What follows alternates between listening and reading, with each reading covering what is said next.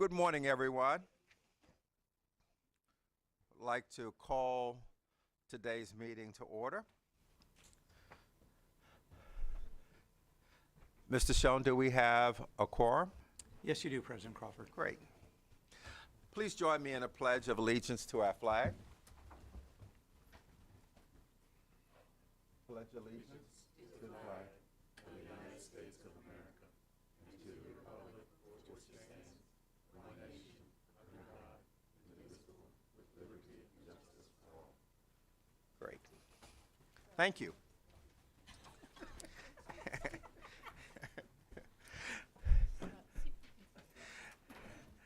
As you know, our meetings are recorded, and the public can access our meetings on the State Board MSDE website or through the Town Hall web streams or YouTube.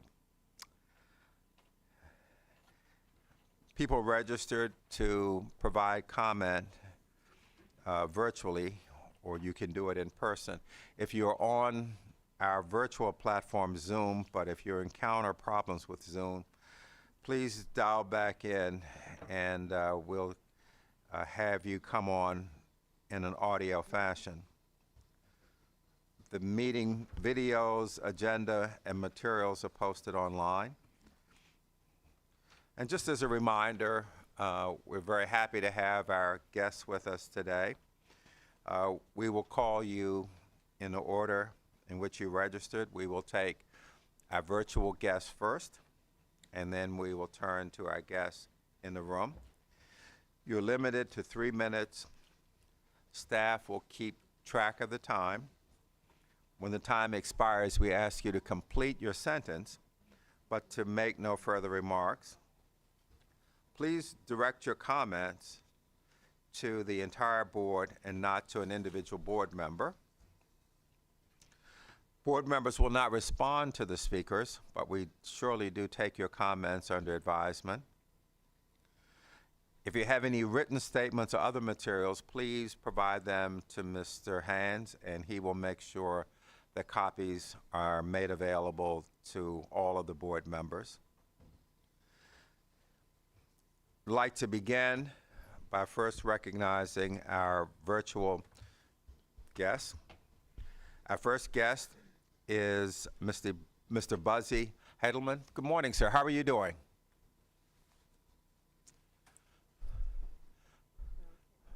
You may be muted. We can't hear you.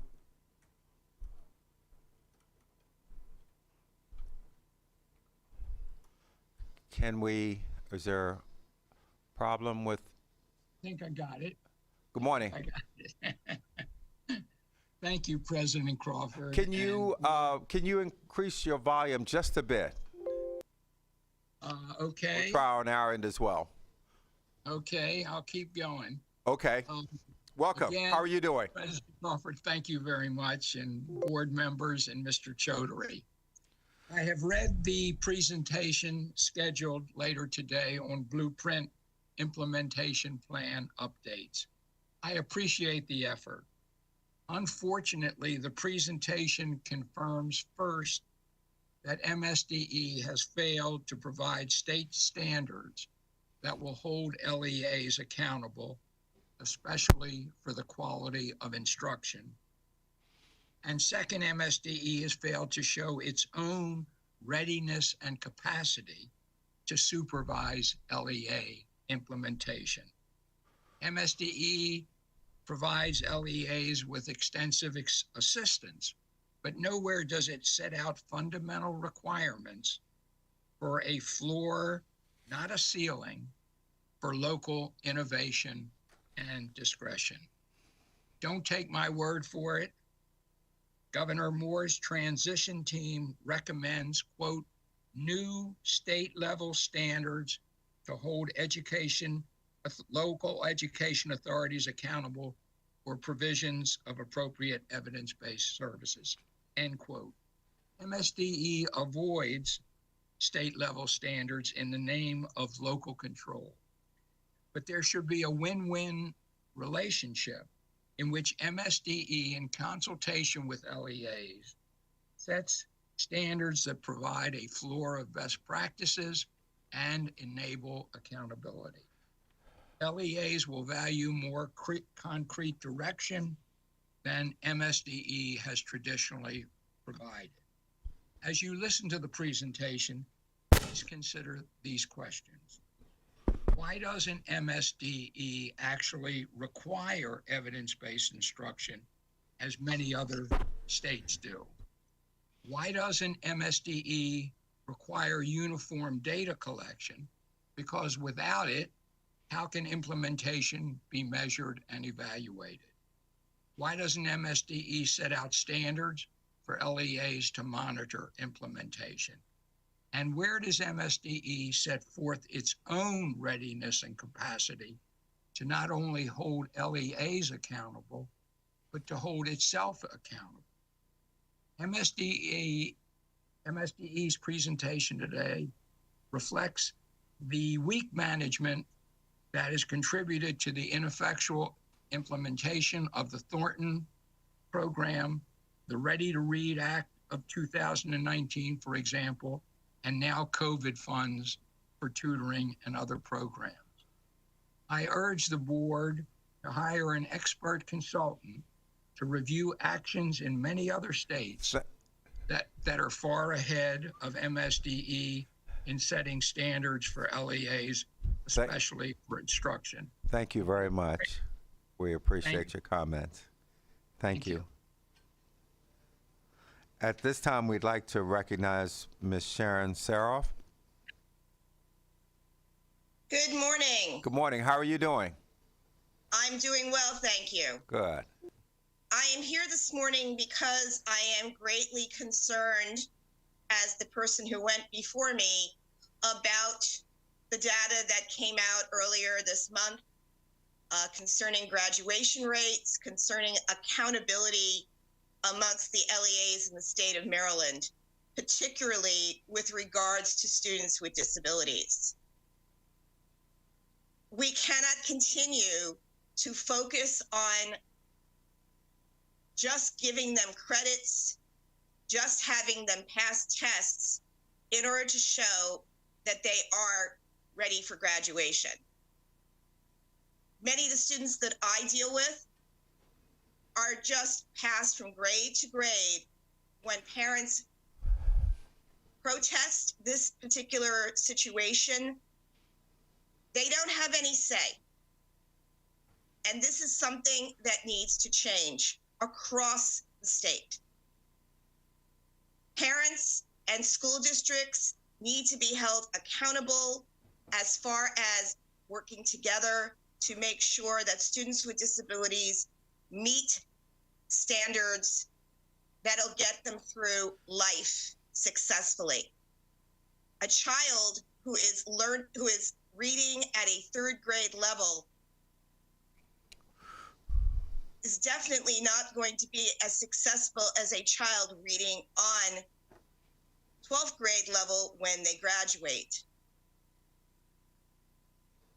We also need to make sure that students with disabilities are graduating at a closer rate to students who do not have disabilities.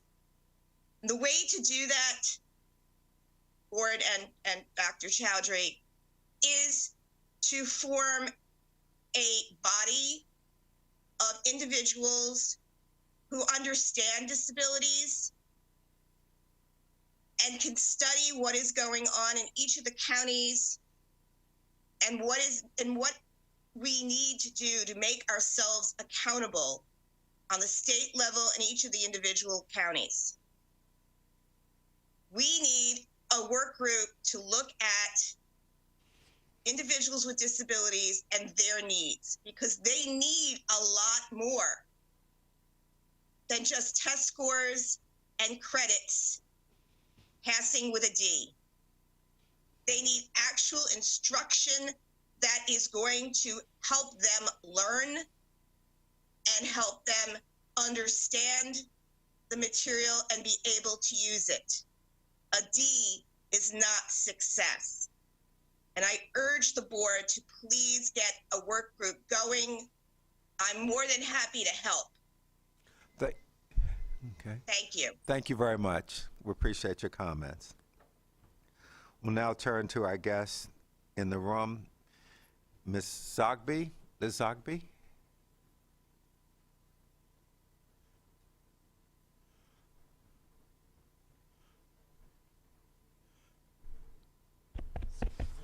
Sorry, thank you. Welcome. Good morning. Good morning. Good morning. My name is Liz Zogby. I'm here on behalf of the Education Advocacy Coalition for Students with Disabilities. Last month, I came before you to talk about the opportunity afforded to Maryland by the Special Education Work Group, mandated by the Accountability and Implementation Board in its initial plan. This work group is intended to comprehensively review special education, instruction, teacher quality, and funding, and in so doing, explore the inextricable links of general and special education, and identify barriers to the reforms that could improve outcomes for students with disabilities, as well as for students who should not be in special education at all. Changes like requiring evidence-based early literacy instruction in every LEA, ending the routine segregation of students with intellectual disabilities and those who take the alternate assessment, and moving away from reliance on flawed and biased cognitive assessments that lead to the over-identification of African American students as having intellectual disabilities and mire students of all races who do have intellectual disabilities in low expectations. I'm back today a bit deflated since I last sat at this table. After I left the meeting, the work group came up in your discussion. The convening of yet another work group was described as kicking the can down the road from when what is needed is action. It was noted that we have the data. We agree, we do have data, and the data available so far identify a multitude of problems.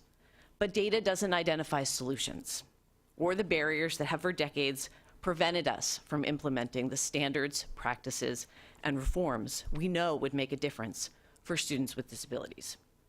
We too are seeking action, a statewide action plan developed by gathering evidence-based best practices, establishing clear guidelines and standards for LEAs, and holding LEAs accountable to implementation and progress. But we are discouraged by MSDE's recently submitted blueprint implementation plan with respect to the special education work group. We would regrettably characterize the approach described in the plan as kicking the can down the road. 2 months from now, we will have 2 months of listening sessions to identify topics to be addressed by an unspecified group of participants 2 months from then. There is no scope, there is no identification of membership, no specificity, and little that sounds like action. The purpose of the special education work group is to take the data identified problems, review the evidence and research, talk to experts, and get buy-in about specific solutions from state and local education leaders, classroom educators, families, advocates, and legislators. That's how we build a true action plan. It's what students with disabilities in Maryland deserve. We continue to hope that we can find a collaborative way forward. Thank you. Thank you very much. We appreciate your comments.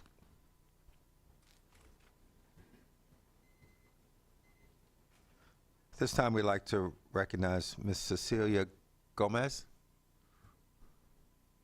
I'm sorry, Gonzalez, I'm sorry.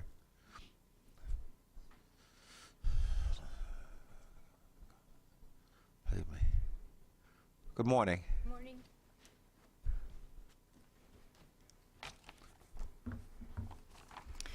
My name is Cecilia Gonzalez, and I live in Southwest Baltimore.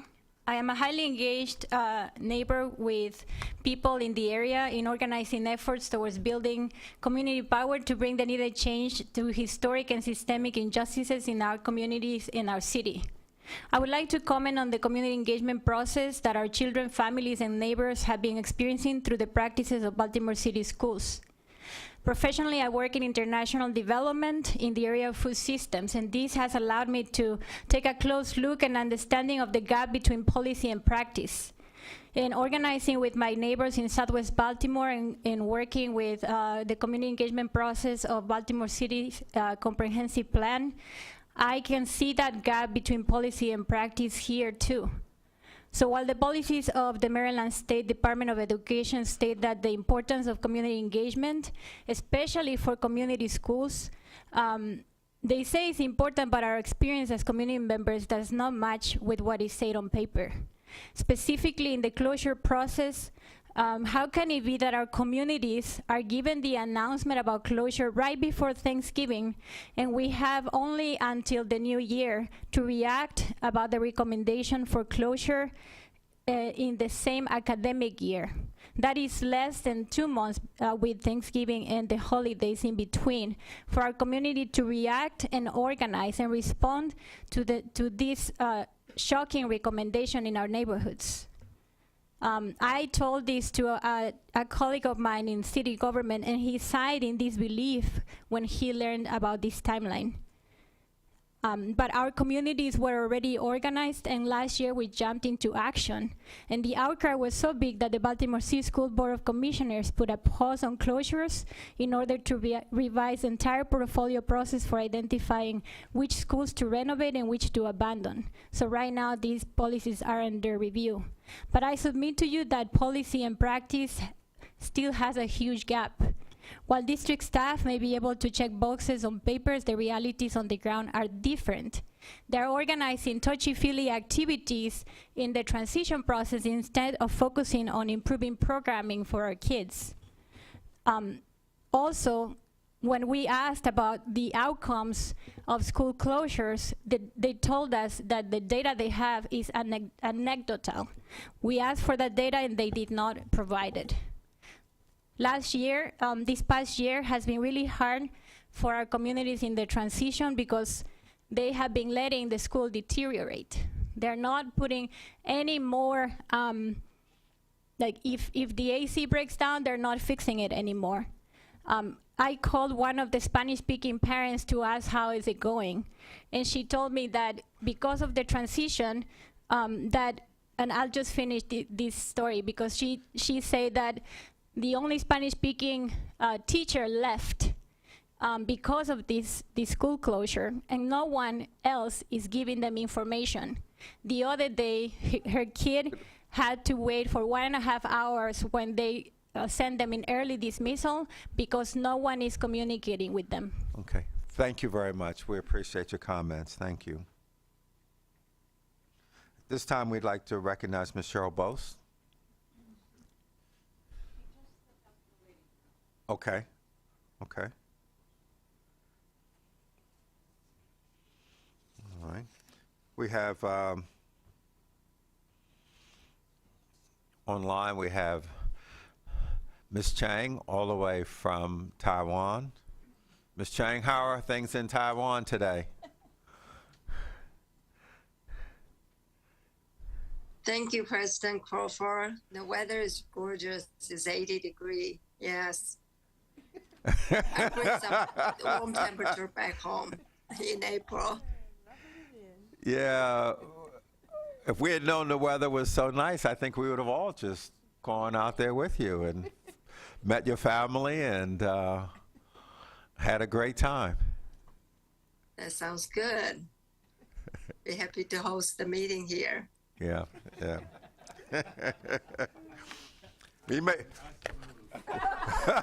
We may take you up on that at some point. You may find that we'll all be out there with you. You're all welcome. Also, I want to just, while we have a moment here, I wanted to, I was going to do this later in the meeting, but I wanted to take the opportunity to thank Dr. Green. This might be Dr. Green's last meeting as with the nomination and perhaps confirmation of a replacement. I just want to just say thank you very much, Dr. Green, for everything that you've done. In particular, I really want to thank you for the Black Boys Initiative, and I want to thank you for continuing to remind us to disaggregate the data so that we can see the difference between male performance and female performance. And when we look at male performance across the board, it tends to be lower than female. But I want to thank you for your dedication. I want to thank you for all that you've done. I want to give the board an opportunity to say something now, and then we'll come to you, Ms. Bose. But again, thanks a lot, Dr. Green, for everything. Dr. Thank Green, you, President Crawford. I'd like to thank you for your friendship and your camaraderie on the board and your willingness to answer my questions for understanding when I first became a member of the board. And I especially like to thank you for your work with regards to African American boys who unfortunately experience higher suspension rates and discipline rates than other groups of children for the same or similar behaviors. And I hope that the spark and the fire that you set with regards to your initiative keeps burning. Thank you. Senator Thank you, Bates, Sean. and then Ms. Chang. Thank you. Dr. Green, what a joy it was to work with you on that task force and to see your heart. A lot of what we do is, kind of data, whatever, but the heart has to be there. And watching you and your love for the kids and wanting the best outcomes for them was absolutely a joy. Thank you for including me. I'm going to miss you. Love you. Thank you, Gail. Ms. Chang. And Dr. Green, thank you so much for your service. I really enjoyed the workshop you put together and feed us all the information and also put in actions. I think that's what it speak up the most. Thank you. Thank you. Bianca, thank you. And don't forget, if you want us to come, even though I won't be on the board, I'll still gladly come to 80-degree weather in Taiwan. You're welcome. Ms. Howley. Dr. Green, as a volunteer, I think that you can feel good about the legacy that you've left for the state of Maryland, where we will always be cognizant of the fact that we need to think about educating our boys differently, and we need to be responsible for the achievement gap for our African American boys, and always advocating high-quality instruction for all students. Thank you for being outspoken when the students needed a voice. It's been a pleasure to work with you. Thank you. Thank you, Jean. Mr. DeShiel. Yes, Dr. Green, I too want to thank you for your longtime service on this board and for your leadership with the Black Boys Initiative. I know you're going to stay connected and interested in the future of that initiative and the good results that it's going to produce. I really have appreciated your perspective. Your background has brought valuable insights to this board. It's been a pleasure working with you, and we wish you all the best in your next endeavor because I know there's some exciting ones lying ahead for you. Yeah. Thank you. Thank you, Chip. Thank you so much. Please. Hi, Vermel. The thing that I most appreciate about you is that you've turned this professional relationship and you spill it over into personal relationships. A year ago when I announced an illness, you called me on the phone and you asked permission to pray for me. And I felt like I was in an old-time revival, and I was most touched by your personal relationship with me, and I thank you. Thank you. Thank you. Thank you, Susan. Thank you so much. General.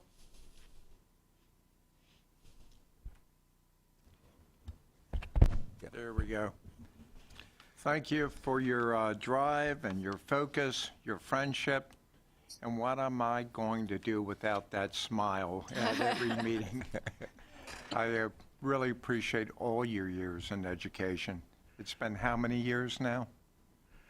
Oh, my. 1974, so what's that, 48? 49? Well, you've advocated for students all that time. Thank you very much. Thank you. Thank you, General, and thank you for saying yes when I came to you with that wild idea about the task force on achieving academic equity and excellence for Black boys. Thank you. Thank you. Anyone else? Okay. Oh, Ms. McCusker. Dr. Green, I'm not real good at the whole, sentimental around the table thing when someone leaves, but I will never forget and want you to know that I won't forget on my first day that I visited the board after having been elected to the board. At the end of that meeting, you came over to me and enveloped me in a great big hug and made me feel quite welcome, and I will never forget that great big smile and the welcoming hug.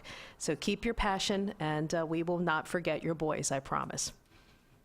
Thank you, Rachel. Thank you so much, and make sure that you continue to be an advocate for our teachers. They're the ones on the front lines who have to endure probably the most.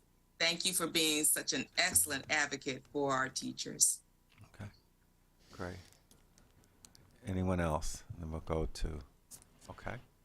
Then we'll now, again, thank you very much, Dr. Green, for everything. And we still got a couple more things that we need you to help us on before you get away. And even once you get away, you haven't gotten away because we have your email address and your phone number, so just won't be a member of the board. But thank you again for everything.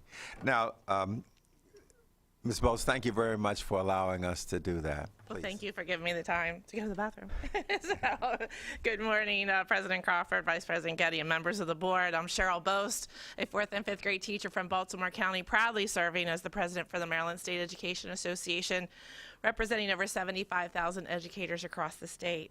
As you consider today's regulations on restraint and seclusion that I clearly understand are linked to statute, it is critically important to provide the time for all staff to have a complete understanding and get appropriate training on not only what they can't do, but what they can do.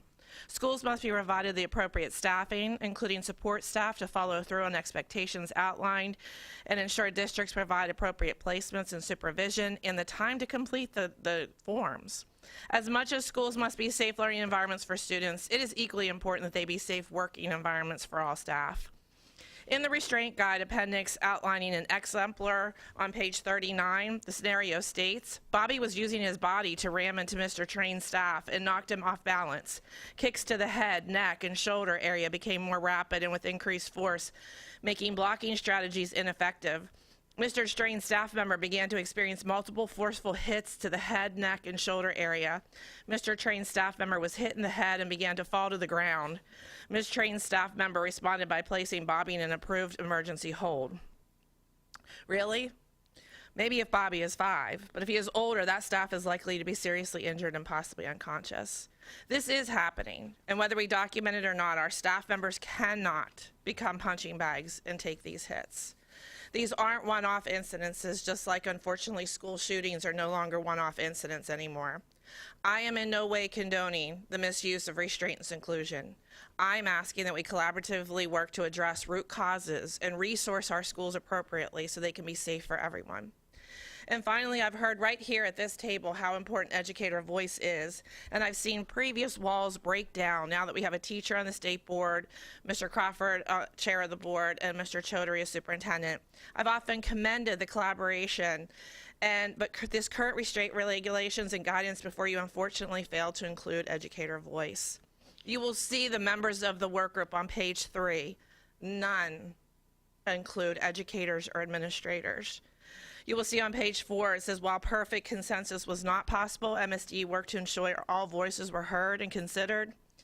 I find that very imperfect if educators didn't have a seat at the table. We are the ones who have to implement these regulations. We are the voices that need to be heard proactively. So let's not go backwards. We're in a good place moving forward with collaboration and communication, and we can do better. Our voices must be included, and I know we can do this.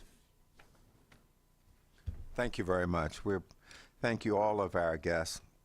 We value your suggestions and comments. And again, thank you so much for taking time out of your schedules to be with us today. At this time, we're going to now move to our consent agenda items. We have 3 items.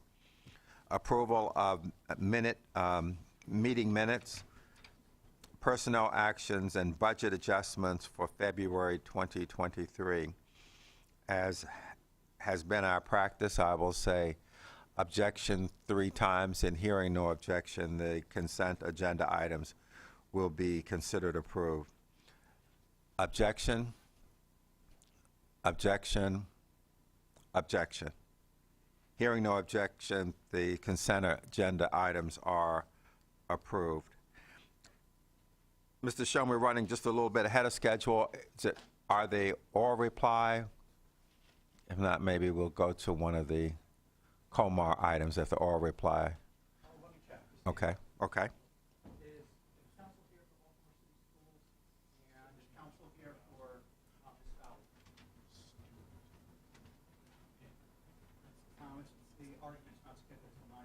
Okay, that's fine. Mr. Schoen, Mr. Superintendent Chaudhary, couldn't we perhaps do one or two of the Comar items? Is that possible at this time? Mary, can you join me at the table, please? We can do the adoption for home and hospital administration. Okay, very good. I'm going to have Mary come in and give you the who, what, where, and why when it comes to this regulation, and what it will ultimately enable our systems to do if adopted. Okay. Good morning. Good morning. I am just taking a minute to pull up the regs. Sure, that's fine. That's fine. So, excuse me, the first regulation that is before you this morning is Comar 13A.03.05. It is the administration of home and hospital teaching for students.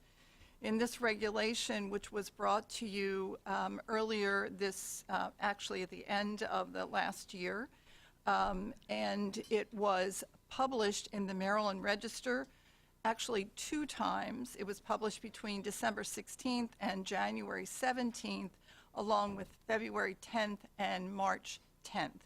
During that time, we received 3 comments, all in support. What this regulation does is, to the regulation for administration of home and hospital teaching for students, it adds a particular position that would be available to certify. In particular, local school systems shall determine initial service needed through verification of the physical condition which is not changed, including drug and alcohol dependency, by a licensed physician or certified nurse practitioner. But for certification for an emotional condition, which it adds to the list of certified school psychologist, licensed psychologist, licensed psychiatrist, and adds licensed psychiatric mental health nurse practitioner. In our school systems and areas where there is limited access to not school psychologists, but to psychologists and psychiatrists, it is difficult for students and families to get recommendations. And therefore, we have added the licensed psychiatric nurse practitioner to the list of those that could certify the emotional condition, which would help and support families and students in requesting home and hospital. This, as I said, this Comar recommendation regulation was out for public comment. We received, and all of those letters are available to you and are posted. One from Montgomery County, one from Howard County, and another one from an individual from a private nurse practitioner service. With that, we recommend that you adopt and request your adoption of this Comar regulation, and are open to any questions that you may have. Before we proceed, ask everyone to silence your devices, please, if you can. Appreciate that. The floor is now open for questions of clarification. Are there any questions of clarification with respect to the proposed permission to adopt the regulation? See no questions of clarification. The floor is now open for a motion. We have before us the state superintendent is requesting permission to adopt regulations under Comar 13A0305, home and hospital administration. The floor is now open for a motion to adopt. Have Mr. DeShiel. I move we adopt the proposed amendments to the regulation. And a second by Ms. Howley. The floor is now open for discussion of the motion. Seeing no discussion of the motion, the floor is now open for a vote on the motion to adopt. Those in favor, please say aye and raise your hand. Aye. Aye. Okay, I think we got it. Motion passed? Good. Okay. Might be able to get another one in. What do you think? Okay, sure. Okay. It's the last one. It's to permission to publish restraint and seclusion. Thank you. And we also do have some folks that may be coming this afternoon. You may be Yeah, able we to. did have people to come, but they were asked to come around 2:30, so that kind of. Do you want to, I think they should postpone it. what about the calendar? Can we do the calendar one? Oh, yes, we could do the calendar modification. And then we'll pick the other one up this afternoon. Yeah. Okay. But right after we do it, and it takes 5 seconds, you're going to have to fill it with something else. Just letting you know. It won't be enough for them to arrive, I think. But We'll figure something out. We'll Okay. figing something out. All right. Gives us a We'll minute have or two council to think. tell us some jokes. Want me to stay for that? Yep, go ahead. Thank you. What you have before you is a request from St. Mary's County to waive 1 day from their school year. St. Mary's County published a calendar. In that calendar, they had 3 basically inclement weather days, along with 2 other days that they would have school in case there was inclement weather. As we know, it has been a very mild winter, and they have not had inclement weather and not had to use those days. And therefore, when their calendar gets adjusted for taking off the 3 extra days that they added, their calendar now ends on a Monday. In particular, that Monday, I don't have it in front of me, I think is June 9th. And therefore, St. Mary's County is coming before us, before you, the State Board, requesting a waiver of 180 days. I do want to say that in COMAR, our COMAR regulations do allow for that when they add, when COMAR language in particular speaks to the requirement, which is first in statute and then followed in COMAR, that schools must be open 180 days. COMAR does allow that if the last day of school is on a Monday, that the local school system may come before you, the State Board, and request a waiver of those 180 days. So today, we come before you at the request of the Superintendent of School, Dr. Smith, in St. Mary's County, requesting a waiver of 180 days since their last day of school is on a Monday. Okay, very good. The floor is now open for questions or clarification. Seeing no questions or clarification. Did I miss some? Okay, no questions or clarification. We'll now, the floor is now open for motion on the request from the State Superintendent that the board approve a request to waive the 1 day of the 180-day instructional requirement for St. Mary's County Public Schools for the 2022-2023 school year. So that's Ms. McCusker, motion and seconded. Ms. Morrow, the floor is now open for discussion of the motion. Seeing no discussion of the motion, the floor is now open for a vote on the motion. Those in favor, please say aye and raise your hand. Aye. Aye. Okay. And thank you. So I think it was unanimous. Okay. Mr. Crawford, if I could just add, I did pull it up. The last day would have been Monday, June 12th. 12th. So they're requesting the last day to be Friday, June 9th. Okay, very good. Thank you. Thanks. Mr. Schoen, do we have everyone present? If not, Let's find out. okay. No. I would like to call the case of Melissa Fowler versus Baltimore, et al. Versus Baltimore City Board of School Commissioners. Would council please come to the table?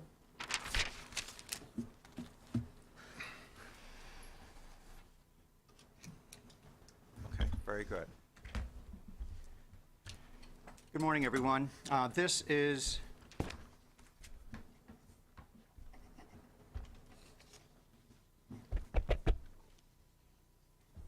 This is an exceptions hearing requested by the appellant Melissa Fowler et al. Regarding the administrative law judge's proposed decision to affirm the closure of Stewart Hill Academic Academy at the end of the 22-23 school year. The Office of Administrative Hearings case is MSDE BE 1622-09965. This oral argument is being conducted consistent with Comar 13A 010507F. Each side will have 10 minutes to present its position on the exceptions. Mr. Hands, the Executive Director of the State Board, is the timekeeper and will let you know when your time is up. At the completion of the argument, the board members may have clarifying questions for you after you've completed the arguments. Board members will be recognized by the board president to ask their questions. Council, would you please introduce yourselves to the board, starting with appellant's counsel? My name is Teresa Concepcion. I am of counsel in Baker Donaldson's Baltimore office, here representing the appellants. Okay. Is your microphone on? I don't think so. Testing. Can you guys hear me? It's on. Yes? Okay. Better. My name is Claude Devasty Jones of Carney Callahan, Bresler, Bennett, and Scher in Columbia, Maryland. I am outside counsel representing the Baltimore City Board of School Commissioners. Very good. Ms. Concepcion, would you like to reserve any time to reply to the local board's argument? 1 minute, please. Okay, Ms. Concepcion, the clock will begin when you start your argument. And then Ms. Devasty Jones, you'll begin your argument after Ms. Concepcion completes her argument. Ms. Concepcion, you have 9 minutes. You may begin. Thank you. Good morning. I am here today because in January 2022, the Baltimore City Board of School Commissioners decided to close Stewart Hill Academic Academy, which serves pre-K to 5th grade at the end of the 2022-23 school year. And the rationale is because, like many schools across the nation, in-school enrollment dropped during the COVID pandemic. The Baltimore City Board also decided not to provide Stewart Hill students with transportation to their new school. Instead, most students will be forced to walk to Franklin Square Elementary and Middle School because it is less than a mile away. I am here representing the Stewart Hill parent appellants who urge this state board to overrule the Baltimore City Board's decision. Less than a week ago, students at Franklin Square needed to be evacuated because of a gas leak in that building, and that caused some students at Franklin Square to have symptoms. For their safety, they were ironically bused to Stewart Hill until their parents could pick them up. And where would Franklin Square students have been sent to if Stewart Hill had already closed? An unexpected evacuation aside, why is it possible and necessary to bus students from Franklin Square, but it is not necessary and possible to bus students from Stewart Hill? In light of the recent evacuation, how safe is Franklin Square building for students, teachers, and staff? And although this state board may not arbitrarily substitute its judgment for that of the Baltimore City Board, unless the Baltimore City Board's decision is arbitrary, unreasonable, or illegal, I submit it is within this state board's authority to overrule the decision to close Stewart Hill because it is entirely unreasonable to close a school that was just proven to be essential to the Baltimore City school system. We are all here today, and there should be an added weight to today because of the incidents in Nashville that cost 2 9-year-olds and 1 8-year-old their life. Those precious babies will not have a chance to move forward, and our babies in this community are no less precious and in no less need of this board's protection. Supreme Court Justice Sonia Sotomayor once stated that the greatest civil rights challenge facing this country today is the lack of equal access to equal education, and the disparity in education quality between affluent and low-income communities is a harsh reality nationwide. And this state board, to its credit, has fought to reduce or eliminate the disparity in Maryland. However, its efforts are being undermined by the Baltimore City Board of School Commissioners. Because like many of the Baltimore City school closures of the last decade, Stewart Hill is located in southwest Baltimore, a historically neglected and redlined community. The statewide median income of $74,500 is nearly 3 times the $27,000 median income of Southwest Baltimore residents. And Stewart Hill's student population is roughly 90% Black, with the rest coming from white and immigrant families who live walking distance to the school. The parents of Stewart Hill Academic Academy live in a community where most parents do not have cars and many parents cannot even afford bus passes. And already, children as young as 5 and 6 are forced to walk to and from school in a dangerous community without supervision. And we all remember, in addition to yesterday's tragic events, the story of Elizabeth Smart, a 14-year-old girl who was taken from her own bedroom in ostensibly one of the safest states and in one of the safest neighborhoods in the country.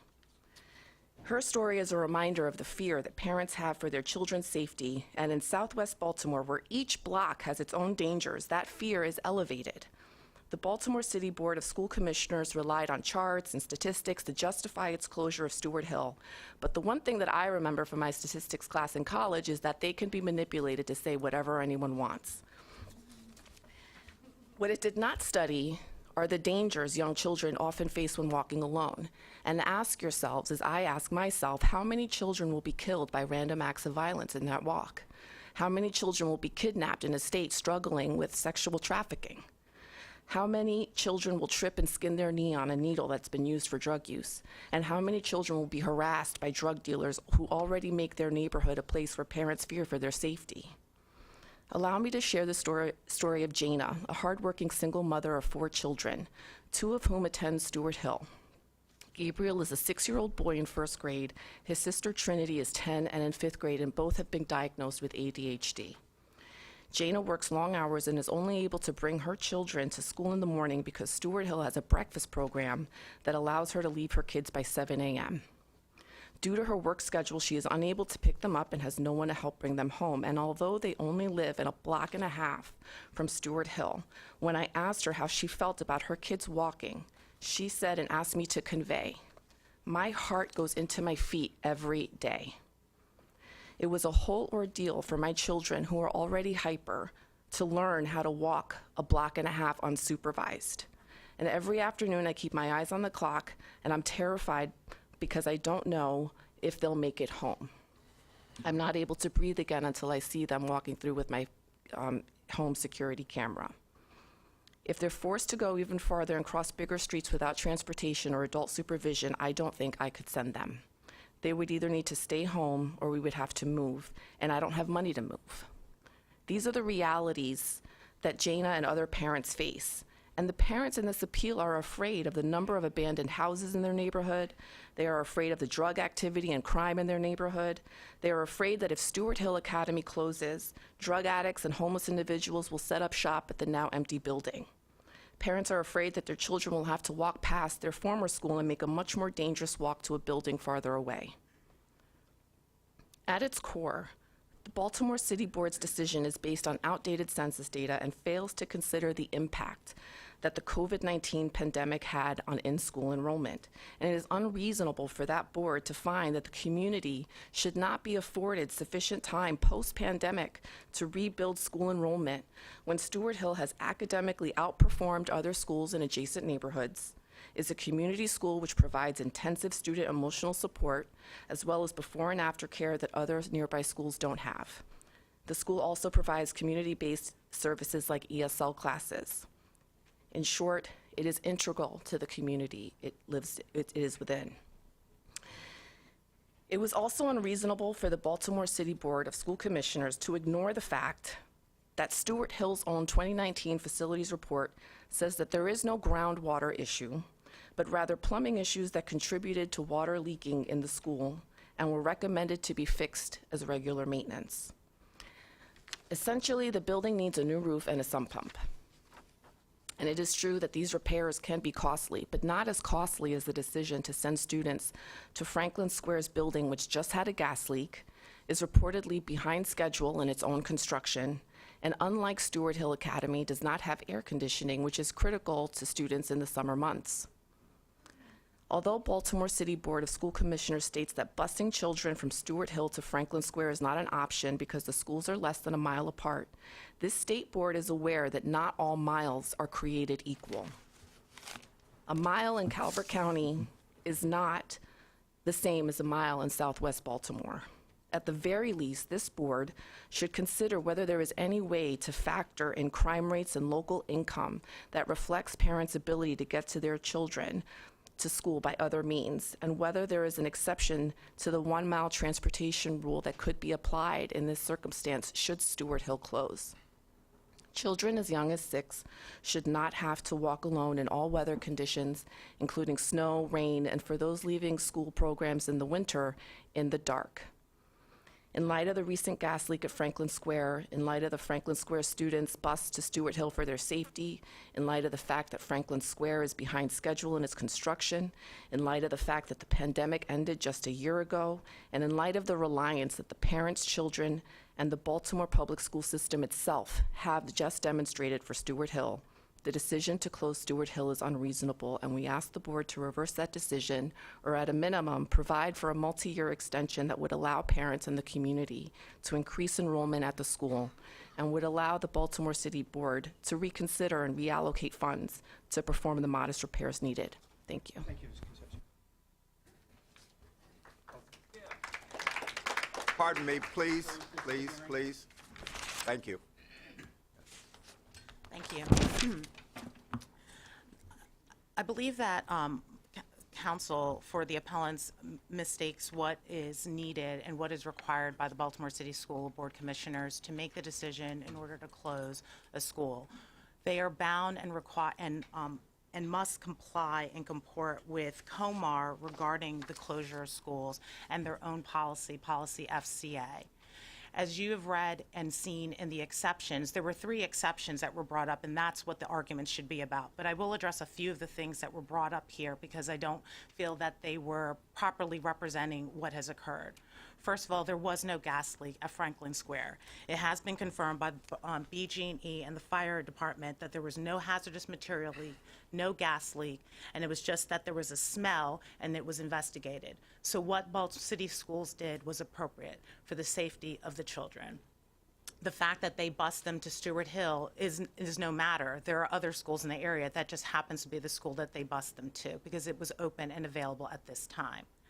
The other thing that I want to address from the arguments made by appellant's counsel is the transportation. That is part of the policy for city schools, that in order for bus transportation to be provided, if it is not part of an IEP or a 504 plan, a student must live more than 1 mile. That is the case in almost every jurisdiction across this state. So to ask for an exception simply for Stewart Hill, simply for information that is being told to you for the first time, that is nothing that was before the board of the Baltimore City Board of School Commissioners, is inappropriate. And finally, the rationale that was provided by appellant's counsel regarding why the Baltimore City Board of School Commissioners made the decision to close Stewart Hill, saying that it was based on the number of the pandemics, is also inaccurate. As you have in the record before you regarding the continued decline in enrollment at Stewart Hill Academy, way before the pandemic hit, and even continued after, as schools were back in session in person, it is clear that a school that has a utilization to have 335 students and has less than 200 students for over the last 8 years is clearly a school system or a school building that is not being properly utilized. And with limited funds, the Baltimore City Board of School Commissioners must do what is best for all the students to provide appropriate academic programming. Regarding why we are here today, which are the 3 limited exceptions that were provided by the appellants, first on whether or not there was a failure to consider evidence that was provided, which they believe was arbitrary to the board's decision. Appellants did not offer any evidence of a genuine issue of material fact and dispute, and the city board's reasonable and legal actions in voting to accept the recommendation of Dr. Santelices to close Stewart Hill was not arbitrary, unreasonable, or illegal. The appellants have mischaracterized the Baltimore City Board of School Commissioners' discussions and decisions to request an updated portfolio strategy for future annual reviews. They did not make their earlier decision, and that request did not make their earlier decision to close Stewart Hill arbitrary. In fact, one of the commissioners pointed out during this discussion, which the appellants have stated is evidence of an arbitrary decision, Commissioner Roberts explained, it sounds like a long-range plan or an update as to where we are so we can begin to think about it as we move forward. That's at Respondents Exhibit 24, transcript of January 25th, 22 meeting, page 287, lines 12 to 15. It is always a difficult decision to be made when a school system has to decide to close a school. It is unpopular. It is never going to be one that you're going to have families and community members in agreement with. However, the Baltimore City Board of School Commissioners went through great lengths to review the research and render a reasonable decision that considered all of the regulatory factors under COMAR and all of the policy factors under policy FCA, and that were required to make the decision to close Stewart Hill. Exception 2. Regarding whether or not the administrative law judge failed to consider the presentation of sufficient and adequate material facts that are in genuine dispute, the resolution of which could affect the outcome of this appeal. The appeals transmitted to the Office of Administrative Hearing give the authority to the administrative law judge to ensure the fair and expeditious determinations of matters under COMAR. The administrative law judge may issue proposed or final decisions in favor or against the moving party. The evidence that was provided by appellants in their briefs had no probative value. The administrative law judge noted regarding their references to the exhibits that they provided in footnote 7, following a cursory review of the appellant's reference exhibits to comprehend their response to the motion for summary decision, she opined that the exhibits could not be given any weight as they were excerpts and incomplete documents which were inadmissible at a hearing. In addition, many of the documents that they referenced were documents that the Baltimore City Board of School Commissioners, through our motion for summary decision, provided the entirety of those documents and were provided to the administrative law judge for review. There was no credible or substantive evidence to assert a genuine dispute of a material fact. What happened here is that the appellants disagree with the Baltimore City Board of School Commissioners' decision. They disagree with what they decided and the decision to close Stewart Hill. That in and of itself is not unreasonable. That in and of itself is not arbitrary. It simply is a disagreement, and a disagreement is not a genuine dispute of material fact. Even if there were merit to some of the appellant's arguments, the Baltimore City Board of School Commissioner is free to choose another course of action if it deems that those circumstances warrant it. And that is a quote directly from Stishin versus Howard County Board of Education, State Board Opinion 05-33, 2005. Appellant's allegations are mere general denials of facts. Appellants dispute the conclusions and questions the choice of the Baltimore City Board of School Commissioners, and that's just a difference of opinion. However, the Baltimore City Board of School Commissioners' actions were reasonable because they considered all 8 COMAR factors under 13A, 02, 09, 01B, and policy FCA. The student enrollment trends would show a decline, the age and condition of the school building, which needs a new roof, new windows, new chimney, and new masonry. Transportation, it is less than a mile from the receiving schools. The educational programs, which the receiving schools do have, one is a charter school, which they expanded the geographic attendance area for, and the other school, which is also in a 21st century building, and then the neighborhood community school. The racial composition is virtually the same at all 3 schools. The financial considerations, which is the numbers dealing with the efficiency of the other school, the student relocation, and the impact to the community. The final exception dealt with they were discussing again their excerpts. However, as I stated, the ALJ is empowered to make decisions and orders to follow their rules. In general, courts will not attempt to substitute their judgment for the expertise of school boards acting within the limits and the discretion entrusted to them, and that is in Bernstein at 476. While the appellants disagree with the board's decision to close Stewart Hill, the issue before the state board is whether the appellants have raised genuine issues of material facts that would result in a finding that the board is not entitled to summary decision as a matter of law. The appellants question the board's decision and their arguments are disagreements and not demonstrations of substantive evidence to assert a genuine dispute of material fact. as there is no substantial evidence to support that decision was done arbitrary or unreasonable, the decision should hold. The fact that the board did not agree with the appellants does not mean that community feedback was not considered or that the board did not take into consideration the sentiments by the members of the community. While the decision of the board did not satisfy every person, it does represent sound educational policy and fulfills the board's duties to meet the educational needs of students of Baltimore City. Closing schools is difficult, once again. However, as policy FCA provides, when certain factors diminish the quality of education, it may be in the best interest to close and consolidate schools to promote better access to high-quality programming and, in some cases, promote efficient use of facilities and resources. The board fully complied with controlling laws and regulations on closing schools through policy FCA, administrative regulation FCA RA, and COMAR. And they fulfilled its obligation in considering each of the 8 factors as outlined in the February 24, 22 decision. We ask that the State Board of Education adopt the recommended ruling of the administrative law judge and affirm the ruling on the motion for summary decision. Thank you. Ms. Concepcion, you have a minute. This is not a court. This is the Maryland State Board of Education. And more than that, every single one of you is a human being, and I imagine more than one of you are parents. And the people in this room who submitted the appeal did so without legal counsel. And quite frankly, I was really impressed by their appeal, and I think it goes to show the passion that they feel for this school and for their community. And the bottom line is that these parents deserve more than this board to throw up its hands and say, oh, well, you're out of luck.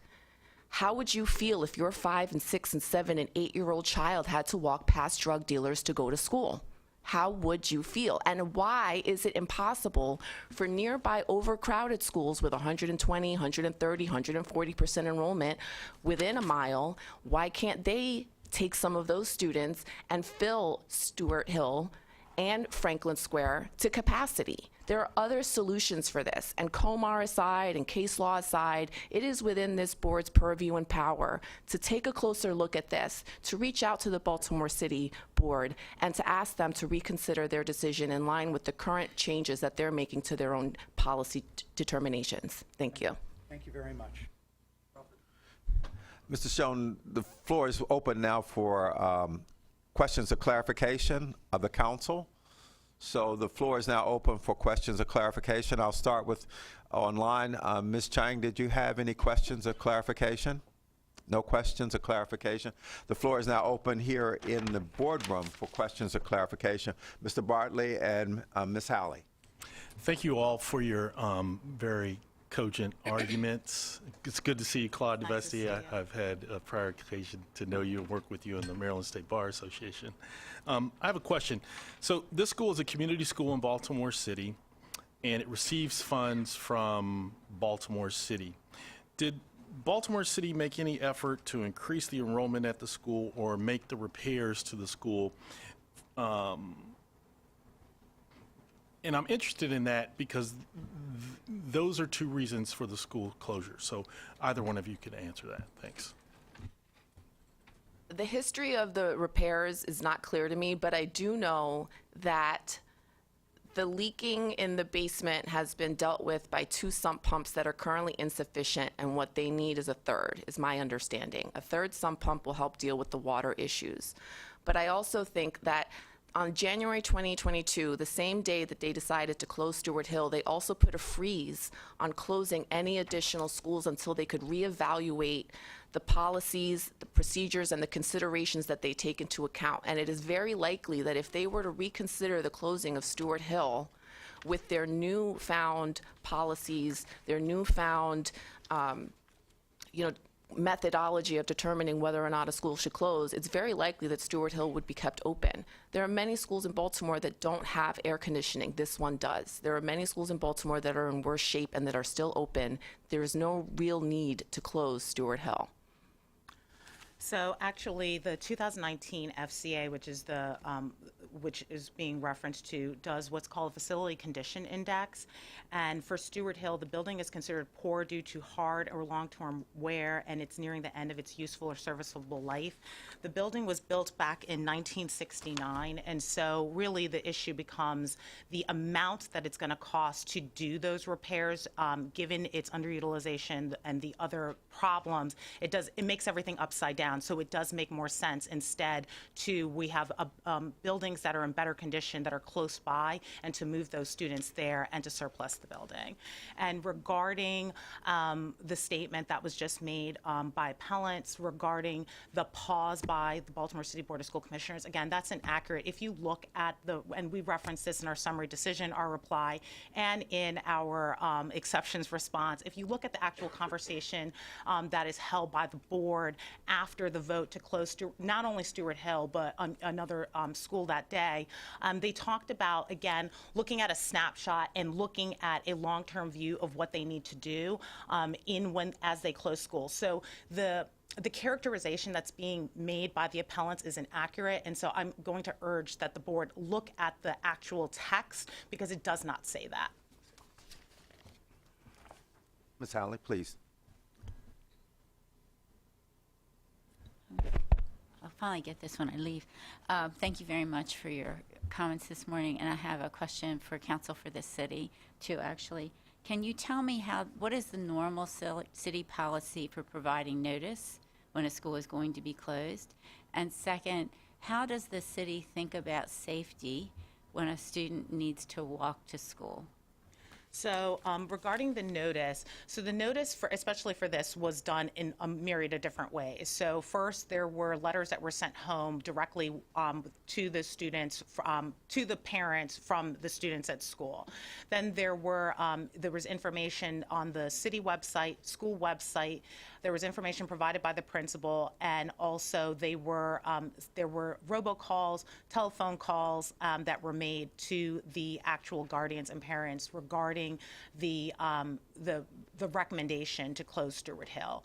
And it was as a result of these notice and result of the community feedback that the decision was actually to close Stewart Hill in the year that they were considering this, which was the 21-22 school year. And it was as a result of that they pushed it back to close it this year, which is the 22-23 school year, resulting in that. Also, in addition, it was because of these responses when we talk about the transportation. It's in the Baltimore City Board of School Commissioners report. They also talk about the transportation issue and the walk zones. So there were community concerns that were shared regarding that, talking about the walking paths from Stewart Hill to Frederick and Franklin Square Elementary School. And it led to these changes so that way that they could expand the geographic area so that more students would qualify for the charter school. So that way there would be less of a walk situation if they did not want to attend Franklin Square. So that was all considered regarding that. If there are specific issues dealing with safety, then parents have to bring that up, but that's going to happen all throughout the city. The city is the city. So, it's different than perhaps many of the county schools where they may not have some of the same issues that one has living in the city. But those are all things that, if they're brought up, the city schools will investigate, and they will do things that they can better able to deal with that. A lot of what was said today was not information that was presented before the city, before the Baltimore City Board of School Commissioners, nor was it anything that was argued. So I don't have any specifics as to things that were said today, because that was never presented previously. And if you don't mind, one last question, which is, we're aware that community schools change the stability of a neighborhood, not with regard to this specific case, but are you able to comment on how the city might think about schools as a stabilizing force in the community? I'm not going to be able to provide more information other than, while Stewart Hill is a community school, the receiving school is also a community school, and many of the partners are partners that the city schools has been working with for quite some time, and they have been working in the transition process for Stewart Hill to these receiving schools to get those same partners, community partners, to work with and kind of join and consolidate these community groups so that they can all provide the same stability and same community for those students. Is the charter school a community school? It has community-based stakeholders involved as well, yes. No, I mean community school in the sense of the services provided. Yes, they do provide, yes, they do. But so both the receiving schools are have community-based services that with the services that are provided, and the transition group is trying to bring the ones that are currently with Stewart Hill into the receiving school, not the charter school, so that way they can provide the same services and even additional services for those students. I'm sorry, I thought I was following you, but you said into the receiving school, not the charter school. Well, it would be both schools, but the charter school already has community-based services, and so does the receiving school. But they're trying to basically we're trying to marry everybody. So if there's a community-based programming that is at Stewart Hill, they're trying to bring whatever that's not already at the two receiving schools, bring them all over, so all the services will be available to the schools, because that's where all the students will be, basically. Thank you. Dr. Getty? Throughout the writing that we've been given, it used the word, because of declining enrollment, that this particular elementary school did not have robust programming, but then it failed to define what that meant. So what is this small school missing that the other two schools can provide? So when you have a small school, it's the funding dollars. So what can be provided for a school with that limited number of students versus a school that is closer to capacity? Those are the funding dollars of the program, the different things that they can afford to give the rest of the students. So there are more, there'll be more educational opportunities for the students at a school that has more utilization, has more students, because it's the per capita per dollar. It's kind of like you have to look at what you're able to spend for the students and what you can give them. If you have more students, you can provide more to the entire student body as far as this, as far as the educational excellence that Baltimore City Schools is looking to provide the individual students. For example, I can't come up with an example. So, for example, at the new school, I just want to double check which school it is.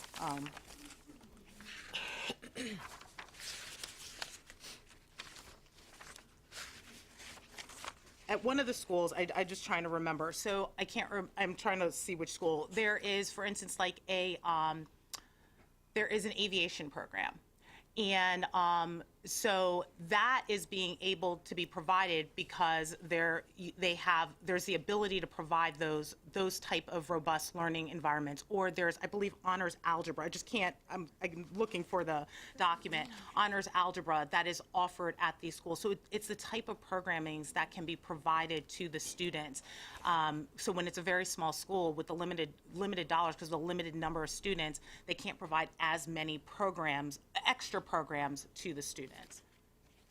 Okay. I just want to add a comment that when I was exploring these three schools last night, the Stewart Hill School is a 1-star according to the Maryland School Report Card, and by closing this school, all the students will go to a higher quality school, to a 2-star schools. So I just wanted the parents to understand that as one of the factors. Okay. That's all. Okay. Yeah. Is it possible for me to just Mr. Schoen, I don't comment? see any other questions I of think Ms. clar- Concepcion has a comment. Well, I'm gonna let Mr. Schoen determine how to handle that. I'm sorry. It was related to this Ms. Getty's question, Dr. Getty's question.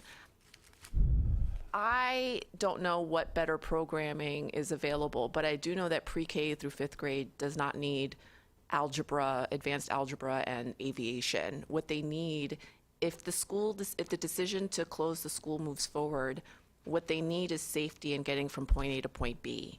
And it can't just be that they might get a better algebra class, so it's worth the risk to make your young children walk alone without extra crossing guards, without extra police officers.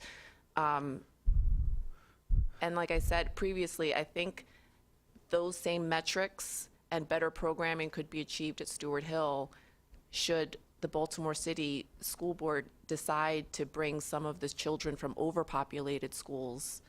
The same solution can take place by thinking a little bit more creatively and differently about how to reach the goals that they're trying to reach. Okay. Thank you, Well, Council.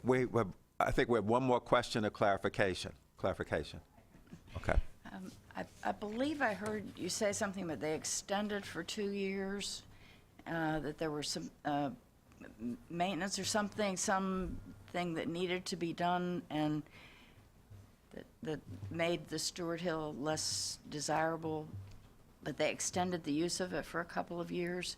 Was anything done to fix those other problems, or did I misunderstand them? It was a one-year extension. I didn't, the only extension was just to give the community additional time, and that's why they moved the closure by 1 year. But I thought you tied it some way to some needed repairs or something that needed to be done within the school. Did I misunderstand? Yeah, I did Okay. not state that, no. Okay, thank you.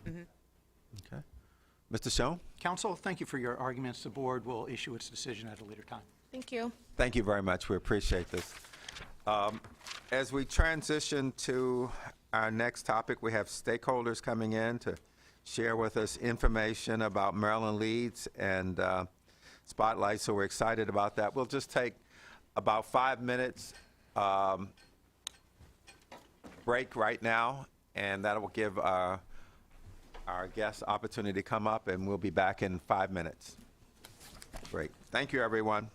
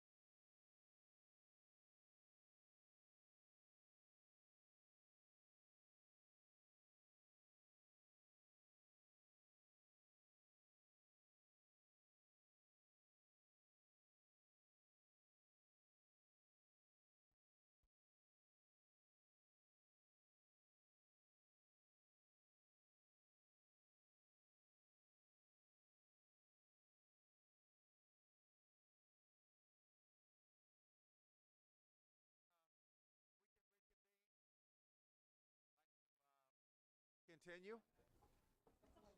We can reconvene so that we can continue?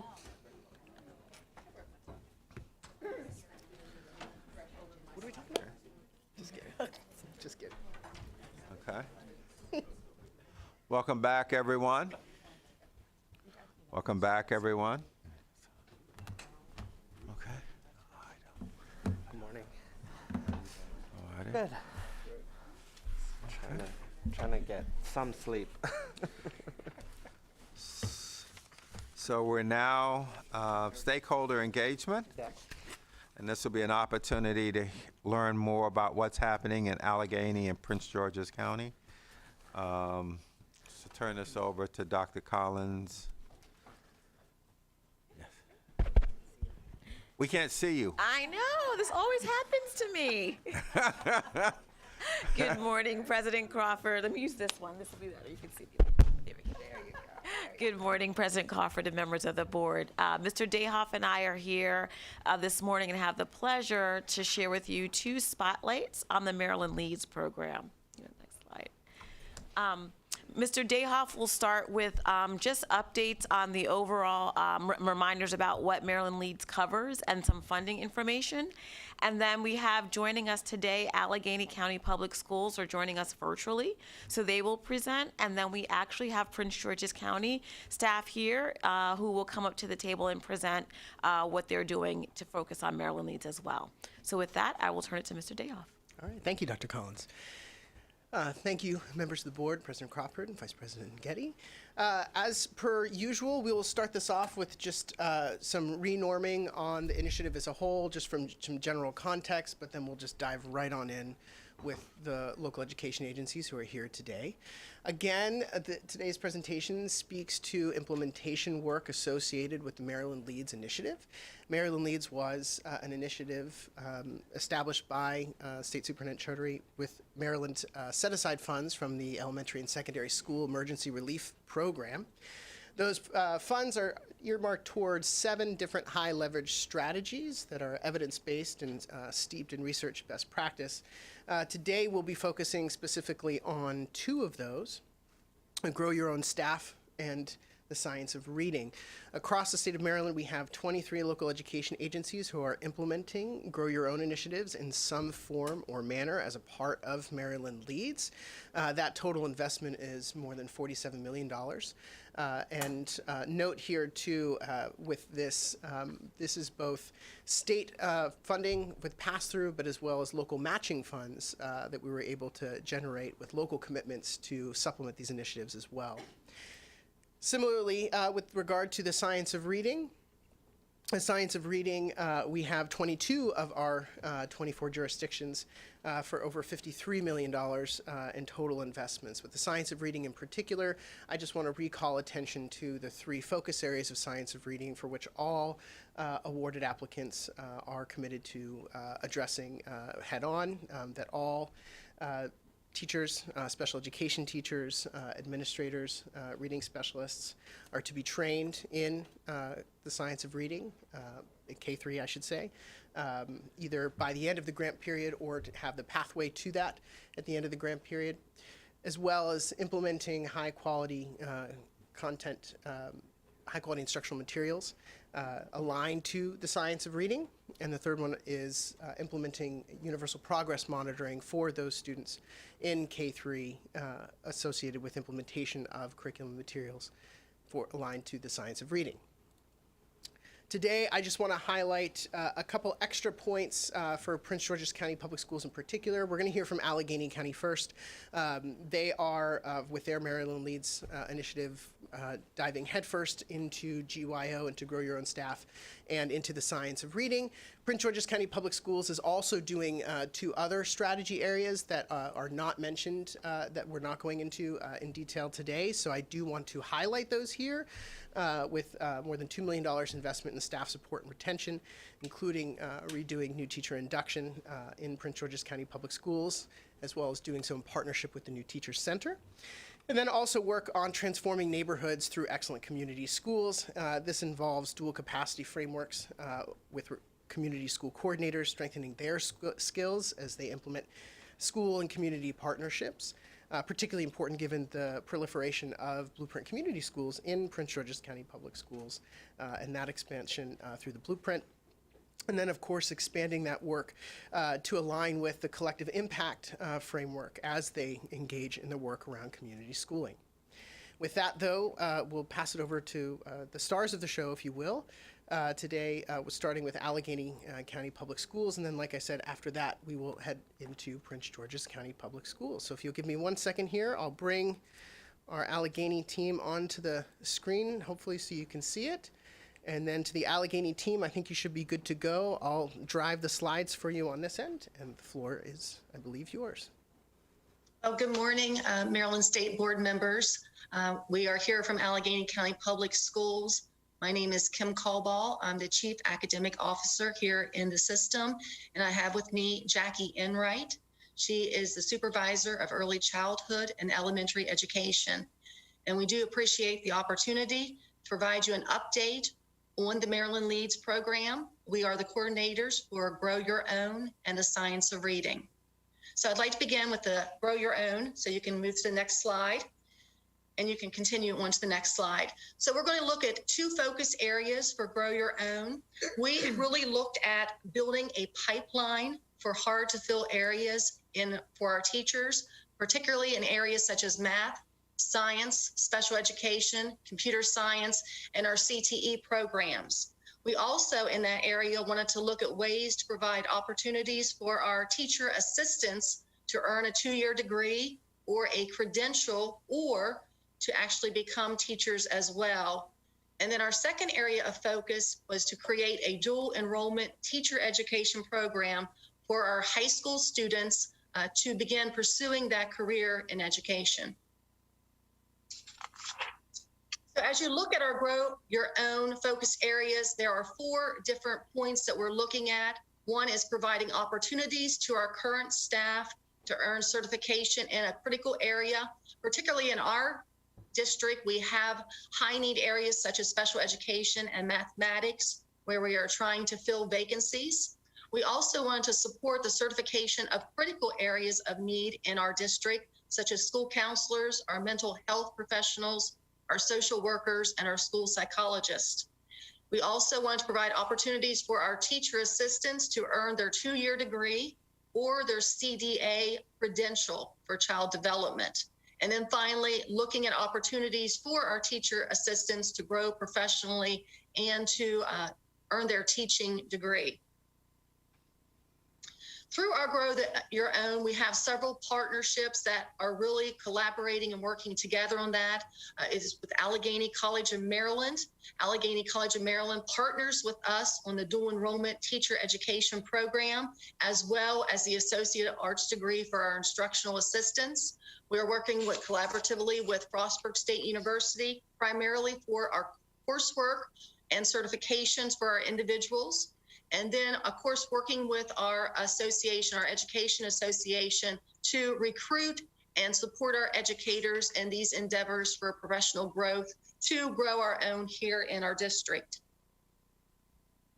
So as you look at our progress to date, we spent much of the summer planning out the entire process with our human resources department and our finance department. We were looking at all those internal processes that needed to take place as far as the workflow and the grant management responsibilities. And then as we worked toward the early fall, we began making sure that we had all the communication out there to our faculty and staff, that we were doing public relations, and that we were making announcements and explaining the application process, the approval process, and then what the reimbursement procedures would look like for each individual participating in the Grow Your Own.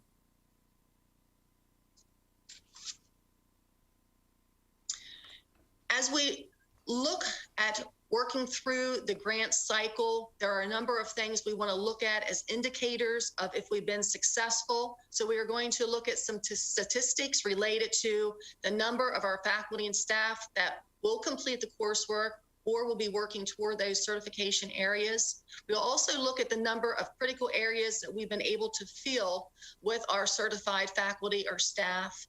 We'll look at the number of individuals who are currently teachers assistants with us that have finished working on credentials or completed the coursework. And then we'll also look at the perception of our employees with regards to the quality of the experience that they have been offered, the mentorship and the training and the support that we have provided from the central office staff. The second area is a dual enrollment opportunity for our students. We're very excited about this opportunity. We have been wanting to do a teacher education program for quite some time. We'd actually looked at a Teacher Academy CTE program a few years back, and we were unable to get it off the ground. So this has given us the opportunity to pursue something that we were also really passionate about providing for our students. So this opportunity are for our juniors and seniors to earn a 2-year degree in teacher education. Along with that, we are increasing our exposure and our experiences for our students in the Future Educators of America organization. So we'll have time for our students to go to school campuses, to hear from veteran teachers, and just to learn more about what a teaching career looks like and what that pathway will be for them. We're also working with Allegheny College in Maryland and providing mentors to our students who will be in this program to provide some guidance and leadership with them. And then throughout this grant cycle, we'll be looking at increasing experiences for the students, job shadowing experiences, some work-based learning experiences, and then internships for these high school students who are participating in the Grow Your Own dual enrollment program. If you look at our progress to date, a lot of our, again, summer and fall, that was planning and collaboration with our college partner. We had to map out the course pathways for both the juniors and the seniors, what their courses would look like.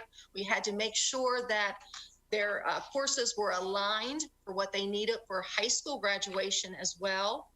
And then we spent a lot of time with announcements, school presentations, open houses, and other public relation activities to inform parents and students of what we were going to be offering.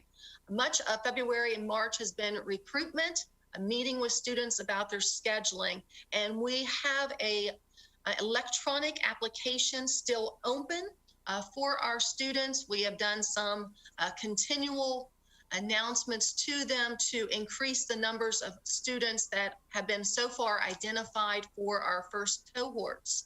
And so we have decided to extend the application for just a few more weeks there for that. Later in April, we'll have a signing day event, and we'll have a nice public relations event to recognize our students who are going to be in our first cohorts for the teacher education program, as well as give them a chance to meet the individuals at Allegheny College in Maryland who will be working with them. And then in May, we will have a student mentor team building field experience for our students as well. Our indicators for success in this program, we're going to look at the characteristics of our student cohort. How many students will be involved, the race, the gender of those students, and then looking at their area of focus. Are they going into early childhood, elementary? Are they going to be getting a middle school certification or high school? So we want to look at that. We want to look strongly at the perception of the students regarding the quality of the program, because there'll be a lot of work on our end as far as guidance and mentorship and tutoring support for them. And then we want to see how many of our students who finish that 2-year degree transfer on to finish the 4-year degree program in teaching. And we'll not only be looking at their transfer to Frostburg State University, the local county university, but we'll also be looking to see if they transfer to another institute outside of our area as well. So when you look at your Grow Your Own by the numbers, this is where we are currently. With our teacher pipeline Grow Your Own, we currently have 34 teachers in the fall winter semester that participated, working towards certifications or degrees, and we had 2 teacher assistants that participated in trying to get their credentials. We have more teachers and teacher assistants involved in the program for the spring semester. So at the end of the spring semester, we'll be looking at how many individuals completed that, and we'll be seeking that reimbursement that they need. So our goal as a district is to recruit at least 10% or more of our teachers and our teacher assistants to take courses and to earn credentials in high need areas so that we can have these district-based vacancies filled. And then our success criteria is that a minimum of 10% more will participate in those 4 priority areas that we previously identified under the teacher pipeline. And then for our teacher education program, to date, we now have 7 students. We had an additional student apply. We have 4 juniors and 3 seniors currently for cohorts 1 and 2. And as I mentioned, we've extended the application window through early April. Working with our partner, Allegheny College of Maryland, there's a few more things we want to do with public relations to get more students involved. We had a number of students express interest, and they just had some questions and concerns. So we're hoping that they will go ahead and apply for the program as well. So our goal is to recruit at least 10 to 20 students each year to participate in the teacher education program. And then our success criteria is we really want to see at least 80% or more of the students in those cohorts finish the dual enrollment program. As a junior, get the 2-year degree by the time they graduate from high school. And as a senior, continue through at Allegheny College of Maryland to finish their 2-year degree program and then transfer to finish their teacher education and get their credentials in as a teacher. So that gives you a brief overview of what it looks like for your Grow Your Own implementation here in Allegheny County. I'm going to turn it over to Jackie Enright at this time, and she is the program coordinator for the Science of Reading, and I'm going to allow her to give you an update on that program as well. Good morning, State Board members. I will be sharing information about the Science of Reading and what we've been working on to date. First of all, our focus areas. The first one, of course, we want to conduct training for all teachers and administrators on the Science of Reading so that we are supporting high quality literacy instruction. And the second focus area is to enhance the multi-tiered system of support so that we're providing Tier 1 effective instruction as well as interventions for students needing Tier 2 and Tier 3 support. And that includes use of high quality materials and providing professional development. So currently the way that we are providing the Science of Reading training is through the letters training. That's the main support that we're using. We have 70% of teachers in grades K-3 currently participating in training on the foundational skills instruction that is aligned to the Science of Reading. They are on track to complete training in June 2023, and the remaining 30% of teachers will be trained by the end of the grant period. We have 60% of teachers in grades 4 and 5 who were also able to participate in training on the key reading components within the Science of Reading that are aligned to their core programs, and that training will be completed in June of 2023, and we hope to provide additional cohorts for that training as well. We have 100% of our school principals currently participating in the Science of Reading principles for literacy instruction and leadership practices, and they are on track to complete training at the end of this school year. To support the application of all of that training, a few things that we're working on right now are we are making sure that our literacy coaches are conducting bridge to practice community of practice meetings bi-monthly at each school. With the coursework, there are activities that they call bridge to practice so that they're taking what they learned and applying it with their students. And we're providing those meetings so that teachers have an opportunity to discuss the practices, what worked, what problems they're still having, and the effectiveness of using the practices. We also are conducting administrator follow-up sessions during our monthly council meetings. And just again, we'll have additional cohorts beginning in July to make sure that teachers are trained. So some enhancements to our, this is focus area 2, the high quality materials. Some enhancement materials that we have put into place. We recognize that students had a deficit in their ability to decode multisyllabic words.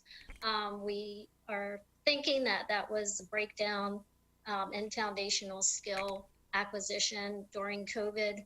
So we put into place the multisyllable routine lessons from 95% phonics group for grades 3 to 5. And teachers are using those lessons throughout the school year. We also have purchased sound wall materials and the lesson plans that go with those for grades K to 3 and our intervention teachers. As the teachers are learning about the use of sound walls versus word walls, it's really important that we provide the materials that they need to be able to implement those sound walls in the classrooms. We also are piloting the OgStar digital program. That's to support students who are currently in the Orton-Gillingham reading intervention.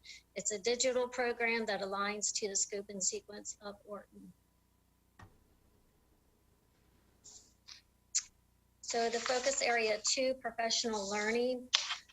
We had some training that we offered for our teachers for Amplify Reading Boost program, and that initial training for teachers of grades K to 2. It's a supplement to the core program. And then the K 3 to 5 teachers were already using it, so we wanted to have them get deeper into the data analysis of the program. We also provided coaching sessions with our core program, Core Knowledge, Language Arts. The coaches came in and did individual observations and provided feedback for classroom teachers, focused on implementation, fidelity, and engagement strategies. We also provided principal debriefs at each location, and then they provided a district feedback session to look at patterns of things that we might need to work on to make sure we have effective Tier 1 instruction. We also provided Amplify M-Class DIBELS analysis training in March. So we worked with the literacy coaches and Amplify to examine trends and determine needs for school and district professional learning. We shared the data analysis process with schools during data team meetings, inclusive of classroom teachers, special education teachers, interventionists, and administrators. So the next slide just shows our trends. That's what we really wanted to look at. Beginning of year last year to the middle of year last year, and then comparing beginning of year growth to middle of year growth this year. So you can see on the slides for grades K and 1. And just to note that both kindergarten and first grade started at a higher place at the beginning of year this year than they did last year. So that was good data to see. And then if we look at grades 2 and 3, you can see kind of a similar trend where we started at a higher place at beginning of year, and you can see the differences in the percent change for each school year.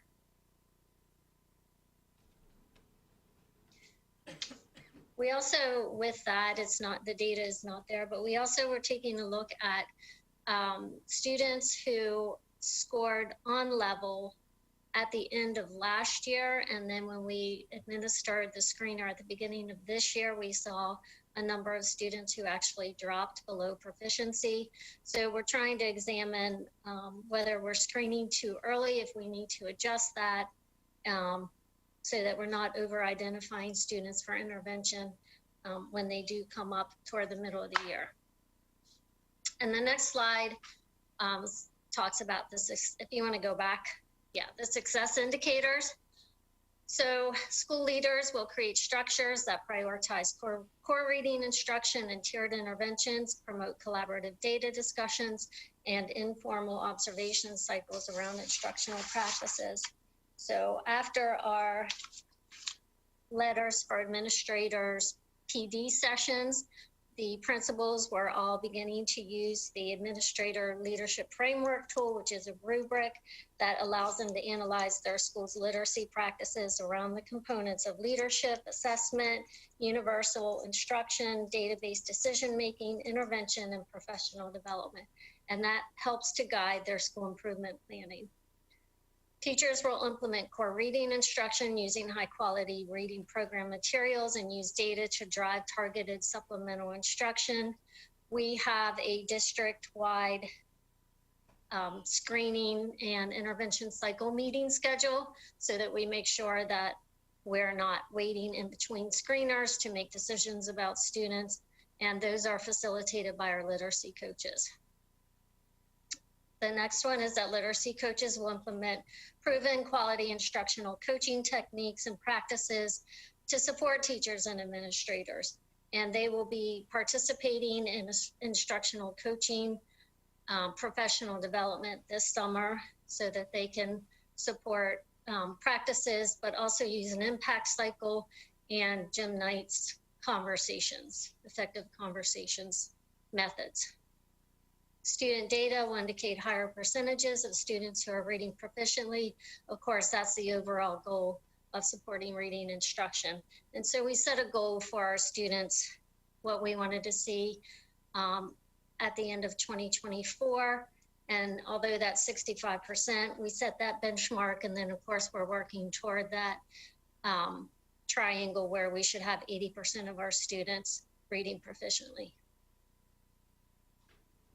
So thank you again for giving us the opportunity to provide just an update about our program. I do want to express my appreciation to Dr. Collins and Mr. Dayhoff for their leadership on their end and for the communication that they're providing to all the LEAs about the Maryland Leads Grant.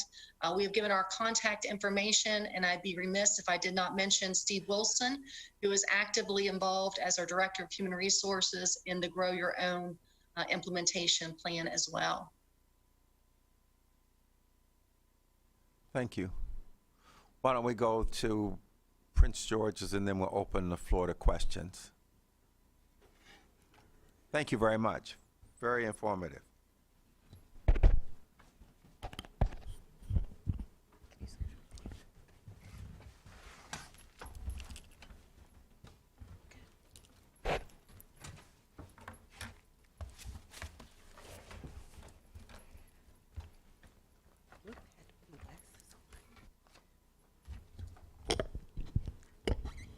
Good morning. Want to make sure the mic was on.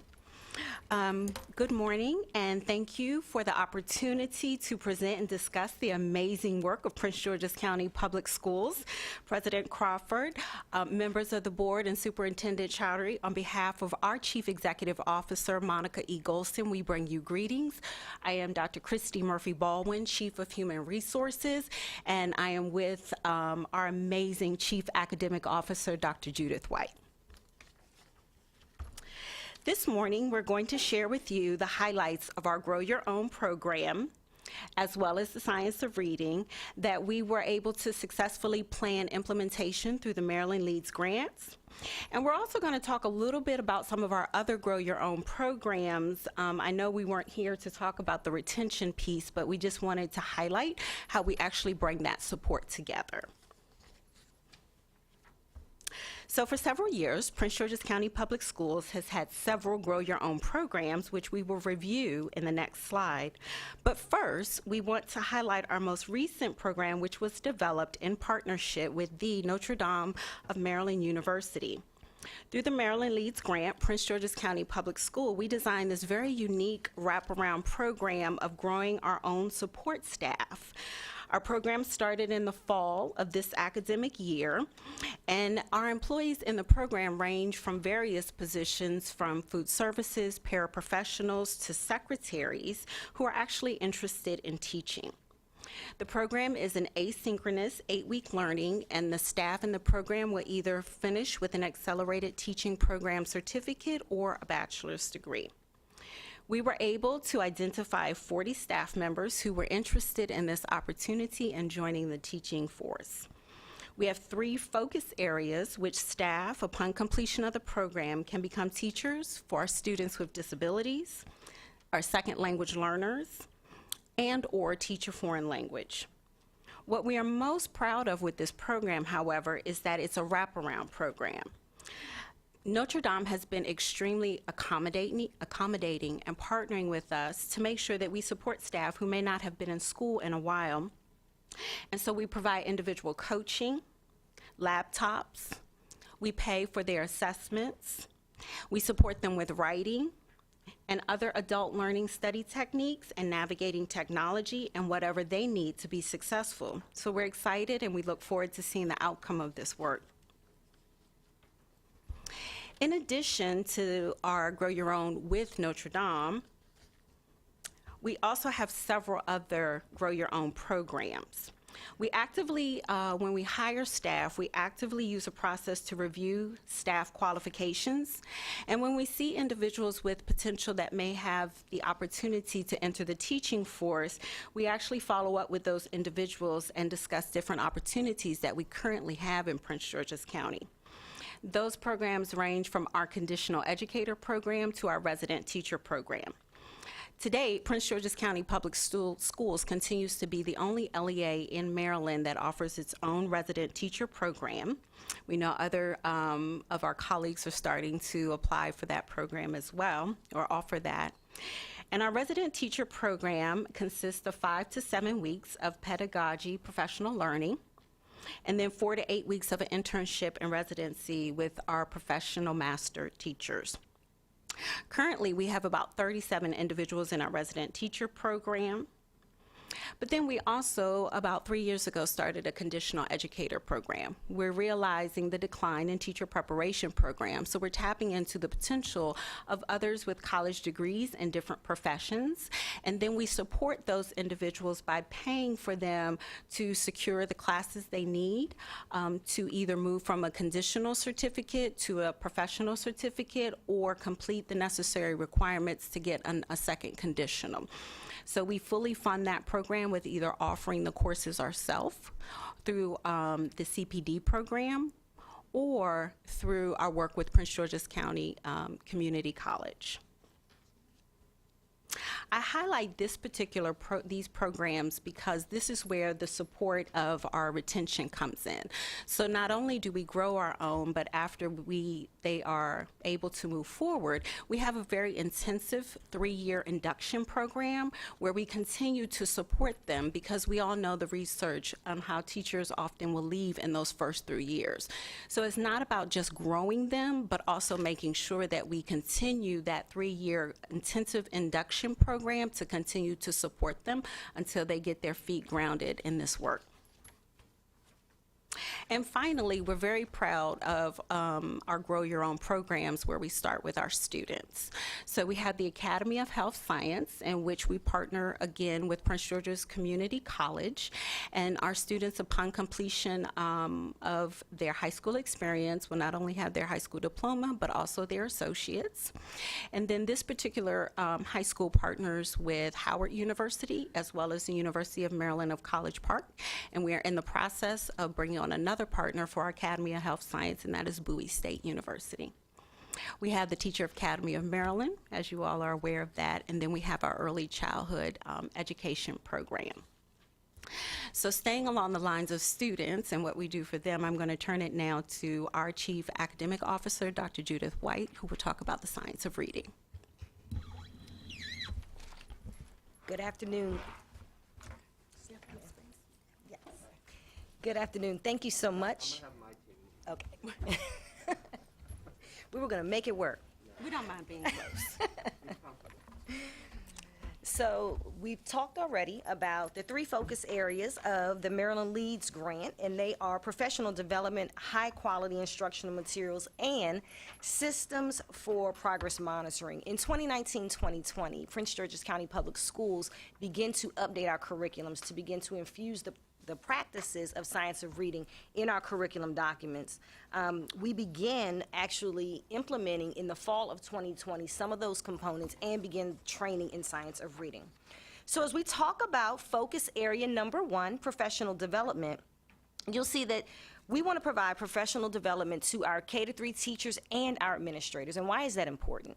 So while we know our teachers touch our students, we know that our administrators are in our buildings monitoring the instruction. So we not only want our teachers to understand, but we want our building administrators and our teacher leaders and the supports coming from central office to also be in a position that they can support the classroom when necessary. In this grant, we have identified that we would train 442 K-3 educators by the summer of 2024. And so far, we have begun that work, and we are in the process to have completed training 102 educators. We are starting a new cohort this spring.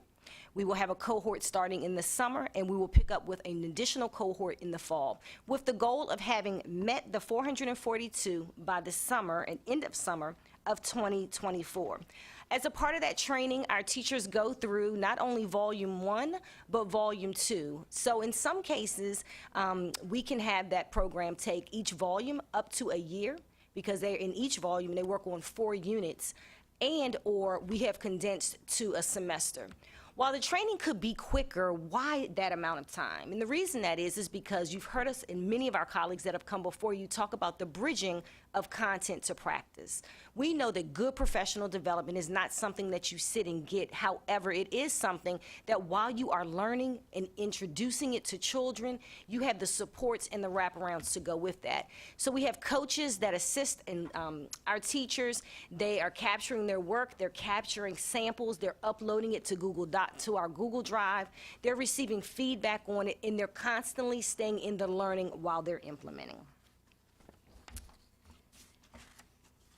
In addition to that, Maryland Leads has been amazing because it has kind of set the stage of what should be happening. So, as my colleague said, while I'm here to share what we're doing in this particular grant with the 442, I will be remiss to not share what we have done outside of Maryland Leads. So with additional funds through Kerwin and other funding sources, we also have trained 398 participants currently in Letters 1 and an additional 210 in Letters 2.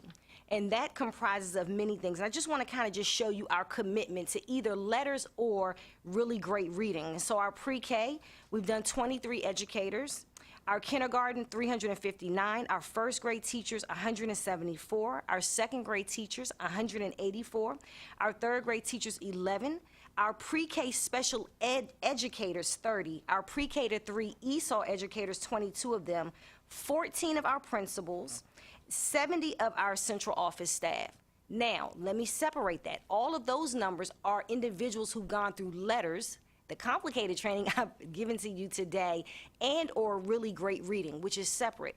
That does not include the 100% of our staff that has been trained in concepts and principles of science and reading simply because it's integrated into our curriculum. So outside of our curriculum, outside of the regular science of reading, the more intensive, we're trying to ensure that many educators, not just our comprehensive, but our special education and ESOL teachers are also trained. So our second focus area was on high-quality instructional materials. And while we have many high-quality instructional materials, and I will talk about a few as we go on, in this particular grant, we purchased Lexia Core 5. With Lexia Core 5, our goal was to train all teachers grades K to 3. And already this year, we have made sure that we are not only every year that we're capturing those teachers who are new to our district.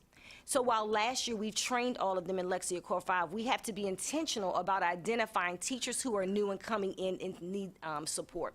So this year that was 304 educators. Also, what's unique about our district is that we've partnered and hired 2 specific coaches to work with those teachers. And you could say, well, why would we need to do that around a platform, around training?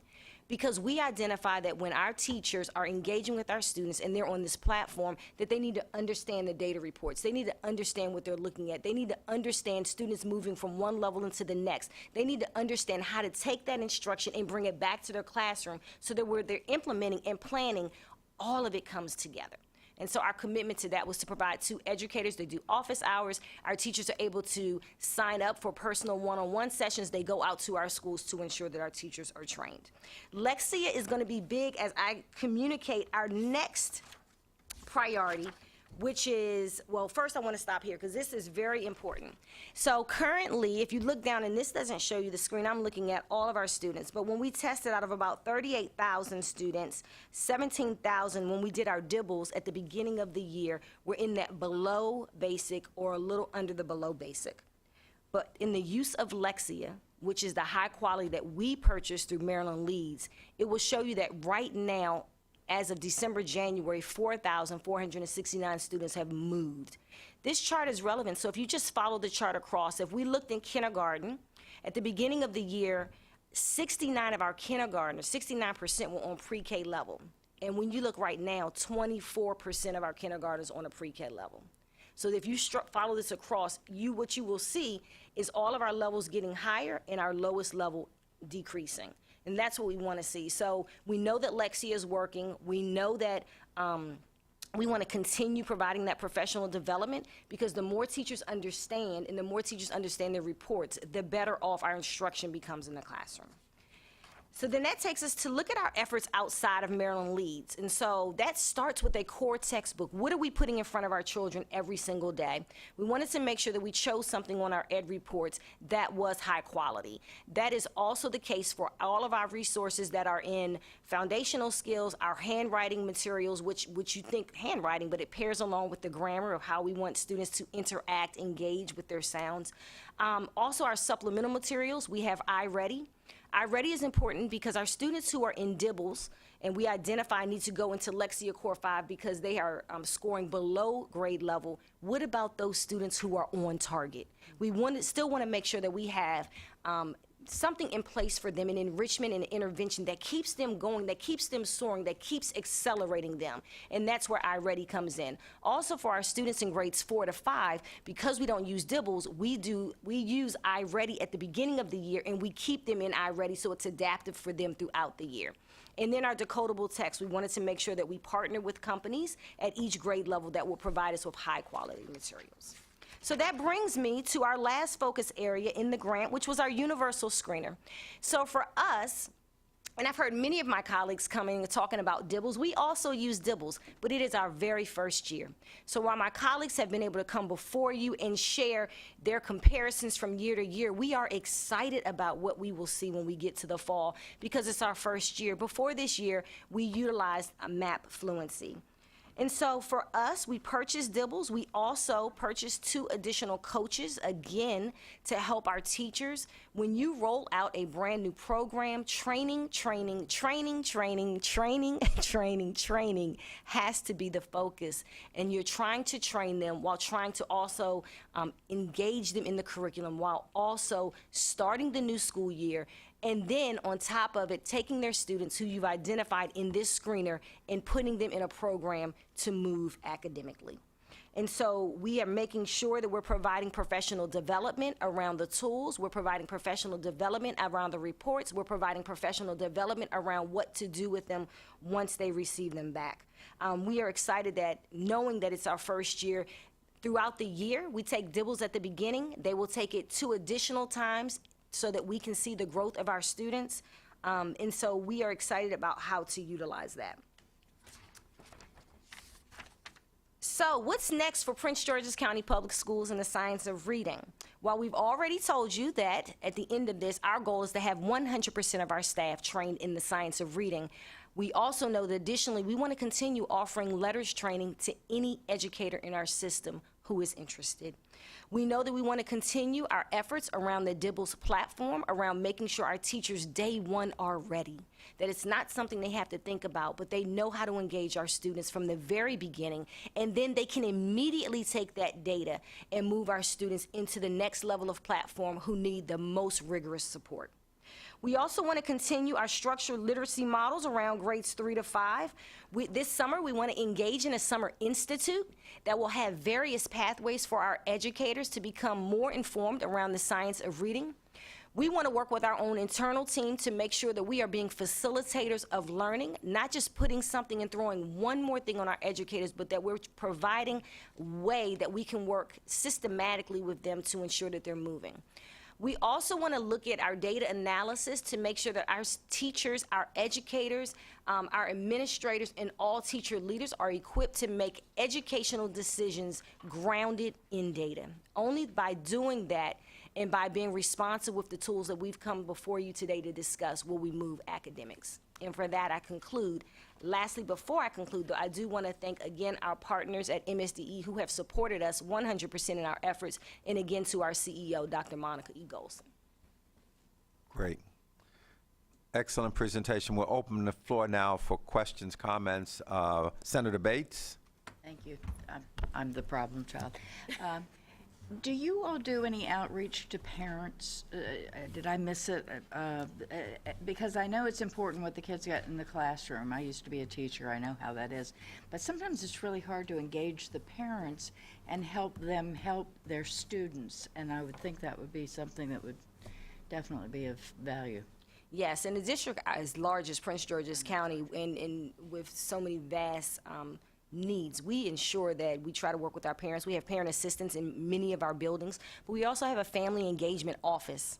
And through that office, we have monthly meetings where they partner along with our divisions to ensure that parents are abreast on not only this, but on our testing, on what it means when they get our data reports that come from. Is there a way to help them help their Absolutely. children? Okay. And we try to make sure that our resources on our websites are also how to help your child at home, how to help your child with easy things, whether it be watching TV, whether it be daily tasks. How do you take those things and use the basic principles to help them move along? Lastly, I would say that we try to also provide our parents with, what do you ask your teacher? So when you come into the classroom, what's the right thing to ask with the data sets that you've been given? What do they even mean? And so we're constantly trying to find ways to break that apart and even provide additional supports. Excellent. Just for the record, I am a product of Prince George's County Schools, so I just thought I'd share that. Thank you. You may want to just take down the PowerPoint, and let's give Allegheny an opportunity to comment too on that.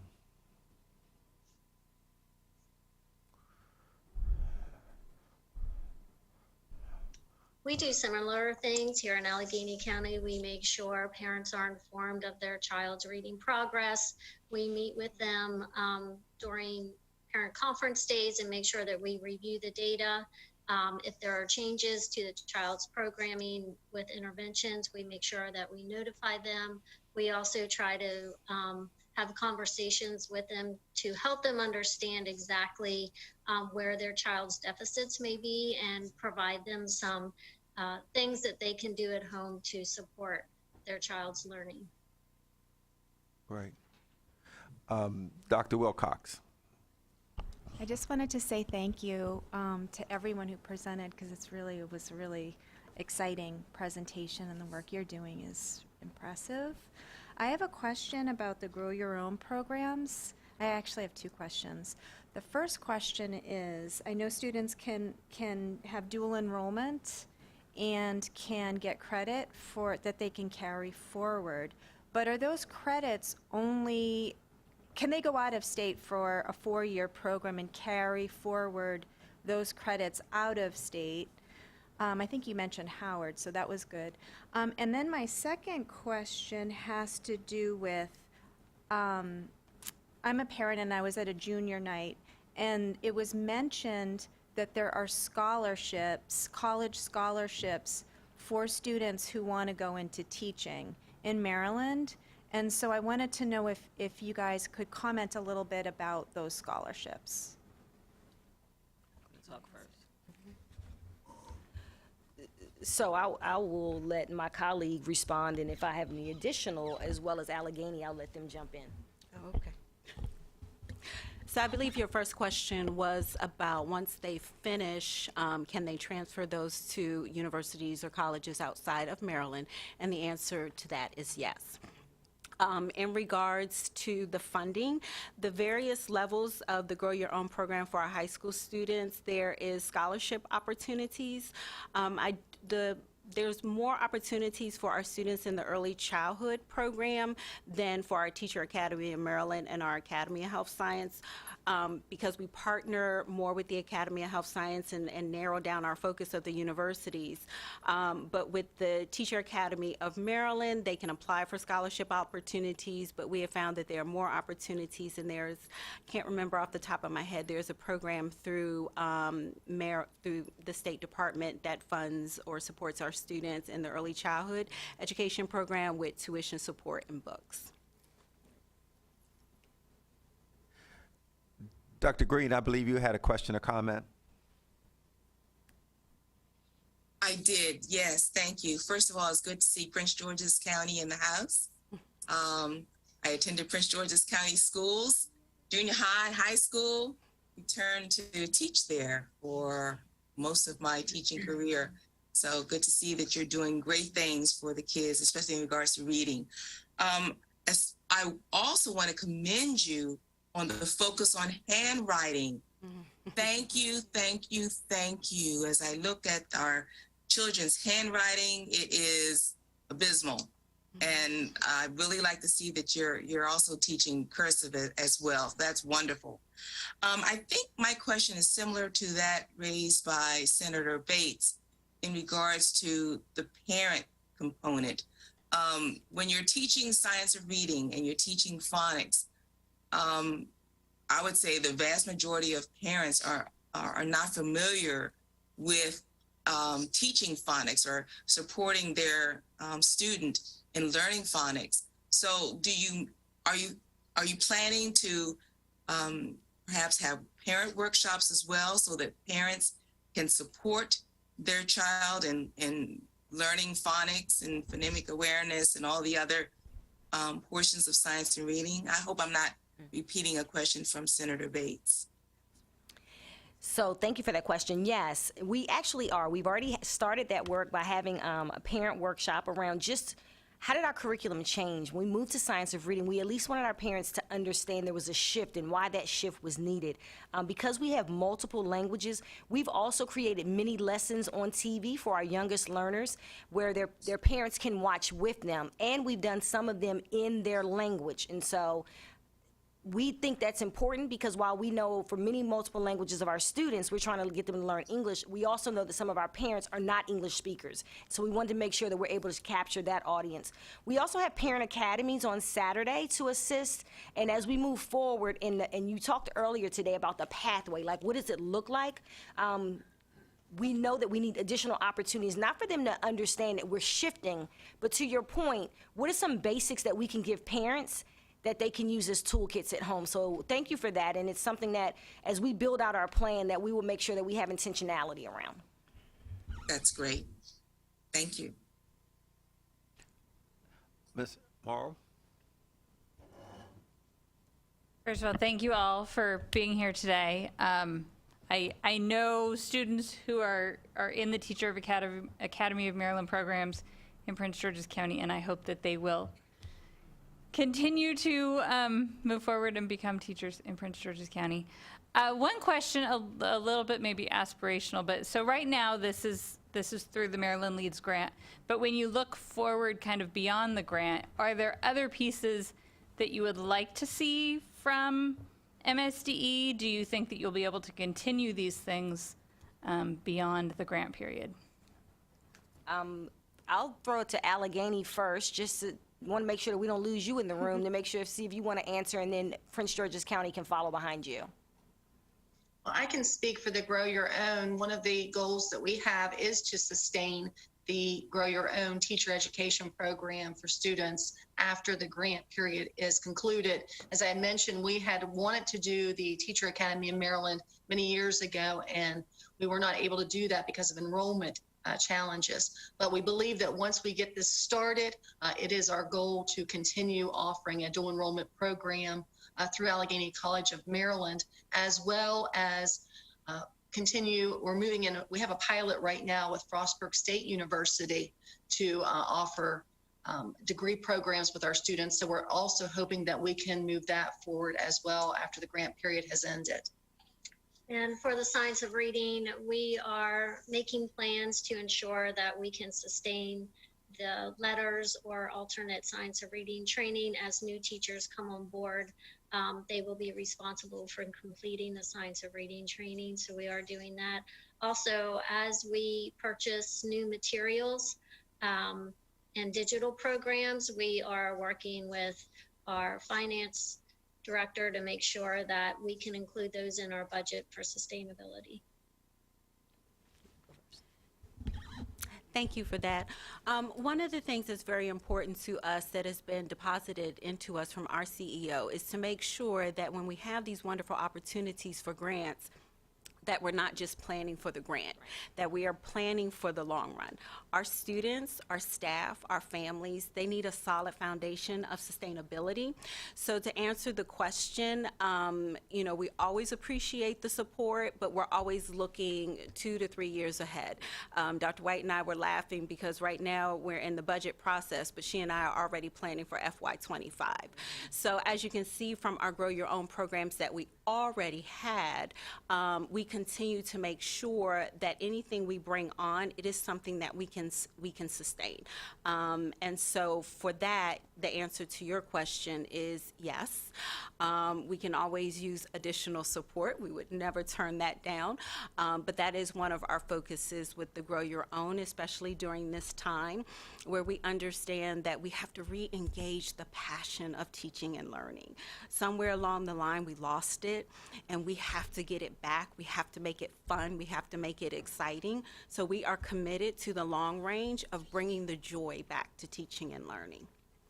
And the only thing I would add to that is how you can help us is as new grants, bills, ways to monitor come before you, that you think about all of the commitments that we already have through Blueprint and other resources. Because for everything that we have to touch is a level of accountability and a level of monitoring. And that means a level of pulling staff away from what they're doing, which should be working directly with children to ensure that we're filling out reports in compliance. And so I just would say, just always be mindful of that, because we want to implement everything to the best of our ability to make sure that our students have everything that they need. Very good. Dr. Getty. My question is about Grow Your Own and the students currently enrolled in your high school. If they need to leave the building and go somewhere else for classes, how do you accommodate that and remove the barriers so that all students can participate? Sure. So we've been fortunate actually to partner with Prince George's Community College for one with a dual in the school program. So in many of our schools, they're bringing their professors to us, and or they're training our teachers to be their professors by their code of what would constitute a professor. That's one model. Another model is we have a couple of programs where we put in our budget to provide school buses to take our students to the campus, and we build their schedules around taking them to the campus. And as you know, Prince George's County is the #1 for a middle years college that actually sits on the campus of Prince George's Community College. So when we went into the pandemic, our community college moved a lot of courses to online, and so that has also helped our students, and throughout the day we find those opportunities through their scheduling to make sure they can also join those online classes.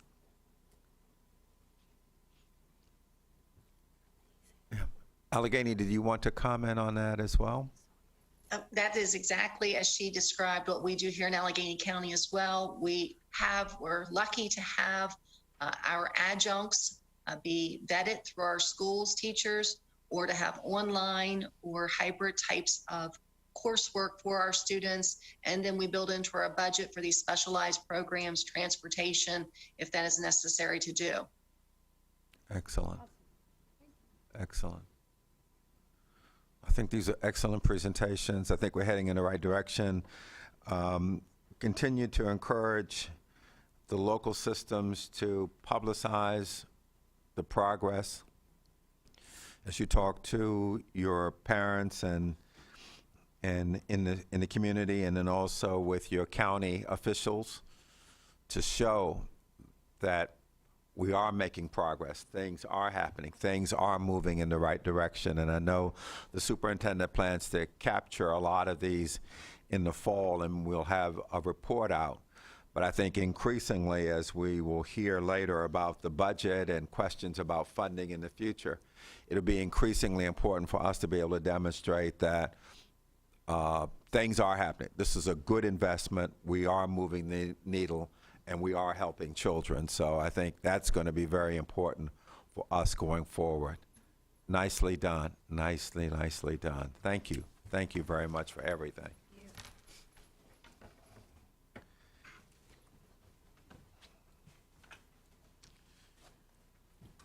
So we're going to transition into the legislative update. I just want to say a couple of things. Just about the board and where we are with MSDE and with the superintendent. I was thinking over the last few days about the evolution of our board over the last 5 or 6 years. Where we were, the kinds of questions that were being raised about the board, and where we are today, the additional capacity, the engagement. I can remember in the early days on the board that I would sometimes watch hearings on education in Annapolis, and there was no one from the department or the board there to take part.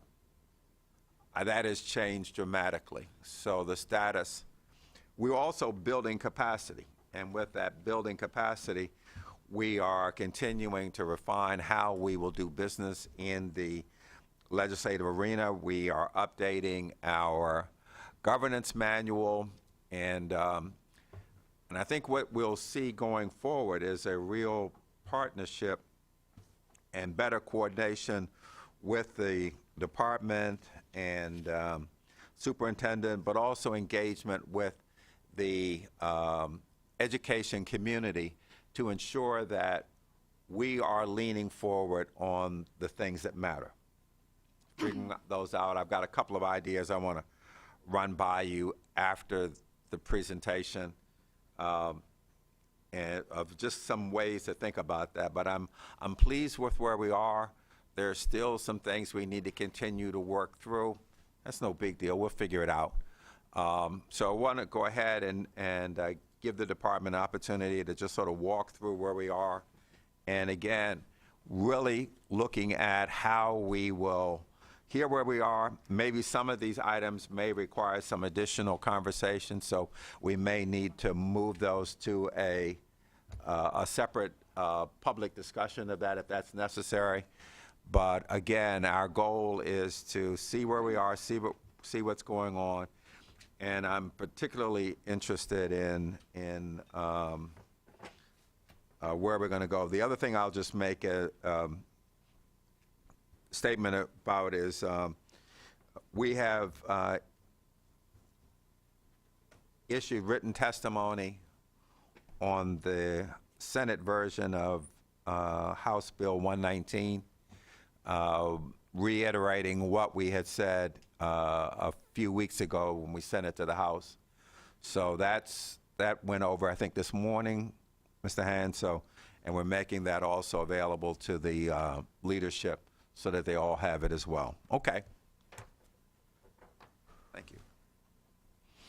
So I guess the question is, how do you want to do this? Because I can go bill by bill by bill by bill. It's a long list, or you can choose. What would you suggest, Dr.? How about one page at a time so that we're not flipping and flipping and flipping? But you want me to go bill by bill by bill by bill by? I'll just ask if there are questions by the board. Okay. Okay. Sounds good? Yep. Okay. So we're on page 1. Please, yes. If there are particular things you want to highlight on a page, would you please also do that? Sure. Let's start off with House Bill 448. So this is about bringing pay parity to our non-public schools that serve special education students. And the department supported this bill, both with oral and written testimony. I personally testified on this, and the reason why this team is here, they were my essentially my ledge team this year, and they even went in person to testify if I had to be in 3 places at the same time. And so this is about bringing parity to our non-public school teachers who serve our public school students who they can't be served in our district, so they get placed in our non-public schools, and making sure that they're able to have high-quality teachers, which is dependent on being able to pay them on a level that is equal to the county in which they are. So you can imagine the gaps that exist in a non-public school, say in Montgomery County, versus versus Montgomery County teachers who are teaching in the school system setting. So that's what this one was about. It's moved, it crossed over. It's not law yet, but you know, we did our thing. I think, at least what I hear is my support was influential in bringing it through. It's something that they've been talking a lot about and doing. Joan's not here today. I would probably see maybe a smile on her face on this one, but this is about that. Last year, just so you know, they had passed a bill to give bonuses to non-public school teachers, and then the department was charged with a work group was my favorite word this year, work group to essentially study what it would take to bring parity to non-public schools, and that paper got published, right? And the Assembly got that. Senator Zucker was passionate about that bill, Delegate Corman, and so that serves as the basis for the bill. There's another similar thing going on this year. Education support professionals, our instructional assistants, our TAs who do the hard work, there is a work group forming to study the pay of education support professionals this year. There's a bonus program that's live right now this year where we are doling out the bonuses. This work group will form next year. There will be a report published at the end of that year. This is a bill happening this year. And then most likely, if you follow the sequence, spring of 25 legislative session, there would be probably action to try to raise the pay of education support professionals. So this is kind of a model, and the same senators and delegates are championing this approach. So I just wanted to give you that. So that's one.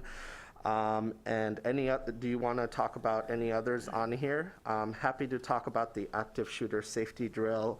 My heart goes out to my colleague in Tennessee.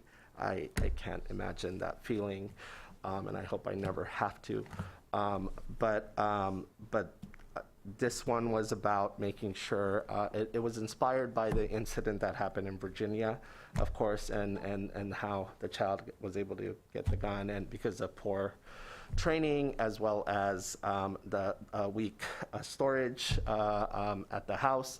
And so it does 2 things. It's about making sure our schools have high quality training in place to prepare for an incident that I hope that they never have to actually execute. And we were supportive with amendments because we said, hey, when you do these trainings, you have to do it in a way that is not traumatizing, and there's a way to do that. And there is. I mean, I visited a middle school. I won't name the county. They all had clear backpacks. I mean, it's something to think about. And then there was also language in here that said that the department had to do training on how to store a gun. I said, hold up. I got a lot of training to do, but that's not training that I want the department to take on. There's other people who are more qualified and should handle that. So in our support with amendments letter, we essentially said, hey, one, make sure your training is trauma-informed and is not a traumatic experience for children. And 2, you need to move that gun storage training away from the department to someone who is more appropriate in the state. And so long story short, they accepted as amended our changes, Delegate Solomon, and so now, they added some nuances to make sure the training is not disruptive to student learning, it's not traumatizing, and secondly, they moved the actually training to the Maryland Center for School Safety, in which has several members. I'm the chair of that sub-cabinet, but it also has the state police chief on there as well. And so they do that a lot. They make sense, but I could see other entities who could also be supportive on that as well. Any other questions on this page?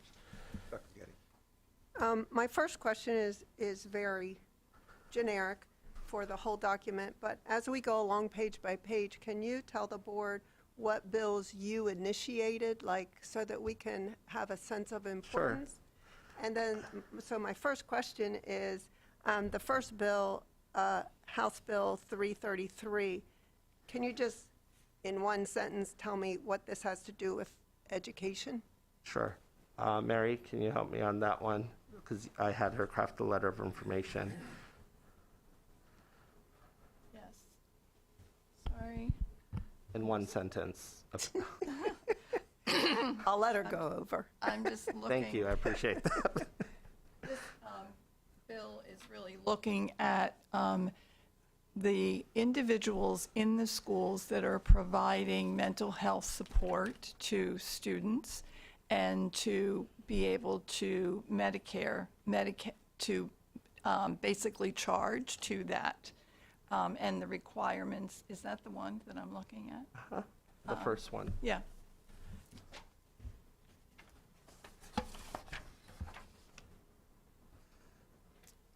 So it is just making sure that we are taking a look at what the availability of the reimbursement of out-of-pockets and to how we can assist students in medical assistance. We have school-based health centers. So remember, they have full-on doctors and services there. So that's my short nutshell. This specifically says hospital patients, and I just wondered. But you could have services, you could have hospital-like services at a school-based center, a health service center, so it can impact that as well. So we wanted to make sure that they were aware. MDH, school-based health centers used to be with the department and moved over to MDH. We provide guidelines and support, but we don't administer the program anymore. Okay. And this is a health bill, so it is our support and our work with that. Okay. I have two questions about the second bill, and that is, did the non-public schools ask for this bill? You imply that. They've been wanting this for a very long time in Maryland. Yeah, that's why that work group was formed and everything. That's even before I arrived. And so this has been one of those ongoing, passionate fights of theirs.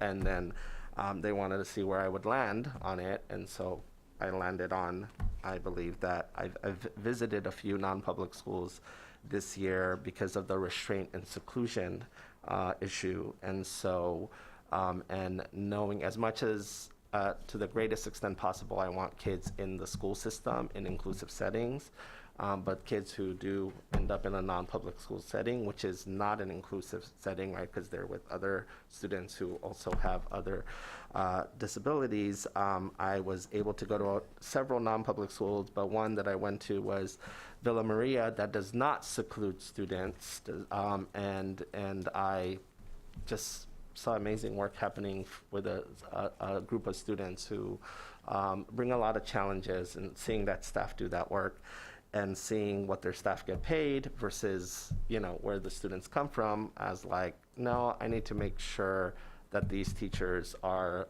adequately, equivalently paid as our school system. I'll give you another version of this. Our JSEP teachers in our juvenile services program are paid horribly. I'm on the board of that. So as a board member, I'm saying we need to do a bill to support our JSEP teachers. JSEP is no longer with MSDE, that moved over, but those teachers are not paid. It's not even close, and it's a turnover. And then the blueprint is taking starting pay to $60,000 to school systems. So that's another example of something I would passionately champion, except I'm a board member and we have our own superintendent, so I would hope that they push for that, and the new secretary of DJS.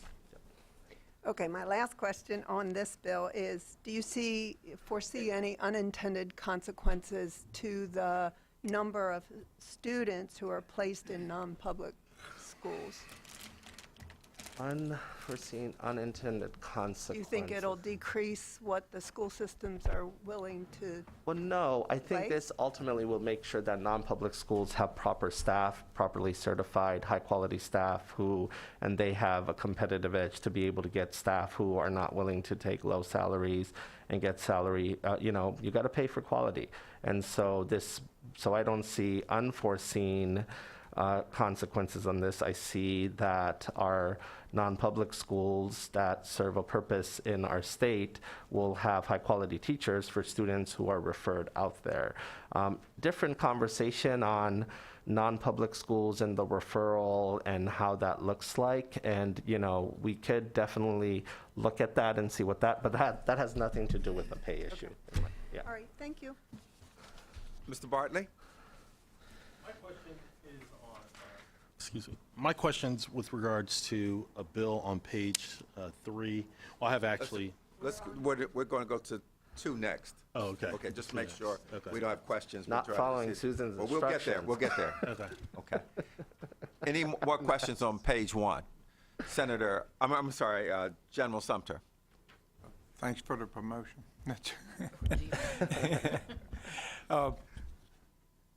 This is where we're talking about a student that the local education agency cannot provide, and they go to a place such as in Wicomico County, Maple Shade. That's very, very expensive. Is there funding formula once they get parity? It costs a lot now. It's going to cost more for those students. Is there any thought to what we're going to provide at the state level to the locals for the placement of these youth? Because it's in the $75,000, $80,000 a year per student that we're talking about. Yep. Justin, do you want to weigh in on that? Sure. So the non-public placement program is one of the more expensive programs the state operates for precisely that reason. But these costs are reflected and included in that program.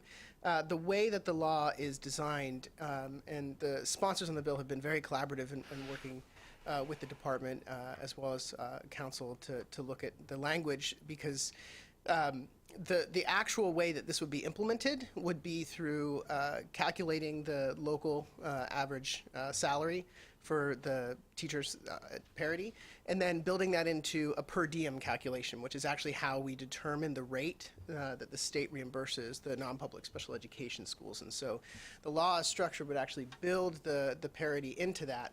Then it includes a 3-year phase-in of the program, increasing about 30% per year through the 3rd year. But those funds would be still eligible for reimbursement from the LEAs to the non-publics, and the funding for that would be captured in the non-public placement program. All right, I'm sure we'll hear from the locals on this one. And on any of these bills on the front end, the department didn't consult on any of these. These came out, and then we took a position on it because we saw implications for the work that the department does. Okay. So we'll go to page 2. All right, page 2. Which one? Outdoor pre-K, House Bill 525. This bill was introduced, I think, a few times. I know it was introduced my first year. I'm seeing Zach shake his head, so I'll take his word for it. I know it was introduced my first year, and we didn't take a position on it. There was concerns about just how it would interact with our regulations and such. But this year, we supported it with amendments. We wanted to make sure that the quality rating system, Maryland excels, those were not watered down and you didn't get an exemption from that. We also wanted to make sure that just certain provisions around safety and regulations that need to be in place, regardless of whether you're outdoor or indoor, are tight, and the department doesn't lose its ability to regulate that in a proper way. And so in our support with amendments letter, we laid out what those would be, and then it got amended, and it got amended with our recommendations on that. And then ultimately it crossed over. And so there is a advisory group that needs to form. It's a pilot. It's launching as a pilot rather than full-blown program right off the bat. So like do a smart pilot, have an advisory group, see what it looks like. If this is a model that works well and is great for kids and families like it and want it. You know, Maryland has such a rich environmental literacy, its own backyard. You know, then we should scale it as an option for our providers to launch and create. So we thought it landed in a good place, especially around the pilot. So here we are now in crossover. And then on state procurement, it's just raising the threshold to make it less cumbersome to get procurement approvals for certain things. So I am informally glad about that, but I didn't take an active position. You remember my first year, I had actually pushed for a bill to get the department procurement flexibility and such, especially around blueprints, similar to the AIB, but that's not what this is. This is just for all state agencies. So myself and all other secretaries would welcome this. And so we just are happy to see that people are realizing that they're just smart flexibility you can build in to allow departments to move faster to get things done. And then the DOORS MOU, this is a bill that we support, but our DOORS team was already doing this. It was already in motion. So the bill is only solidifying something that we didn't need a bill to do. We were already pursuing a MOU. We're in the middle of it, so we're happy to see it. We support it, but we were already in motion. It wasn't something that required legislation to make sure tighter coordination between DDS and our Department of Rehabilitation Services to better serve Marylanders with disabilities. So that's that page. Any questions? Why don't we go to page 3? Thank you. I thought Susan had one. She gave me that stare, so. I'm sorry. Okay. Question Oh, real I'm quick. sorry. For the third one in the codify, when I see the word codify, I assume there's already processes in place and we're clicking along and life is good, and then you codify and you bring in another element, and down the road it could get more difficult because now you have a codified law. I guess. So you support it? I support it because it's a best practice. It should have been done a while ago. Scott, who is out today, our Assistant State Superintendent, when he does our deep dive on DOORS, which I plan to do one with you now that this work group is, because we had a big work group this year to study whether DOORS should move to a different agency. He'll tell you that this is long overdue. So I do support it. It's just, you know, I have paid much more attention to DOORS. DOORS is MSDE and MSD is DOORS, and that's not going to change as long as I'm around. I don't want it to change, and so this should have been done a while ago. And frankly, I think, you know, Delegate Guyton put it out there. I think she wanted a bill that was just not more resources for DOORS, but something programmatic. So she put it out there. You know, if it's moving, we're just going to make sure it's not moving to create some kind of undue burden or something. So it's codifying, have an MOU. It's not saying, there's nothing in there that says your MOU has to do this, what I deemed or Scott deems ineffective practice, if that makes sense. It's just saying make sure you have an MOU that is about data sharing and collaboration, et cetera. It's broad enough.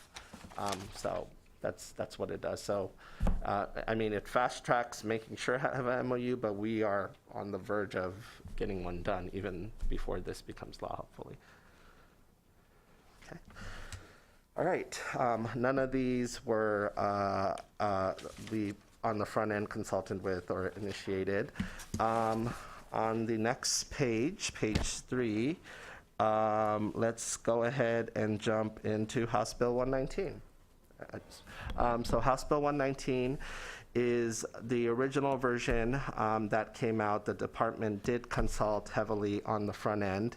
It was, Delegate Atterbury is very passionate about health issues, and so she wanted to enshrine the work that was done in 2019 by the board that adopted the framework. So we consulted on that bill. So if you look at the original bill, it is enshrining the existing framework and its elements and making it very clear about what opt-out is, making it very clear about parent engagement on the curricular materials, and making sure that that was very, very clear. We had to even revise our initial framework guidebook that we put out. As you guys know, we wrote it. I redid it so opt-out was clear and the introduction was clear. So that was the original one. And we supported that, oral and written. And then something happened. It changed. I was not involved with that change. I found out when the rest of the world found out, and it came out of committee, and it became this version that you see today that basically says all frameworks, except it uses the word curricular guides, which is just another word for framework. I don't think it's a good word to use because how people react on curriculum, but all frameworks that the board does in the department must be followed to a T, and if you don't follow it, then there are financial consequences, and it's very prescriptive on how those consequences are down to the percentage.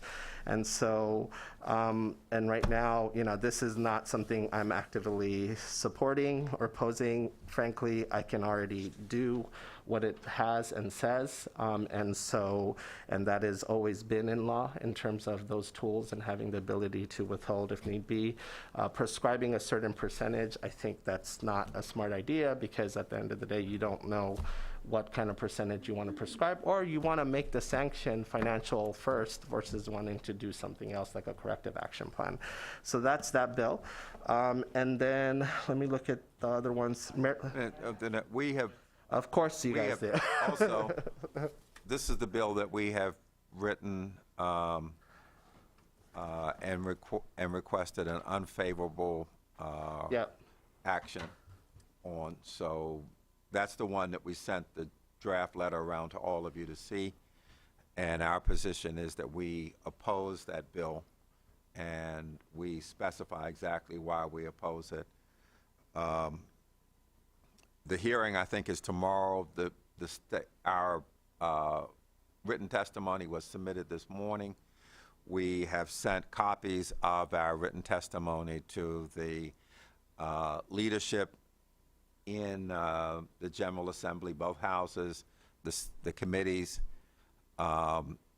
We are also posting that on our website and making our statement available to the key stakeholders. So everybody knows very clearly where we come out. It's very consistent with what we said when it passed the House.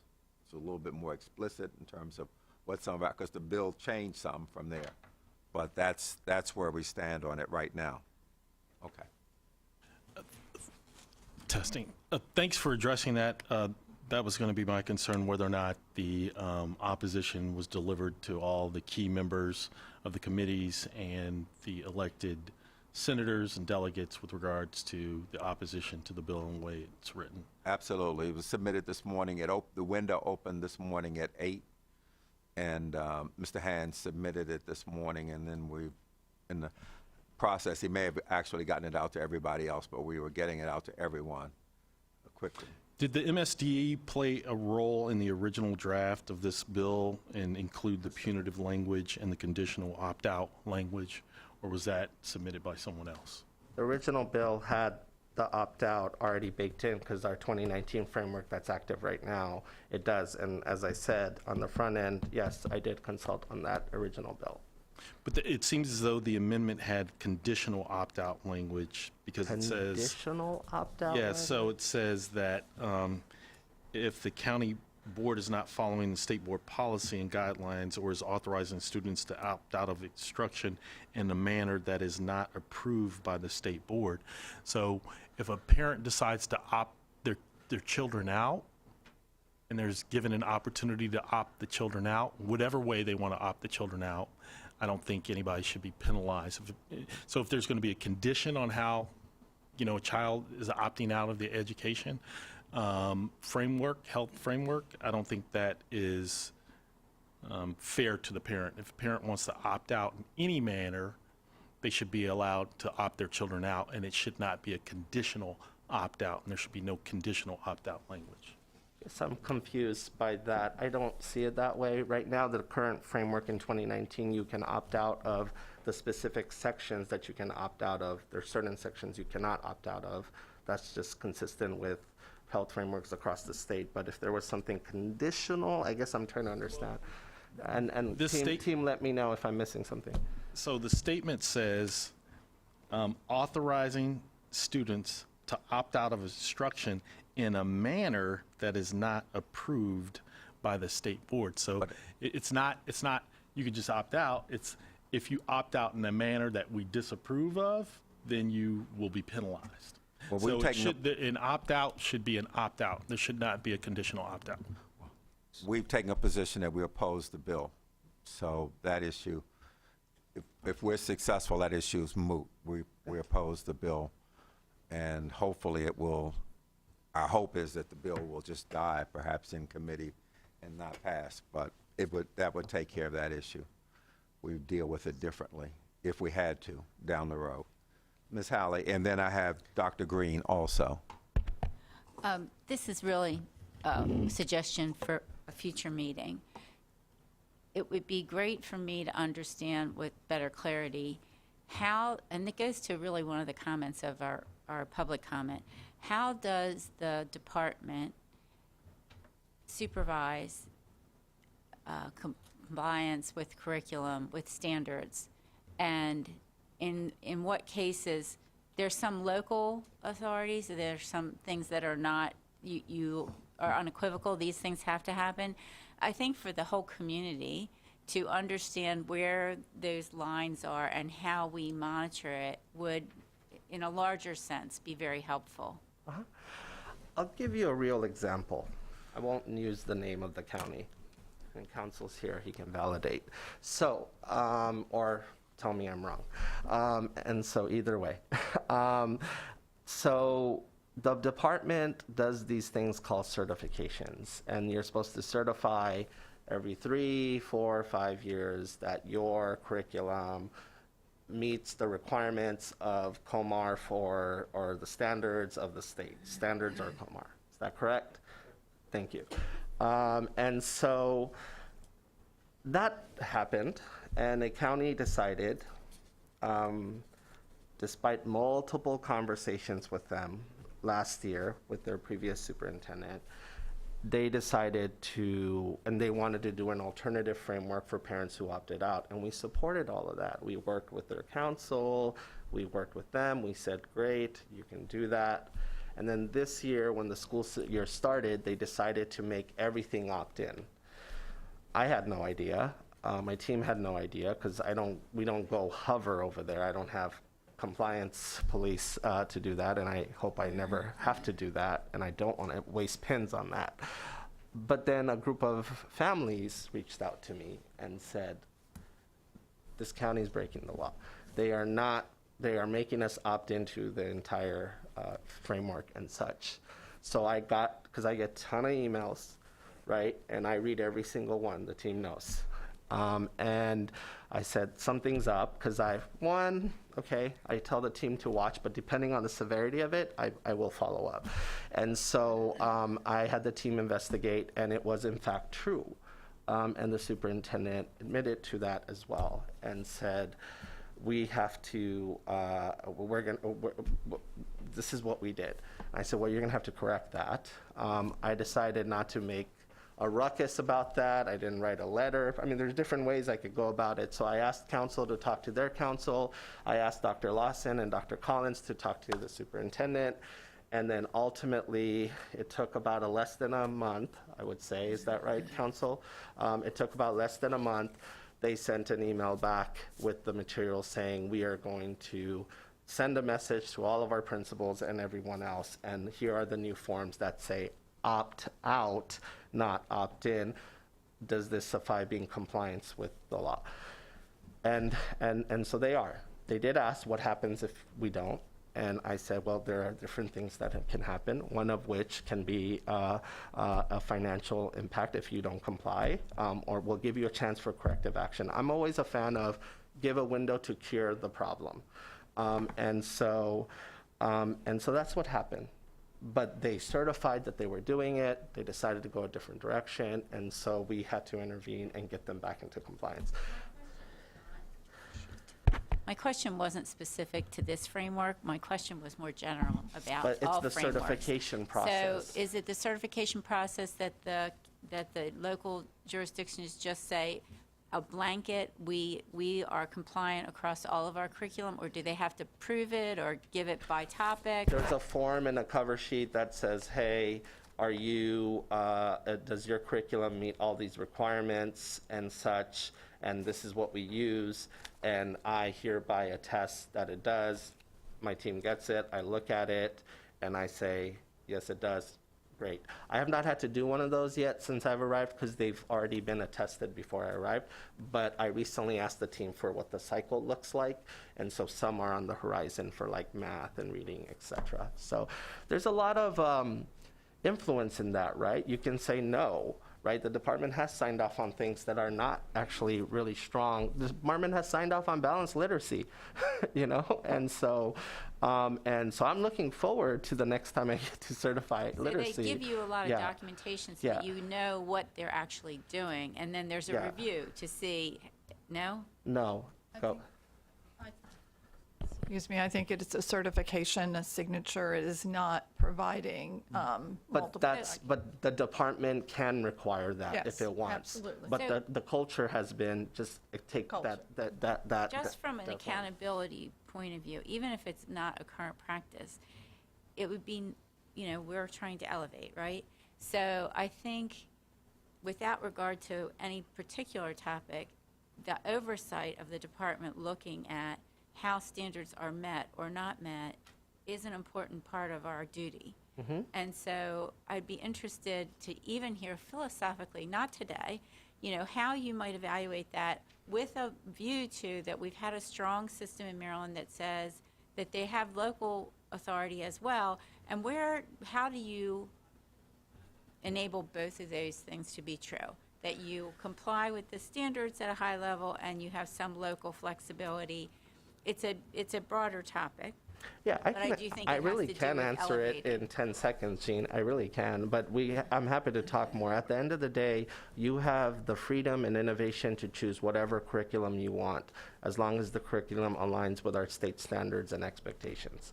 That's my one sentence version for Susan, but happy to talk more about it. But I think maybe, as we say, maybe at a future time, we have, as we roll out the science of reading and the evidence-based, again, just making sure that what we started or what is intended is actually what's happening. I think that's what I'm hearing you say. So maybe at a future meeting, we would have more in-depth conversation about how we need to do that, especially going forward, and just do that at a separate meeting. Yeah, all these literacy laws that you guys have learned about and studied, the Mississippi story, all of these are mandates for curriculum. And at the end of the day, they said you need to replace your balanced literacy and you need to adopt curriculum that is aligned to the science of reading with bounded choice, as I call it. Here are 10 things that are awesome, all aligned to the science reading. Pick one of the 10. This thing that you've been using, you cannot use it anymore, and you have to replace it within a year. I don't have a law that enables me to do that, but I used Maryland Leads, the carrot approach, to get them there. Today you saw Prince George's slide. That was a master class of the best curricula in the country. And then there's equally other choices that are also great. So that's great to see it. So if we ever do a literacy law, I'm letting you know, if you want it to be a model literacy law, that's one of the elements in it. So just to give you a real life example. Yeah. I believe we have Dr. Getty, then Dr. Green, and then Dr. Wilcox. For HB 119, I watched the hearing, and Delegate Atterbury made a comment about Carroll County. I don't know, I can't quote it, so I'm not exactly sure. So how was this bill intended to change something in Carroll County? I'm very unclear on what her reference was to.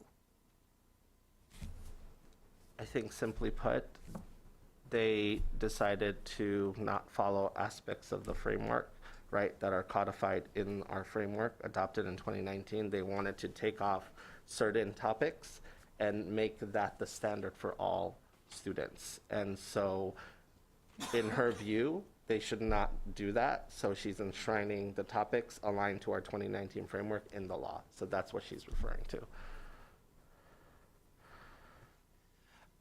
Like teaching about gender, for example. Okay. Dr. Green? Yes. First, I want to correct something that Mr. Chaudhry mentioned in his introduction.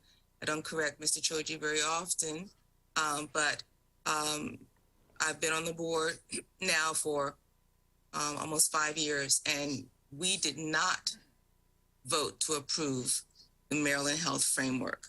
We did not. We voted on a COMAR regulation that was then massaged into what the framework currently is, and I will stand by that statement. Secondly, when I was first interviewed by the legislature for a position on the state board, the one question that I was specifically asked was, where do I stand on local board autonomy? Because this particular legislator, and I could see that his feelings were echoed by others, was concerned that the state board would usurp the autonomy of the local boards. The local boards that are elected by the people, elected and more accountable to the people than the state board or even the superintendent. And I am so concerned that this bill, I know what you said, Mr. Crawford, that hopefully, and that's, I put air quotes around that, hopefully it will die in committee, but it may not. And it's really concerning that this bill would take powers away from the local boards and power away from the people who elect those local boards. So I just want to put it on record that Dr. Vermel Green, Tuesday, March 28th, for what it's worth, at 12:10 p.m. Truly a mistake. Absolutely, and that's the point. One of the strong points that we made in our letter was about in terms of being very careful about that and not going over the line. Right. Yes. Dr. Green, can I ask you something? Yes, sir. Yes. Does a local board who chooses to adopt literacy curriculum on balanced literacy and misalign to the science of reading get to do that without me doing anything or the department doing anything to them? So they can take blueprint dollars and they can take dollars and implement balanced literacy, not train their teachers on the science of reading. Can they continue on like that without department intervention? I think, Mr. Trojan, I understand what you're saying, the rationale, but because the autonomy of the local boards is so very important, I think that at the danger of that happening, if the local boards, again, who are elected by the parents, if the parents who are electing these individuals, the parents have said, we don't want our children to be literate. We don't want our children to read. We don't want our children to learn. You know, we're happy with our 20% literacy rate in our county. And the board, that local board says, all right, parents, we're going to be accountable to you. This is what we're going to do. Then, even though for those of us who would say, no, that's not the way, in deference to the local board having the autonomy and protecting their autonomy, then I'm willing personally to relent, even though that topic, I'm very strongly a proponent for the science of reading. And I think everyone on this board would know that for the past 5 years, I've been saying we need to do the science of reading in this state, but we must protect the autonomy of the local boards. I would just, we want to move on. The only comment I would make is we have to rescue children. At the end of the day, children have to be able to perform in today's environment. And how we get there, whether we have to be more prescriptive or not, we're using state funds, we're using taxpayer dollars from across the state, we're using federal dollars. So I think that's a topic that we need to address separately. We've got to move on because I want to get to I would like to address... Dr. Wilcox was next. Okay. Thank you.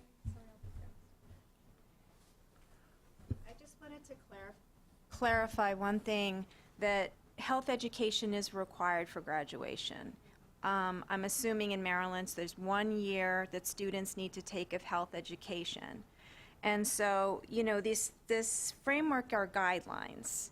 So schools can kind of go with what they want, or they know their families, they know what people are comfortable with. But it is essential that these kids get health education. And so I'm just wanting to confirm that that's not going to be waived or opted out, because you need that for graduation. So. That is the law right now. The law of the land stands, health education that is developmentally appropriate across the K-12 spectrum will continue on. That's not going to change. That's true today, including the graduation requirement. Mr. Bartley? Yeah. I'd like to respond to the hypothetical you gave Dr. Green. I think that mixing a certain component of the health education framework with math, science, or reading is not appropriate. And to couple that specific objectionable portion of the health framework with those other curriculum foundations should not be done. Okay. All righty. Let's continue. Thank you. I'd like to see the vote one day if I asked you Let's guys. continue. Yeah. Let's continue. Thank you. No, if I were asked to take over a low-performing school. Let's talk about the next page. We can't stop. We have to talk about the Educator Shortage Act, so we did not talk about that. That's the governor's bill. The department did heavily consult on that. That's page 3. That's the Educator Shortage Act. That essentially creates a permanent funding source for Grow Your Own.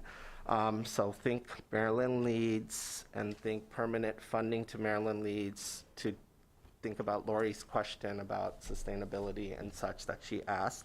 So it's about $15 million, correct, Justin?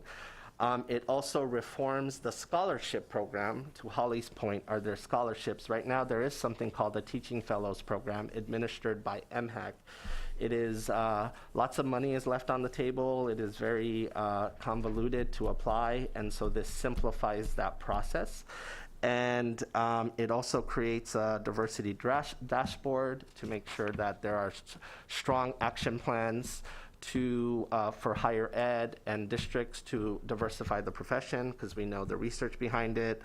And then it does a couple of other things, one of which is it creates, it brings the state into joining the interstate compact. So we would have seamless transition from another state.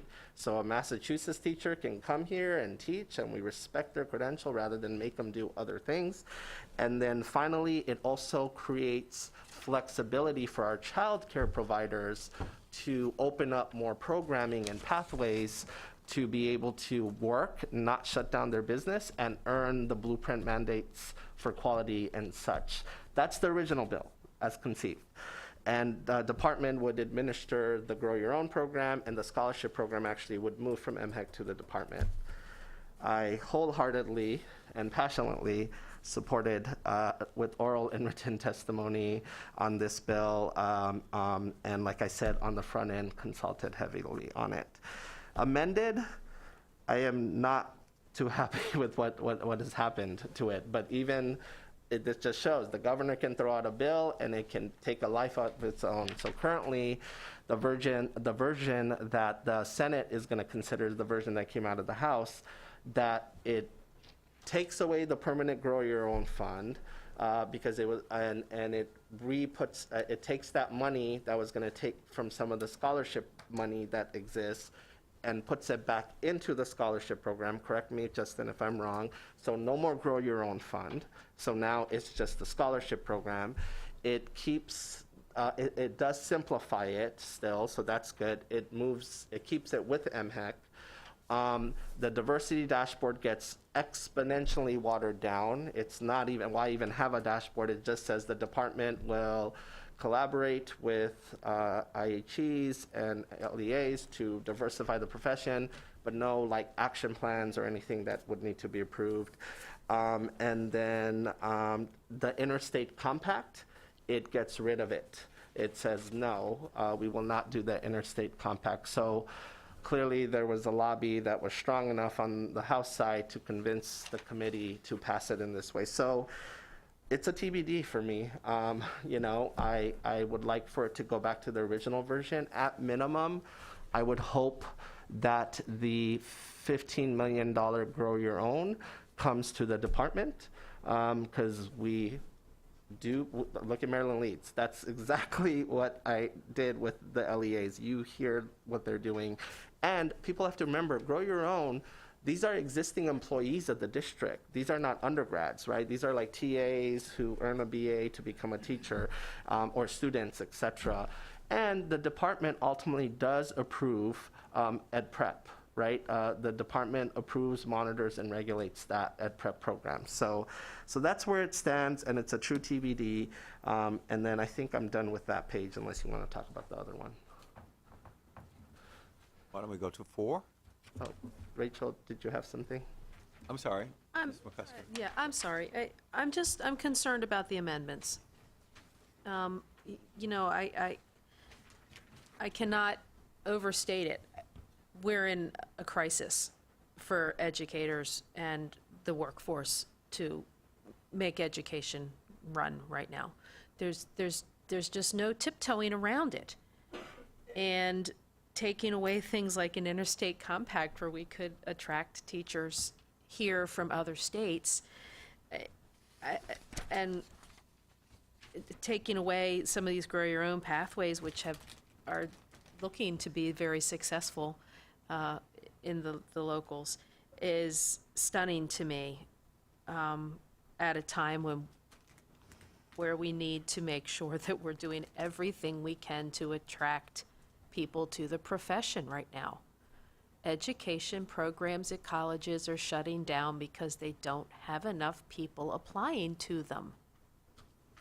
And we're handicapping ourselves by taking away things that could increase our teacher workforce rather than handicap it.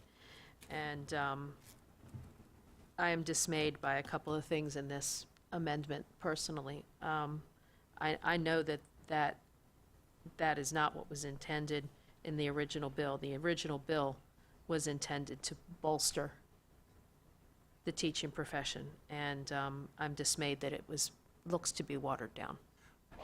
Let me ask a question. Is is it too late to, If you were to ask me, State Superintendent, is there one thing the board should put all of its weight and authority and passion behind for you to get you a tool to help you do your job better?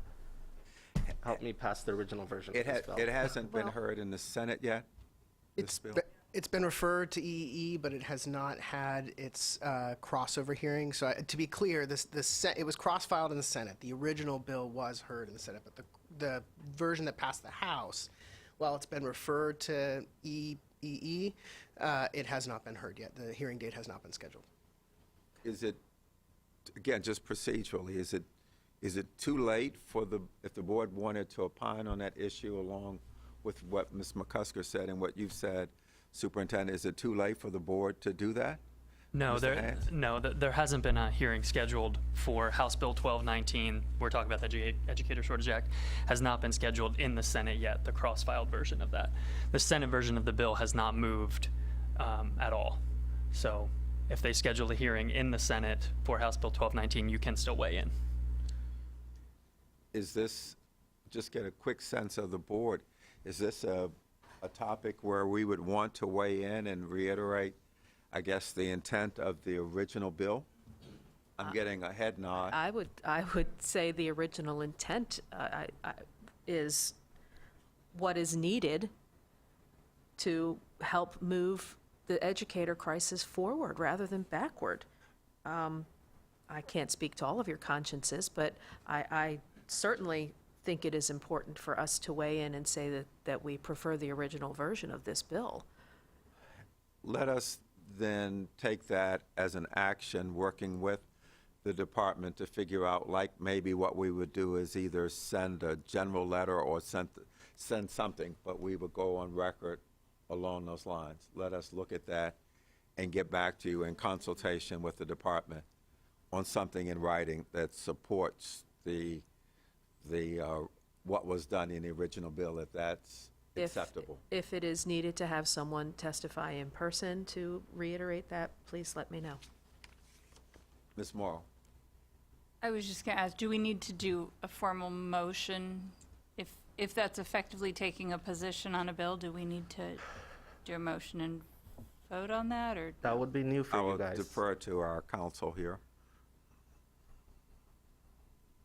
I think you can get a sense of the board in directing whether there's a request to support or not.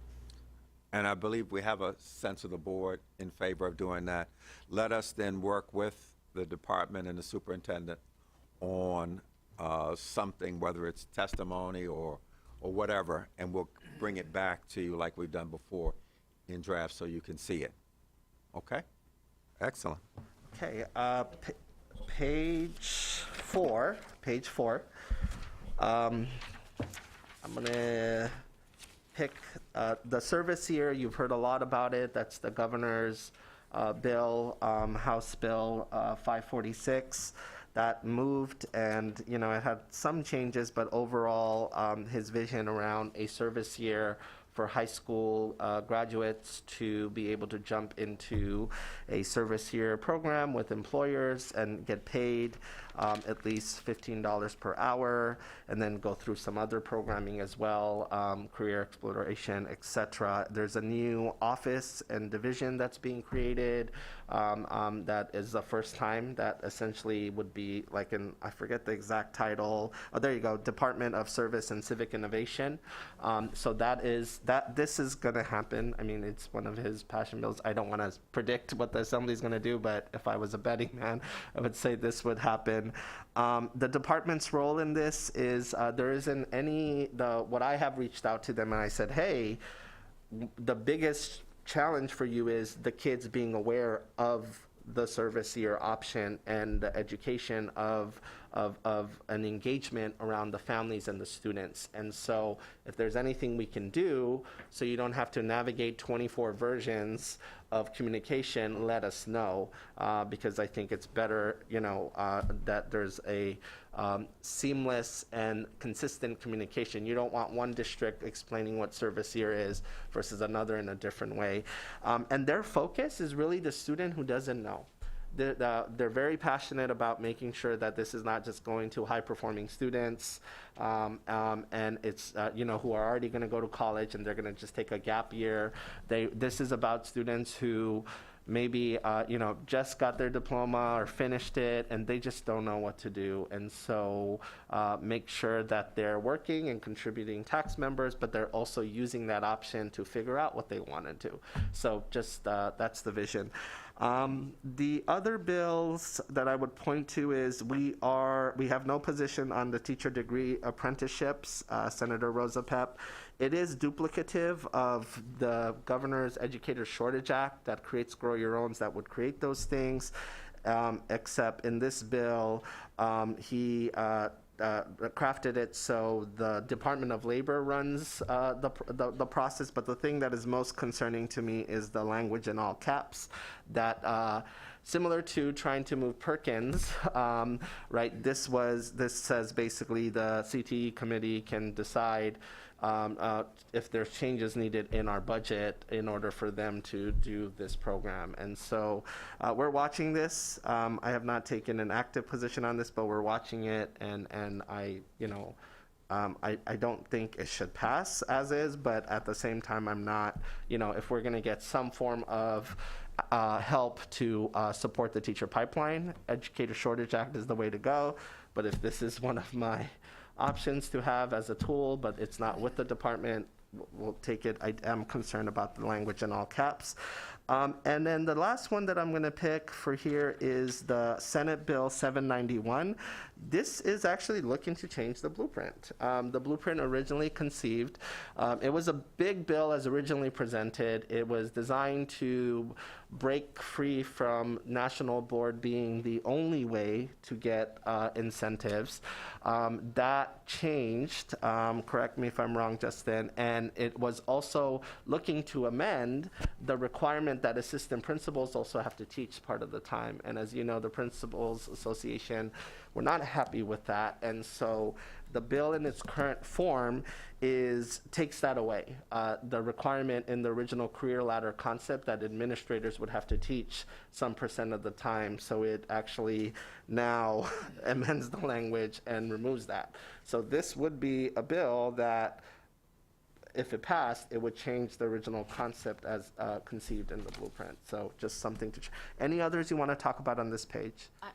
Ms. Howley, yes, ma'am. There's one here on virtual education, and it's pretty finite. So I just wanted to hear, were there other conversations about virtual education? Yes.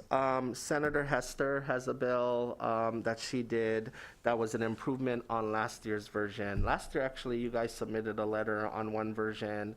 I supported it with amendments as well. Your letter was more focused on allowing for early grades. You were very, very passionate about that, and you guys had done that last year. I think that was probably your only letter on a bill, if I'm correct.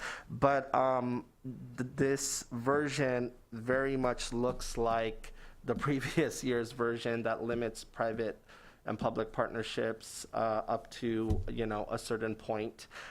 There's obviously programs where you can offer courses and such, but the ESMIC model in the Shore, for example, would have to convert to a nonprofit. I think it's very weak on accountability. I truly do. But this is the version that made it out right now, or is on the table for conversation. And then there was a version that we heavily consulted on with Senator Hester that we would be very much wholeheartedly support if that was the version that came out, that had smart guardrails for public-private partnerships. It also had a work group that could explore a statewide virtual option, just to explore it, because there's a lot of things in it. It had also tighter accountability. It would also enshrine something that I did this year, which was allowing school systems to use a certain number of days as virtual and asynchronous day instead of the inclement weather, because as much as I like getting all those forms and having Mary remove them, I could take something off her plate and just bring it into law. So that's the version that we would hope, but that's not the version that got legs. The last year's version got legs again. So in terms of this version is about teacher training and about the snow days or other types of days. So the other version is still active, that's about access to virtual education, or it's not active anymore? This has also access to virtual education, but this is our condensed summary of it, but essentially it has the school systems can launch virtual programs in schools, but they have to be with a nonprofit partner. They can't be with a private partner. So if you, for example, the ESMEC model in the Shore would have to change to a nonprofit partner. It limits how many virtual schools you can have. It also says no to the early ed, right? It still has that provision in there. You might want to check that, but I believe that's still in there as well. So it's literally very similar to the last version. And then a lot of the other portion of the bill, it doesn't have a statewide virtual option. Another thing that it also has is every county needs to develop a plan for another pandemic, right? If another pandemic happened, let's hope it doesn't, then they have a plan on the shelf that they can execute, and the department would have to make sure that that plan has all the components of it. So that's. So has the hearing for this happened or not? Team? Is the hearing happen for this version when after crossover? There's a hearing tomorrow. There's a hearing tomorrow. Yeah. For 610. Yeah, the hearing for Senate Bill 610 is tomorrow. It's At 1 o'clock. bill up, please, sponsor just a bit. only. Speak up. Oh, sorry. The hearing is tomorrow, scheduled tomorrow in the House. And just to respond to your other question, Superintendent, the Senate Bill 610 does exclude specifically pre-kindergarten and kindergarten students. It's a pretty much mirror image almost as last year's that the governor vetoed. Okay. Page 5, or any other questions on page 4? Can I go on to page 5? Okay, I will. The rest of the bills are just, the PTEC, it just cleans up a problem that, people didn't foresee when the original PTEC models were coming about. It held the students' diploma until they finished out the college portion of it. And so it's like, no, like once they've earned the diploma, make sure you give them their diploma. So this cleans that up and makes sure that students can earn their diploma and then finish out the college courses and portions of PTEC. And then the rest are just no action. They did not move, and they're most likely not. They might be considered dead by tradition. I'm seeing Zach and my ledge team tell me that they are, but there's multiple bills here. I'll ask you if you want to talk about any of them. So look at page 5, page 6.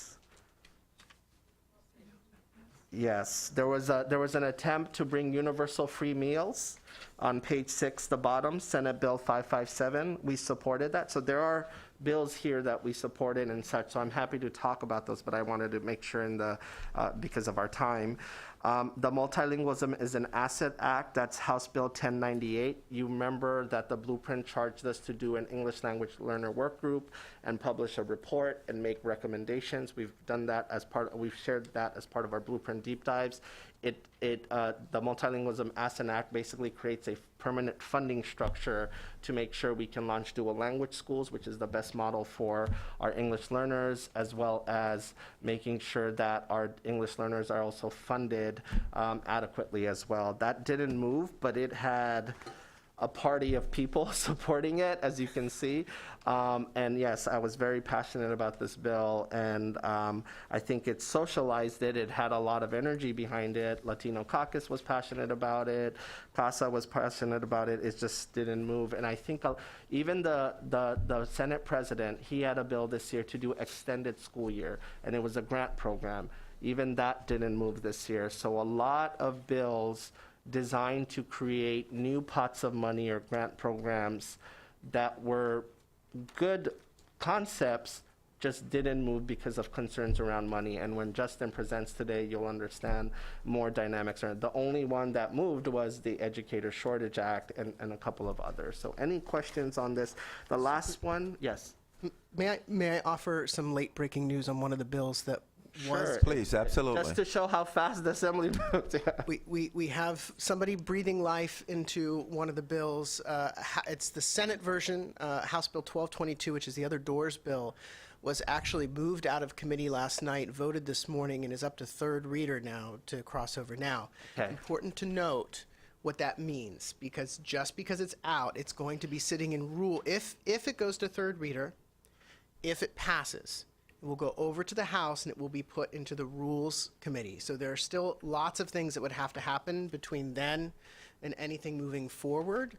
But just to update the status as listed, that was passed as second reader yesterday. There were a couple amendments in there. They were more technical corrections of a word here, a word there, nothing of substantive impact. And so that there are not able to be amendments on the third reader on the floor. So if that were to be read and passed, it would move over to the House. But again, because of the time of the year, that goes to rules. And so that's going to depend on House leadership and committee leadership and sponsors in the House. That bill would essentially get doors 73 more pins plus guarantee the federal match, the state match, in order to ensure our federal dollars match as well. And the independent commission that was formed last year as a result of a bill to study whether or not doors should stay with us, right? And, you know, I made sure my team was very active with that commission. We ultimately, where they landed was doors needs more pins to tackle the waitlist issue. So was wholeheartedly supported it. Dr. Lawson is the one who did oral testimony on that bill because I needed to be somewhere else. But that's great. That's awesome. The last one I'll just call out for you. There's several others. There was a lot of bills related to Holocaust education. I had a comment on page 6. Okay. Senate Bill 388, and I just wanted to express my support for that, especially when it comes to minority students and minority students receiving the appropriate referral and services instead of just being dealt with as if the child is a juvenile delinquent. So I think this behavioral health bill is very important. Thanks. Great. Yeah, we supported that with amendments as well. The last one I'm just going to call your attention to, and you know, I was involved with this and consulting and passionate about it, and I think next year we'll have good conversations along with our partners both at MSEA and other places. But Promise Schools, that was a bill to deal with low performing schools, and you know, I feel passionate about low performing schools and doing something about it. You know, my entire career has been spent working in them as a classroom teacher as well as a district leader in charge of them. And so I worked with Senator Alonzo Washington, formerly Delegate Alonzo Washington, to craft a concept that that had the right energy and urgency, and I'm just going to use the word sticks for now, but mostly with more adequate resources to be able to do it well. And so essentially, in a nutshell, we have a list that we publish every year of low performing schools. The department picks the bottom 5%. This would raise the threshold, not just bottom 5%, but at least more than 5%. And if you are a repeater, meaning that if you ended up on that list 3 years in a row, then that triggers for me to say, hey, I can pick 10 schools from that list and say, I would like for you to develop a Promise School plan with the department that would have these requirements and elements, and you would have to implement your Promise School plan to transform the campus within a 3-year period.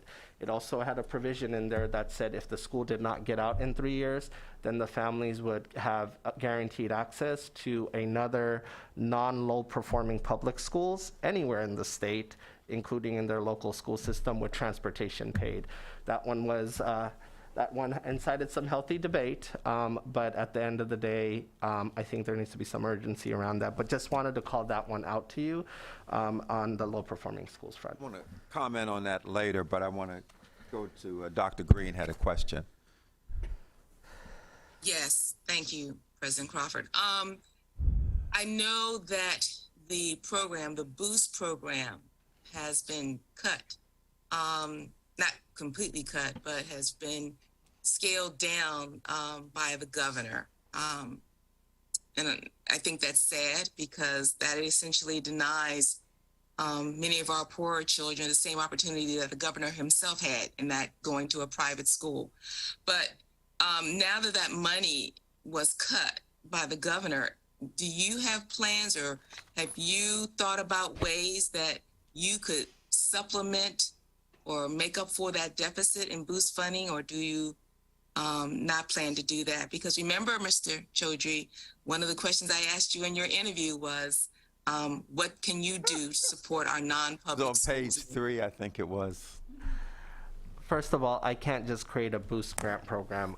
I will tell you that. I just can't because our funds Oh, I understand, yes. Yeah, so, but I'm saying what other funds could be used to help those schools? well, the thing is, so it's not dead quite yet. So the governor has thrown out, his budget phases out Boost, and we administer it, and it would phase it out, and only family members of Boost students could get access in the future. But ultimately, it's a phase out, right? Unless you keep having kids, or adopt kids. But the Senate leadership, even Senate President, had opinion on this and said we should preserve it.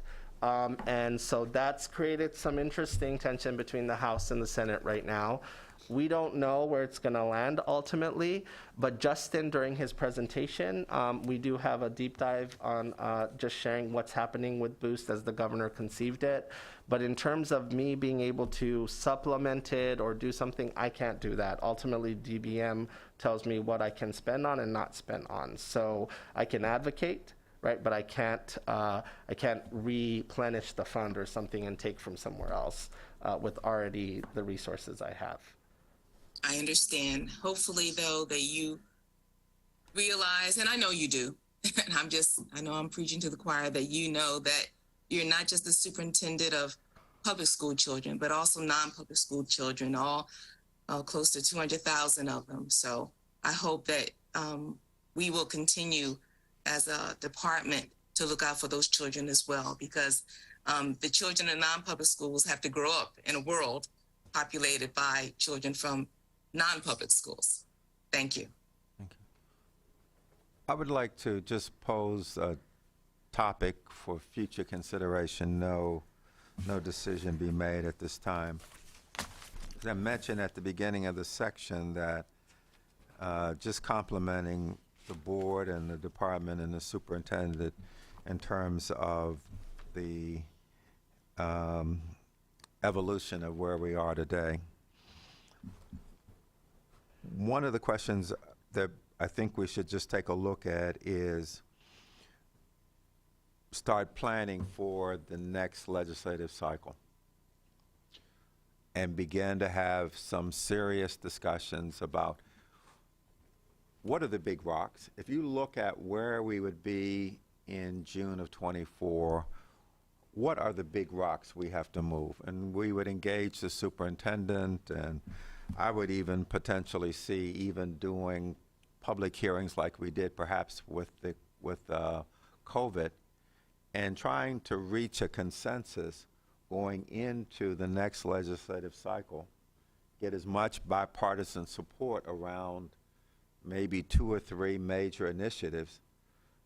We need to figure out what those initiatives are. A couple of things come to mind. I'm not advocating any of these would be around rescuing the children in the low-performing schools. It could be things around the science of reading or whatever the case may be, but have a healthy public debate and see if we can achieve a consensus around. We probably don't have the capacity as a board to do more than 2 or 3. But what are 2 or 3 major things, board, that, and they're not new. I mean, they all fall either under the current blueprint or the strategy, so we're not adding new things. But I was just thinking of us maybe taking subsets of that and saying, boy, if we could make some progress in those areas and work it all the way through to where, in some cases, perhaps legislation, but we come with a unified front and we try to bring as many people under the tent as we can to deal with some big thorny issues that have been out there for some time.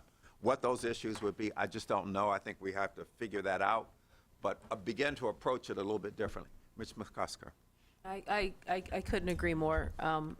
I think our lack of a legislative agenda thought out ahead of time is a detriment to us, because there's a marriage between politics and education now that maybe wasn't as strong as it used to be, but now it's a really strong marriage. And I think we fall behind. I think education initiatives and policies happen to us rather than happening because of us. And I could not agree with you more. I think we need to start becoming players in this game. So what we'll do, we'll start scheduling some time in future meetings to try to figure out what are those big rocks, and then from that to then figure out sort of a strategy going forward as to how we try to work these issues, bring as many people under the table with the idea that by the next legislative cycle, we would have ideally bipartisan support around major issues, whatever they happen to be. Okay, great. Great. Okay. Y'all have sort of worked out my appetite, I think, so it's almost lunchtime. I don't really eat much lunch anyway, but now I'm hungry. Okay. Great discussion. Great discussion. Thank you, everyone, for your comments and suggestions. And let's take a break and be back. Let me see, goodness, 4:15? So we'll be back at about 1. Can we be back at 1:15 so we can try to stay pretty much on schedule?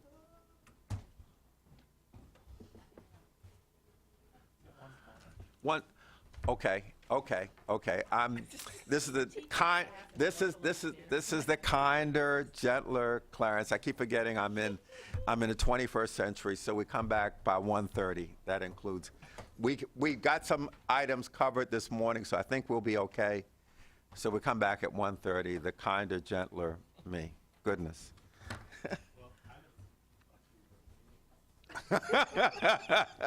All righty. See everyone at 1:30. Thank you. Okay, bye-bye, President.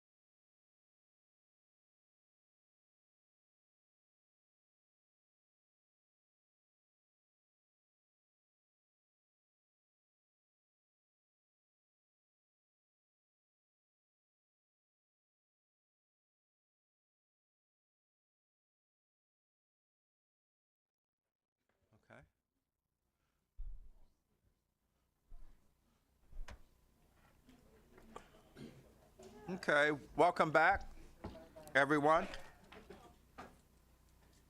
And,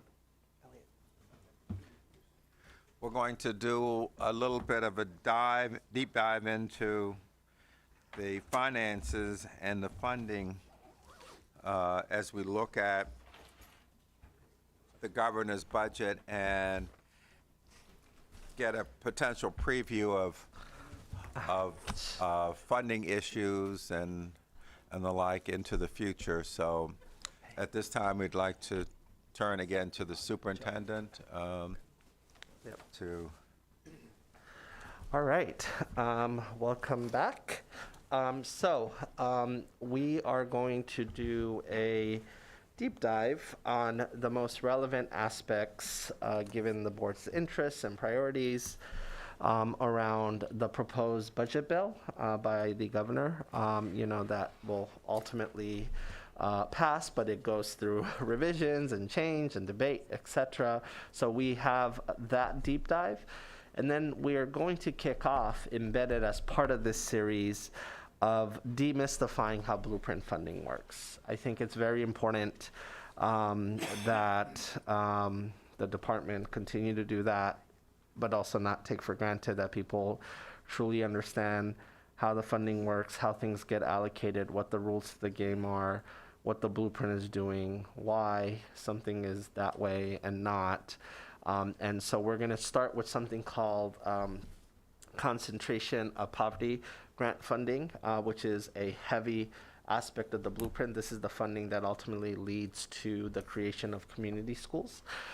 So that's going to be embedded. We're going to do a overview of the budget bill and its components, and we'll talk about blueprint and solvency and what the current things have changed since we've published this. We try to put the most current thing, but then we're also going to shift to an aspect of blueprint formula so people understand.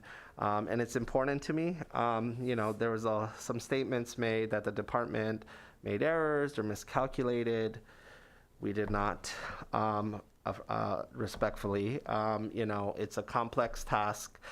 We have checks and balances with the Department of Budget and Management, and then we have the Department of Legislative Services, and ultimately we check each other's work and we publish. If my team truly got it wrong, then I would be in Annapolis in a hearing, and I would, that we did not. There's just certain rules kicked in this year that really changed how what people thought that they were getting. And we try our best to demystify that, and we're going to continue to do that.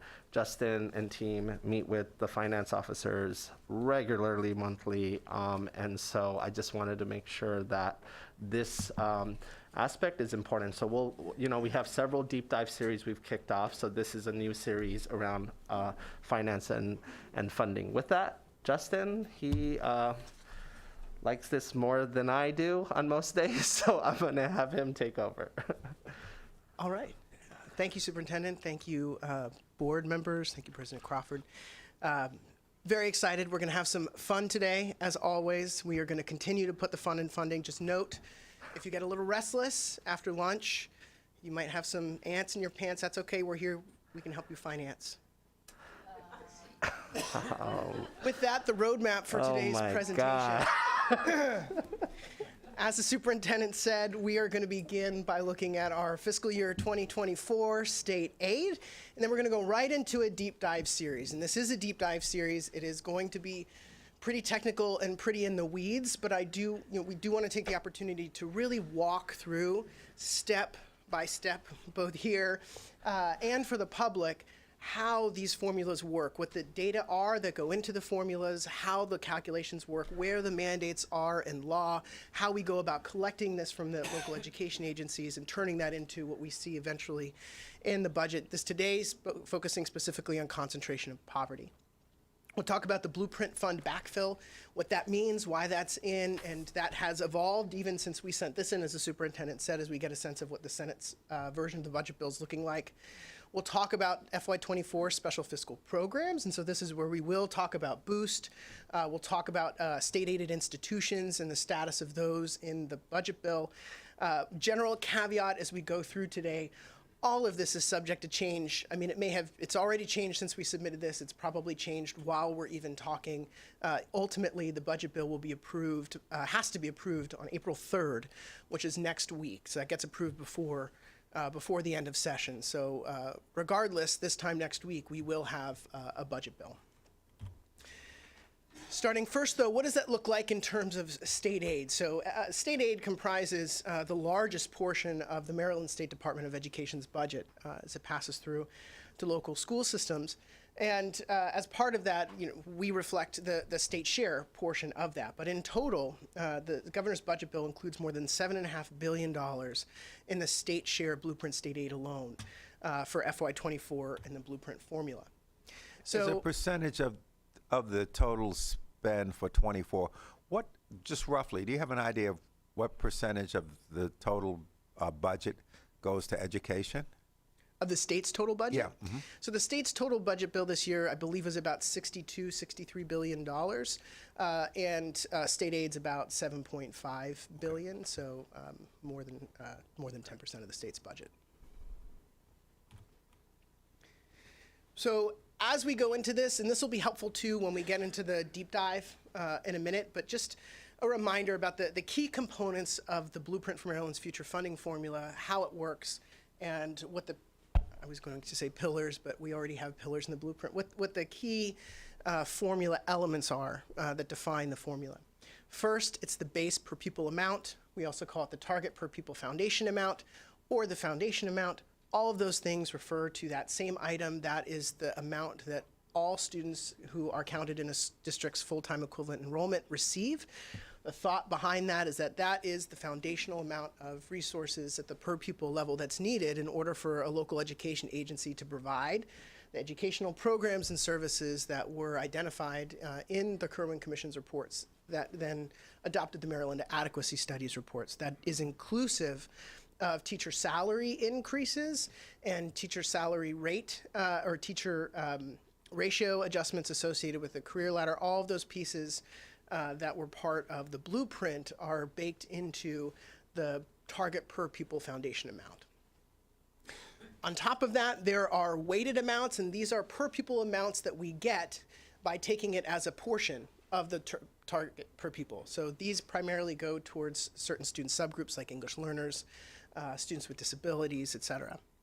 The last type of program in major aid we have are the program-based amounts. Again, guaranteed tax base is one example I go to, where these are programs that are not necessarily based on an individual count of students or teachers, but instead it is an actual programmatic element that is designed to district-wide address a certain element. Guaranteed tax base, like I said, to incentivize local investment beyond maintenance of effort. The CWI, the Comprehensive Wage Index, is meant to be an adjustment to address differentiated market costs of labor and other personnel services in different districts across the state.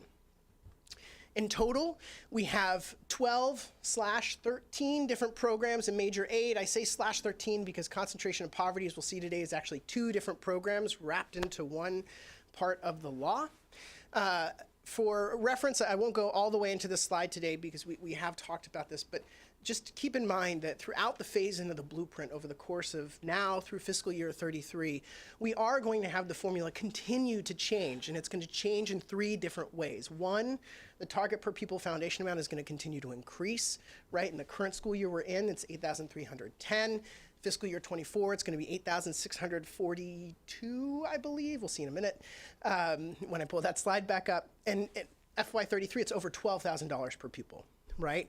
And because so much of the formula is relative, proportional to that target per pupil foundation amount, every time that changes, that has cascading consequences on other elements of the formula that are proportional to that target per pupil foundation amount. So if something's 80% of the target per pupil and the target per pupil goes up, so does that weight. And of course, the weights themselves do change, and we've seen that throughout phase-in. And so the English learner weight, for example, decreases throughout phase-in. The students with disability weight increases, right? So the proportion, so when I say weight, that's the proportion of the target per pupil, changes for some of the weights. And then, of course, eligibility criteria also change. easiest example here would be the addition of Tier 2 eligible pre-kindergarten students, which enter the formula in fiscal year 25. So we'll actually be reporting those Tier 2 counts this coming fall in December when we submit our enrollment for FY25's state aid calculation. A couple budget highlights. So these are going to be some top-level looks regarding the budget again. These speak to state aid specifically. Overall, it is an increase, right? So in terms of the total state share, so I'm talking just now about state share, state aid, it goes from $6.9 billion in fiscal year 23 to $7.5 billion in fiscal year 24. Notably, that is an increase even though enrollment is decreasing. And what I mean by, and I want to be careful with my words here when I say enrollment is decreasing. School district level enrollment for the most part is actually increasing year to year. We'll see in a minute though that because the formula has some soft landing provisions built in, some guardrails around particularly declining enrollment, that has softened and mitigated the impact of enrollment drops associated with the pandemic. And as that catches up, well, school district enrollment catches up, technically the enrollment from last year to this year in terms of funded students is down, even though district enrollment is up. Stay with me on this one. I got a slide to explain that a little more clearly in just a second. One notable highlight that we want to flag here is that the state share of state aid pre-kindergarten funding decreases, but this is expected. It is known. We informed all of the local education agencies about this extensively last year and again through the year, this year leading up to the release of the formulas. The reason for that is up until this year, we had a proxy for those data. So coming into FY23, we did not have a mechanism to collect the Tier 1 eligibility requirements in the law. We only collected, I shouldn't say only, it's a big collection. We collected the free and reduced price meal data, which is 185% of the federal poverty level, right? Tier 1 eligibility in the law is 300%, so there's a gap. And so again, we'll talk about what pre-K looks like in a second, but it does drop this year just a little bit, but that is an anticipated drop in total dollars. The actual per student amount has increased in pre-K. Last, the state share of state aid and compensatory education. This is the state's program associated with students in circumstances of poverty, or I should say one of them, obviously concentration of poverty being the second. Increases as well. That is largely driven by an increase of over 108,000 students who are identified for comp ed eligibility this year. That count is largely driven by the Medicaid Direct Certification pilot program that we are in, and the identification of students using their Medicaid data as eligible for free and reduced price meals. So what does this look like overall? And so again, we're going to start here looking at, and as I look at the screen here, my apologies, those are probably super difficult to read, but I know you all have this in front of you as well. There are only 2 districts in the state who, by the state formula, would have had less this year in terms of total state share of state aid compared to the previous year. Those were Allegheny County and Baltimore City. However, the governor's proposed budget bill, and that has persisted at least so far in the House version, we'll see in the Senate version, there's a hold harmless for those districts. So they retain their total state share of state aid as well as their total state share of direct aid compared to last year. So even though the formula says that they were supposed to lose money overall, and again, I want to be careful when we say lose money, enrollment is down, right? So in those districts, because it is a per pupil formula, when enrollment is down, the total dollars go down. Again, that's not necessarily a reflection of per pupil costs going down, it's just a total going down. But in this case, the governor's budget does hold them harmless by providing supplemental appropriation next year to keep them level funded from last year. Everybody else increased, and statewide, it's about a $610 million increase over the previous fiscal year. So as I mentioned, I want to dig in a little bit to what I'm talking about when I say enrollment's decreasing in terms of state aid, but enrollment's actually increasing in terms of school systems. And so as we mentioned before, right, that target per pupil amount increases from 8310 FY23 to 8642 in FY 2024. So because of that increase, right, that increase in the target per pupil foundation amount essentially accounts for why foundation money has increased from last year to this year, even though total enrollment in terms of the state funding formula has decreased. Here's why and how that happens. So the Blueprint funding formula has in place a provision that attempts to create, it's not a hold harmless, but it attempts to create a soft landing so that year-to-year volatility in student enrollment, particularly declines in student enrollment, doesn't have a sharp or dramatic impact on a local education agency. The way it does that is the law says that for a given year, a school system's total FTE enrollment is the greater of the actual enrollment from that 9/30 enrollment date or the 3-year moving average. By law, that 3-year moving average excludes 2020 to 2021 school year, right? So when we talk about the 3-year average, we're not including that year, so that year's out. So as a result of that, as you can all probably imagine, especially with the pre-pandemic enrollment, that 3-year average for nearly all of our systems was more than their actual enrollment. And so what you have here, so if you go to the bottom, we're getting very close. And so there's certainly a chance that next year these would flip back to where we would typically expect them to see. But on the bottom of the slide here is the table. Top row is fiscal 2024, so that's next year. Bottom row is fiscal 2023, so that's the current year we're in right now. So the FTE enrollment, as you can see, goes from 848,000 this year to 852,000 next year. So that's that 930, and that's just looking at our 930 enrollments last year to this year. However, our 3-year moving average goes from 861,000 to 858,000. So that is a decrease. The reason, though, that you'll note that that still is a factor in the formula is ultimately 858,571 is more than 852,792. So the law funds the greater of. And so that becomes an important thing to internalize as well, because for local education agencies, that has impact on the per pupil rates we use for maintenance of effort and other calculations that the local education agencies have to deal with as they implement their local funding. And so this is something I think that the Blueprint couldn't have anticipated the pandemic, right? And structuring hold harmless in this way, I think overall is well designed to support school systems in this effort. But the way it manifests in the formula right now, where we had that sudden sharp decline, is that the law is actually doing exactly what it's supposed to. And it's giving local education agencies a chance to have their enrollment catch back up to where it was, while not necessarily quickly and immediately pulling funding to snap to that same year per pupil count. It's allowing it to be a 3-year average.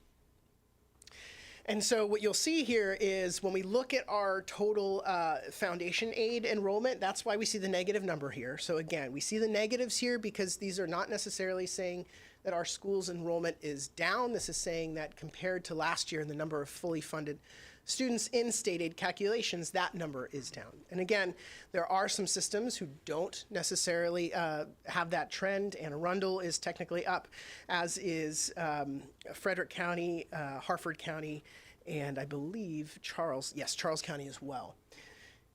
Even then, even with those reductions, because of the change in the target per pupil foundation amount, because that increased, all of the local education agencies see an increase in the FY24 foundation amount compared to last year. All of them. So the other piece here that's important to note, like I mentioned earlier, is the impact of Medicaid Direct Cert on state aid. And so having that additional ability in the law to identify compensatory education eligible students has driven the identification of more than 100,000 students. While that's going on, as I mentioned with the other piece, right, this is a weight, it's proportional to the target per pupil. So in addition to identifying more children, more students who are eligible, we've also increased the amount of funding that goes with them, right? And so that's why overall, the combined state and local share of comp ed in FY24 over FY23 actually increases more than $800 million. And that's, again, combined state and local share. The state burden in that's about half.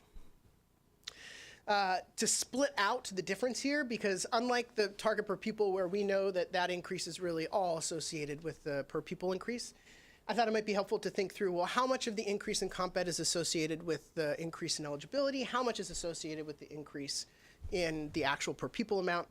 86% of the increase in comp ed for FY24 is associated with the increased enrollment. 14% is associated with the increase in the actual weight itself.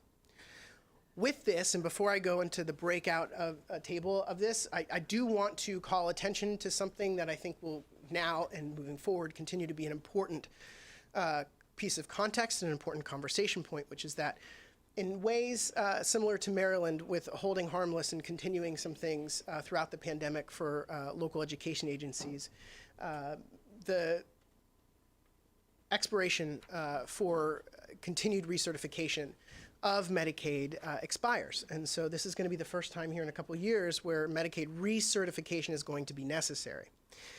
That, as a consequence of that, I want to temper expectations for what those comp ed counts might look like next year. Because while we have those extra students identified in the formula this year, we don't know and whether and to what extent you are going to get essentially 100% of that back when recertification returns this summer in July. And so, our expectation is that number would actually decrease next year.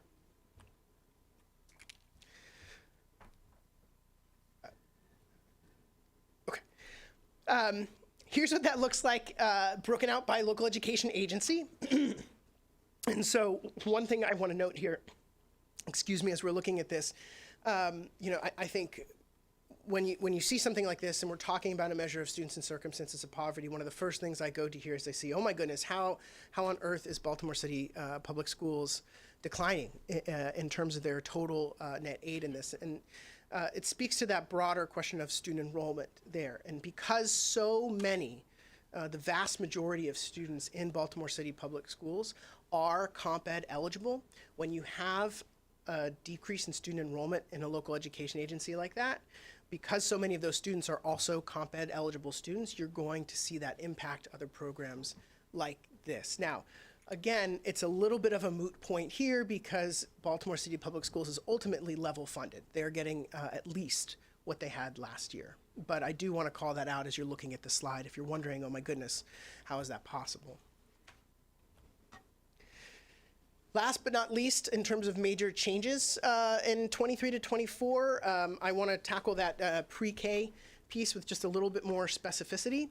And so Tier 1 pre-K eligibility in the law is 300% of or below of the federal poverty level, students at 3 or 4 years old who attend a full-day pre-kindergarten program.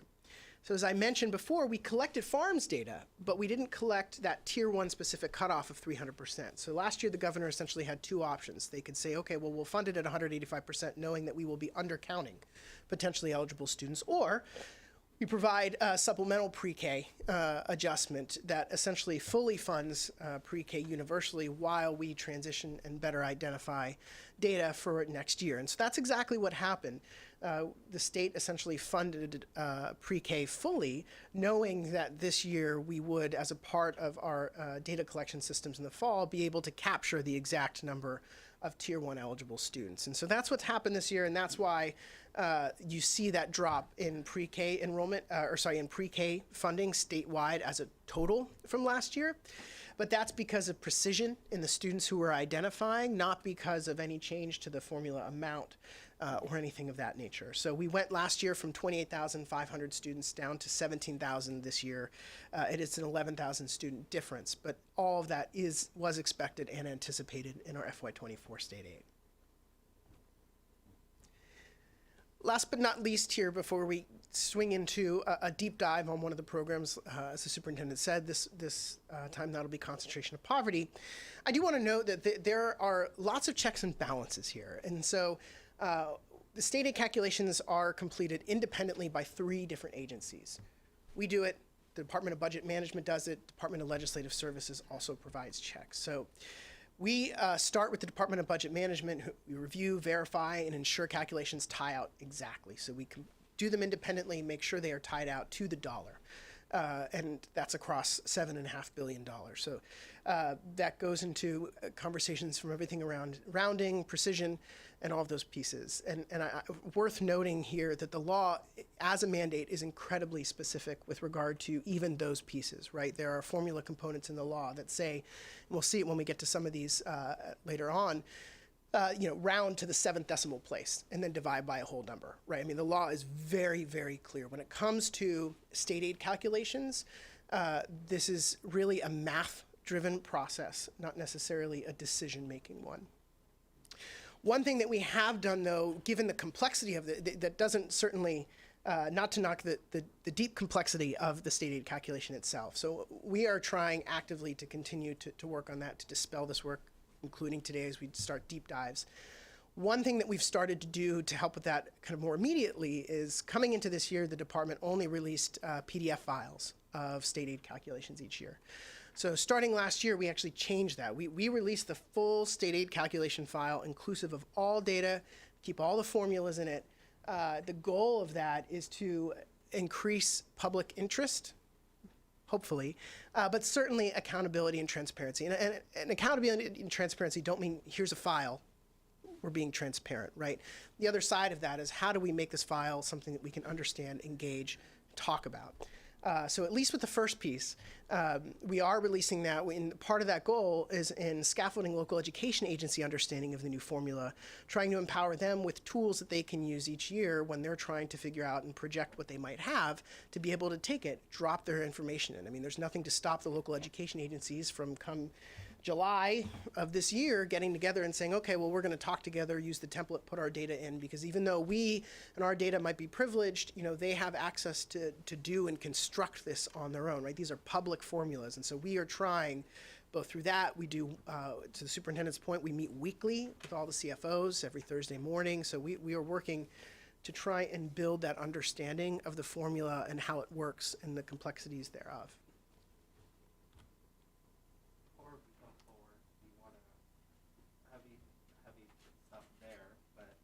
Make sure if you want to ask questions related to what he's covered so far before we go into this specific aspect of Blueprint.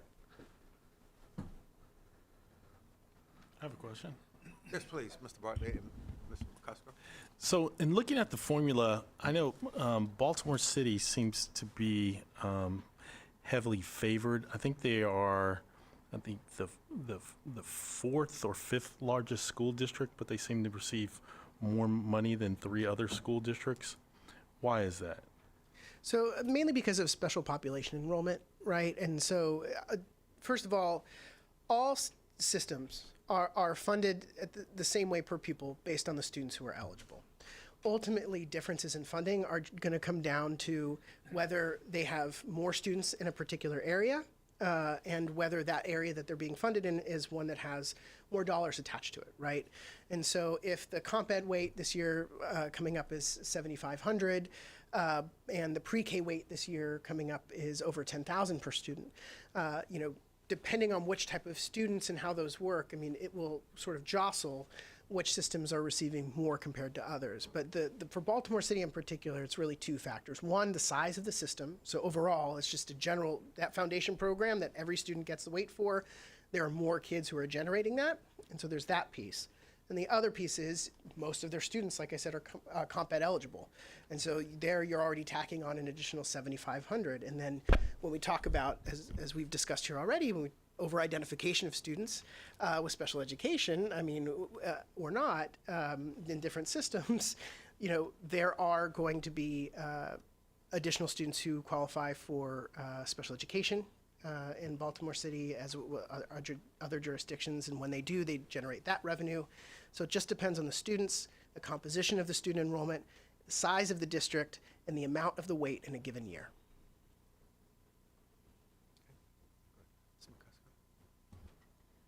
So I don't know if you can answer this or not, but with the Medicaid direct certification going into a recertification cycle, which hasn't been there in the past, what's being done to make sure families know that it's going into a recertification process, and how are we enabling those families to navigate that system?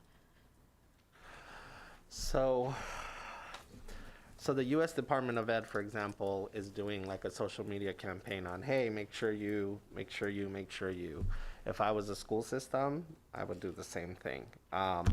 The department can use its platform to say, hey, like I made sure we reshared that process from U.S. Department of, our health department can be active of it, right? So it's going to take an all-out effort, but at the end of the day, if you really want to get families to fill out that form, no one's going to be more powerful than the school. Right, and you know, when we had the pandemic PBET cards and such, right, I remember us in San Antonio like hustling like crazy to help families fill that out and navigate and navigate the state's bureaucracy to get it. So that's what it's going to take. I mean, so if Anne Arundel got a huge increase this year based on Medicaid Direct Cert, if you want that to hold true, you gotta hustle to make sure those families fill out. There's nothing precluding you to do that. You should do that, and so that's what I would say. How cumbersome is the form? No, I have never filled it out, so I Just imagine. thinking about our families who may not have. Yeah, I imagine like many that may not government be forms, through it's or- complicated, but I don't know if it's gone through like a reform like FAFSA has been simplified. But you know, I can look that up. I have not personally filled it out. I just think it's important that we make sure Yeah. families know how to do it. And for the time being, we're also trying to be loud about it as much as we can, kind of echo those, including again in those weekly calls. You know, make sure, just as a reminder, we see these numbers now. What can we be doing to make sure that those are, you know, staying where they need to be, right? I mean, obviously, if a student's not eligible, they're not eligible. But if this is giving us a better way to identify students who should be receiving those funds, then absolutely. Okay. We'll dive into our deep dive series on concentration of poverty. That is one of the main reasons why Baltimore City's funding is higher, and we'll talk about what goes into that right now. And with this, you know, thought it appropriate, you know, let's start the deep dive series with probably the most complex of the major aid formulas. So if we get through today, we're golden, everybody. We've got this. So the formula aid, so what I'm going to do with this is we're going to talk through this in chunks. So first we're going to talk about the why, just go over again what the intent of the concentration and poverty grant formula is, how the data are structured, what goes into the formula, how we actually calculate it, and then what program administration looks like. And then we're actually going to look at a couple real examples to walk through this using some actual schools in the state aid calculation file. So in general, concentration of poverty formula funding, if you want to look it up or track along in the law as we go through today, that's in subtitle 5, 223 of the Maryland Education article. The goal of this is multifold, but concentration of poverty supports the establishment and maintenance of community schools for schools whose concentrated poverty exceeds thresholds defined in law. We'll look at those in just a second. The program does this through two actual sub-programs, if you will. And so that's why I said, you know, kind of 12 and a half, 13 major aid programs. So yes, it's concentration of poverty, but the easiest way to think about concentration of poverty is actually to think about it as two distinct programs. There's the concentration of poverty personnel grant program and the concentration of poverty per pupil grant program. In the formula, it's designed so that a school receives the personnel grant first. So first they become eligible for the personnel grant. The idea here is, hey, you have concentrated poverty that meets these thresholds. We know that you are going to be a community school, but before you get the money for the wraparound services, we need you to do a needs assessment, we need you to recruit and hire your staff, and we need you to develop a community school implementation plan.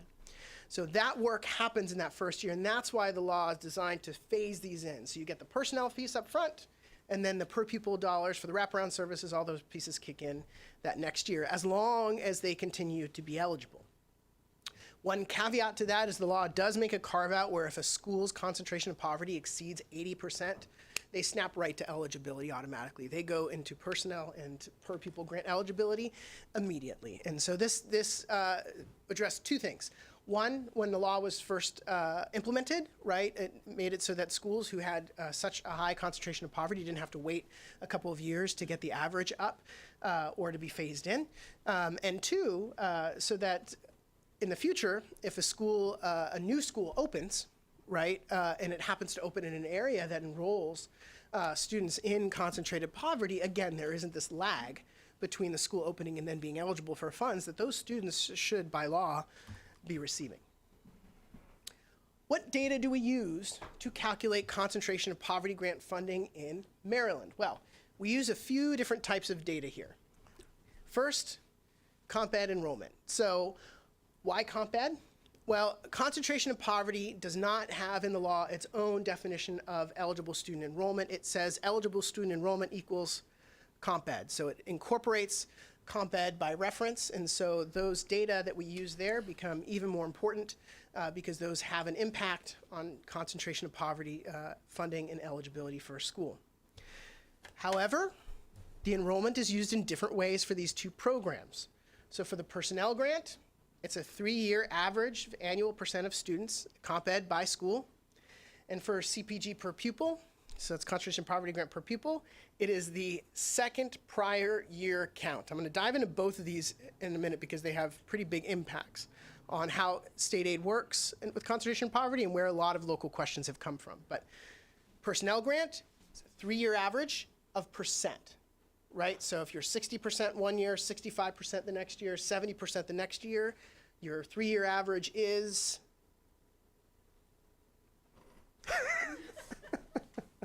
65%. The state's not doing well in math right now. So that's a percentage, right? So that personnel piece is a percentage.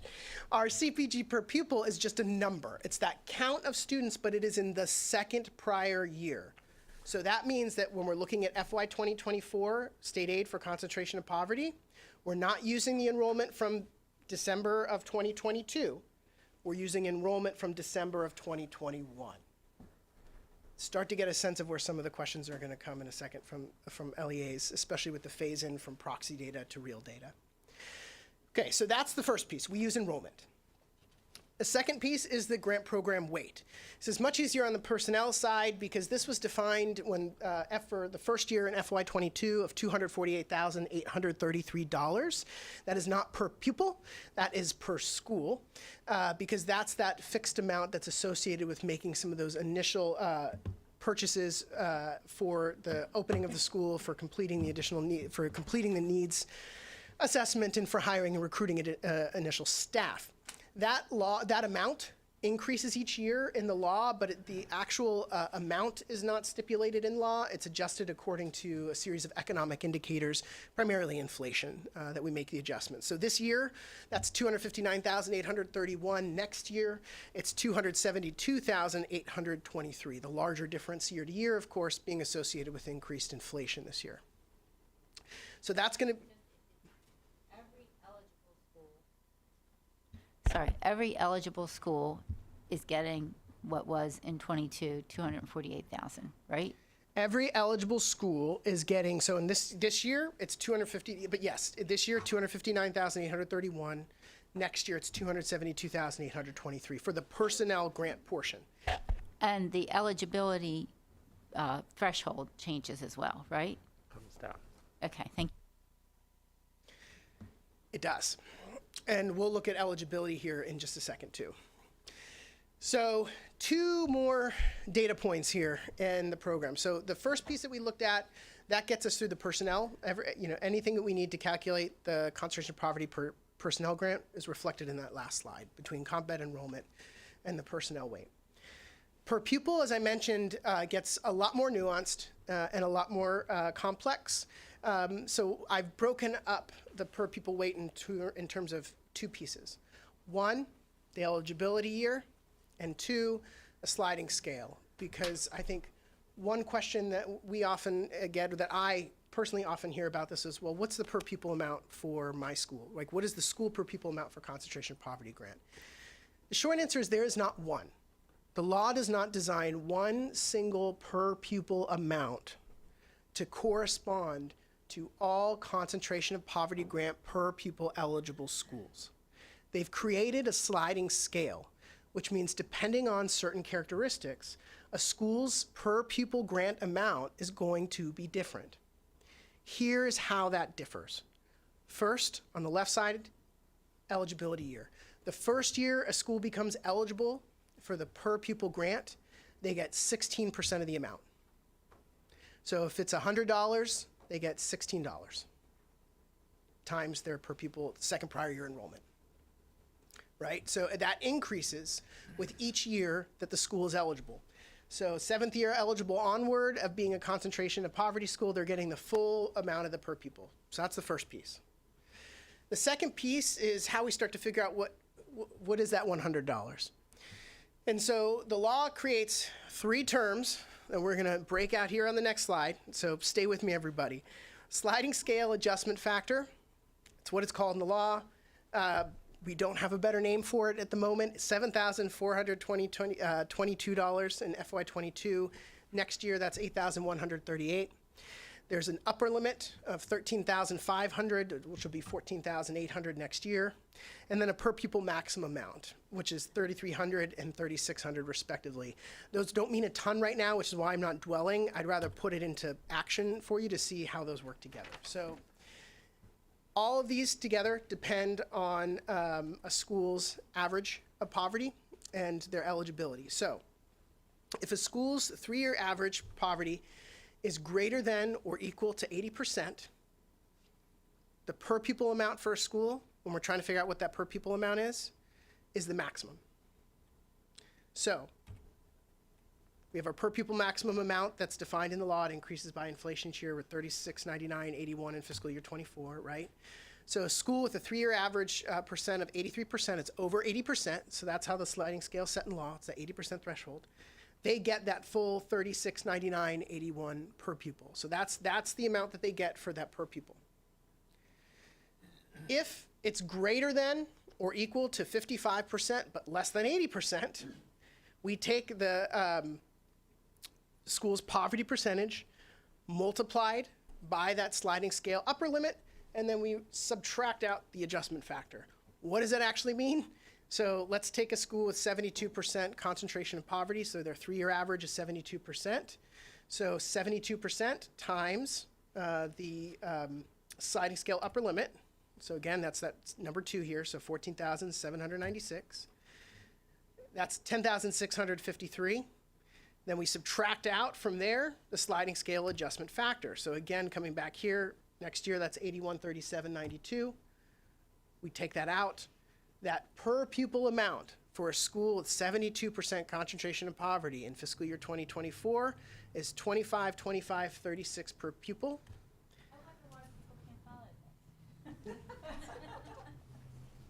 This is, I got nothing. It is complex. It is. Now, eligibility. So that's how everything we just looked at. So if everyone wants to take a breath for a second, that's how we get all of the data we need to calculate the formula. We use that adjustment scale to figure out what the per pupil amount is for a school. We take the number of years a school has been eligible to figure out what that ultimately is. So in this case, that 36 times a school in its first year, they're going to get 16% of that per pupil. And then we have the enrollment that's going to be driving these calculations. So we have the data. Now we need to find out who's eligible and then run the calculation. So to the eligibility question. Eligibility is determined based on that 3-year average poverty concentration. That does change over time. And so what you see here on the screen on the right side, that's how these are phased in throughout the blueprint. And you'll notice, in part by design, when you're talking about the intent between getting personnel grants first, getting those resources, and then having the wraparound services so the per pupil grant kick in. So with the CPG personnel eligibility threshold, it's lower at first, right, than the CPG per pupil. But all told, we all land at the eventual goal of 55% for both. And so it's just that the CPG personnel threshold gets there earlier than the per pupil eligibility threshold. So for fiscal year 2024, a school's 3-year poverty concentration had to meet or exceed 60% to be eligible for the personnel grant and 70% to be eligible for the per pupil grant. Next year, that drops to 55-65, and then the per pupil grant walks its way on down for the next 2 years until we get to 55-55 in fiscal year 2027. One thing to note, alternative schools that are not the primary school of record for a student are ineligible for concentration of poverty grant funding. And so there are schools, right, who are listed as a school, but the students of record are not necessarily assigned to that school. So one thing that we do as we're going through the formula and determining eligibility is we are also assessing the alternative schools to make sure that we are not inadvertently excluding one who, for whom the students are, that is their school of record, and so they are entitled to these services and support. Last thing to note here is that eligibility information, again, is not the information used to determine the per pupil amounts. So even though we use this 3-year average to determine eligibility for the personnel and then to determine eligibility for the per pupil grant, we're still using an actual count of students from the second prior year to figure that out. Everybody follow, right? So we're going to pass out a quiz. Everybody ready? Is there going to be an opportunity to ask questions? Yes. Open book. Yeah. I will defer to the board on whether you prefer to ask those throughout or at the end. But Did you have a question, Mr. Bartley?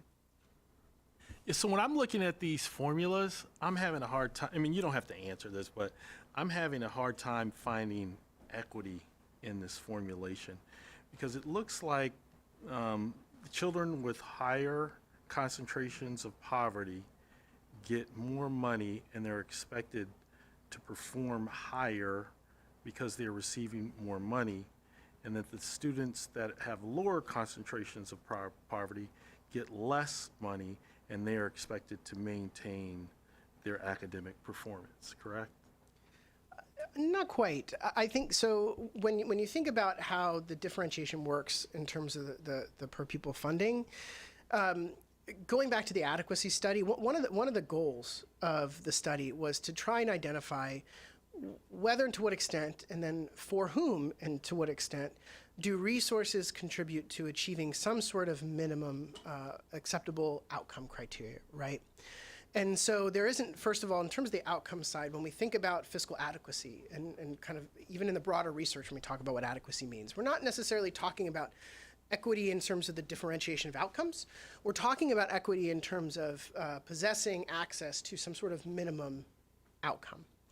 And so what a funding formula like this that differentiates funding by student subgroup, et cetera, is designed to do is designed to, again, it's not trying to create equal funding, but it is trying to recognize that different students require different resources in order to educate and get to that same minimum.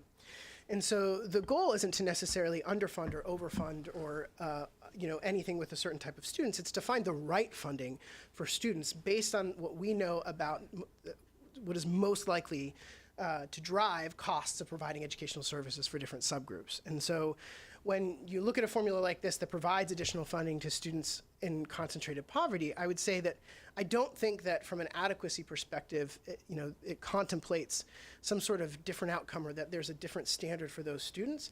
I think that we could say that those students might have longer to go to get there. I mean, it's sort of the equivalent of showing up to a marathon, and some kids show up to, you might show up to a marathon ready to go with your sneakers and your water pack and your fancy gummy candies and all those fun things, or you might show up to a marathon with no shoes and no running clothes and no training and all of these things. And yet we have this end to work towards, but one of those runners is going to need a whole lot more in terms of physical resources to be able to stay competitive in that race and really reach the same result of finishing the race than the other student. And So there's no guarantee of accelerated academic performance because they're receiving more money. I think that's what you're saying. There's no guarantee. No, I wouldn't say that. I mean, I think the research is pretty clear that increased investment in education, resources in general, do have a causal impact on student outcomes. I think that the difference, though, is how and in what way those outcomes are distributed above what we consider to be the minimum. But that minimum is the goal of fiscal adequacy. Of course.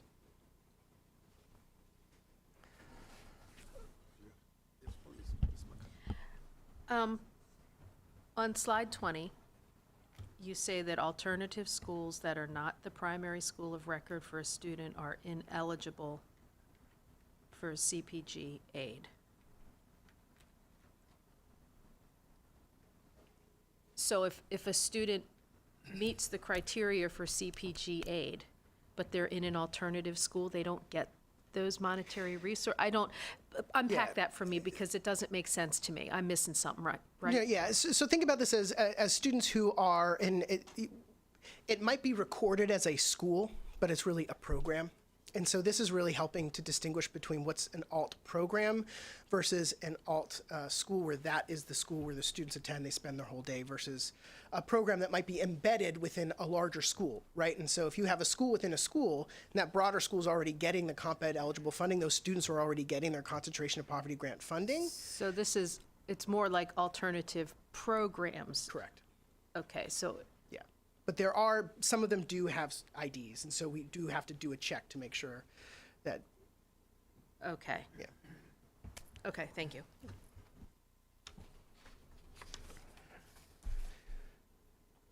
So let's look at a calculation here. So we're going to actually walk through calculating based on these, and then we're going to look at a school and what that actually doing the numbers for a school looks like.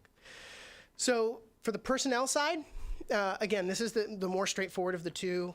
We determine eligibility by using the eligibility criteria that we talked about. It's that 3-year comp ed.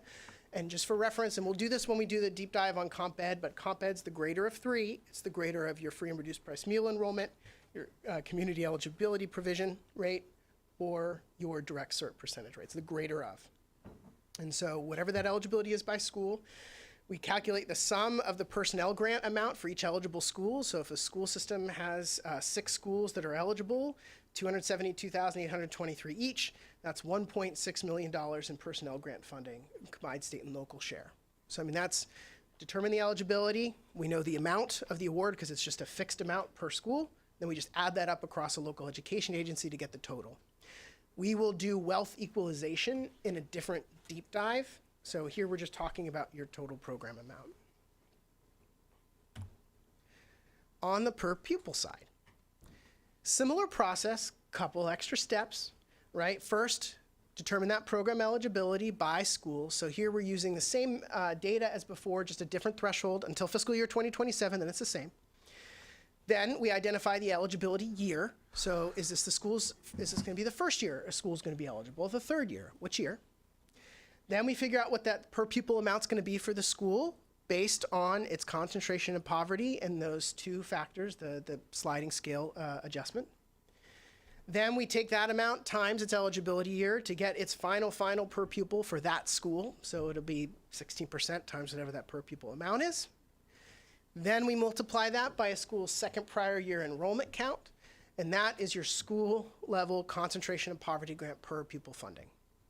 From there, we roll that up to the district level, and then we do the determination of state and local share based on wealth equalization. So I kind of want to give an example of what that looks like in practice. Okay. First thing we do, we collect the data. So this is an actual data collection form. This is from Booker T. Washington Middle School in Baltimore City Public Schools. This is what we send out to local education agencies, and they send back to us to self-report their data. And so as you see here, because of those 3 different provisions of comp ed eligibility, we collect that here. Free and reduced price meal data, direct certification, including the split for the Medicaid free and reduced, as well as CEP information. So that's our first stop. We actually go to the local education agency, we collect the data. We do this through this process because the school community nutrition reporting for meal data comes in mid-December, and these data are essentially wrapped at the local school systems on October 31st. So school systems have less than a month to fully go through and submit these data to us. It is a tight turnaround for them, but it is new in the blueprint because of the new reporting deadline of December 1 onto the blueprint. So it really sandwiches a lot of this for the local education agencies, and it's why we tend to spend a good amount of time working with the local education agencies to help clean up their files and go back and forth even once we get them in. Either way, send it out. This is what we get back. We then take that and put that into our file. So as you can see here, I've got the 3 years of data And this is actually a screenshot from our state aid calculation file. So we take it, we move it in so that it can factor into the 3 years, the 3-year average, as well as the eligibility counts. And so you can see here, 2022, 2023, and 2020, those are school year, fiscal years. So when you see 2022 here, that's 21, 22, 23 is 22, 23. And then, of course, you don't see 21 because the law omits that year from counting. The process I'm talking about right now is important to know about because there's also something different here that happened. And so actually this slide is illustrative of that point. And so if you take a look at the top here, where you see the numbers for Booker T. Washington, on the right side, you see the first. There are a couple other columns after that, but this is so you see the free count. So in 2019-2020 for Booker T. Washington, that was 231 students. 2 things have happened since then. Well, 3. First, the pandemic. So, the pandemic. But 2 things in terms of our process, right? Originally, under the Thornton formula, when concentration of poverty did not exist as a major aid category in the law, we did not collect these data at the school level for the purposes of state aid. We collected it at the district level. Because concentration of poverty requires us to collect it at the school level, we did that for the first time last November. And so what you now, and that's also the first year coming out of the pandemic. And so what you see here when you look at 2022, you see that number drop, right? Because we're coming out of the pandemic. They're not using carryover. Eligible students aren't contributing to the count. We don't have a proxy anymore because we have the new law and we're collecting this at the school level the way it's supposed to be. And so you see a drop in the student count. What you don't see here is that that wasn't as much an issue for the local education agencies last year because it was a 3-year average, right? And 2 of those years last year were pre-pandemic. This year, it comes in 2 ways. 1, we've got 2 post-pandemic years in the 3-year average now. And 2, for the first time, because it is second prior year enrollment, FY24 is the first year where that state aid calculation is now using the school level non-proxy data. It's the first time. And so those 2 things together contribute to a more precise, but certainly a different enrollment count for the local education agencies. Once we put that into the formula, the way that our sheets work is it's designed to auto-calculate essentially and update. And again, this speaks to also our efforts on transparency. We did structure the state aid file so that once we pass it out, if a local education agency just changes the fiscal year on the first slide, it automatically updates to all the correct statutory amounts and formulas for the next fiscal year. So one of the only ways we could do that was by building in a lot of formulas and trying to make this more automated. That also helps because more systematic use of checked formulas means less human interaction with the data, and of course eliminates an option for at least a systematic error, right? So we use these formulas, and again, all of these tie out because while we have this, Department of Budget Management calculates it, Department of Legislative Services connects it, and even after all this is done, we still get back together and check it out. But we load it into the formula here, and so what you see on the bottom is we track eligibility years for the schools. You can see when they're eligible for the personnel grant, which years they've been eligible for the per pupil grant. If you look in the bottom under FY24 status, you can see they're still eligible for the personnel grant. They're in their 3rd year of the per pupil grant, which generates a 37% adjustment on their sliding scale amount.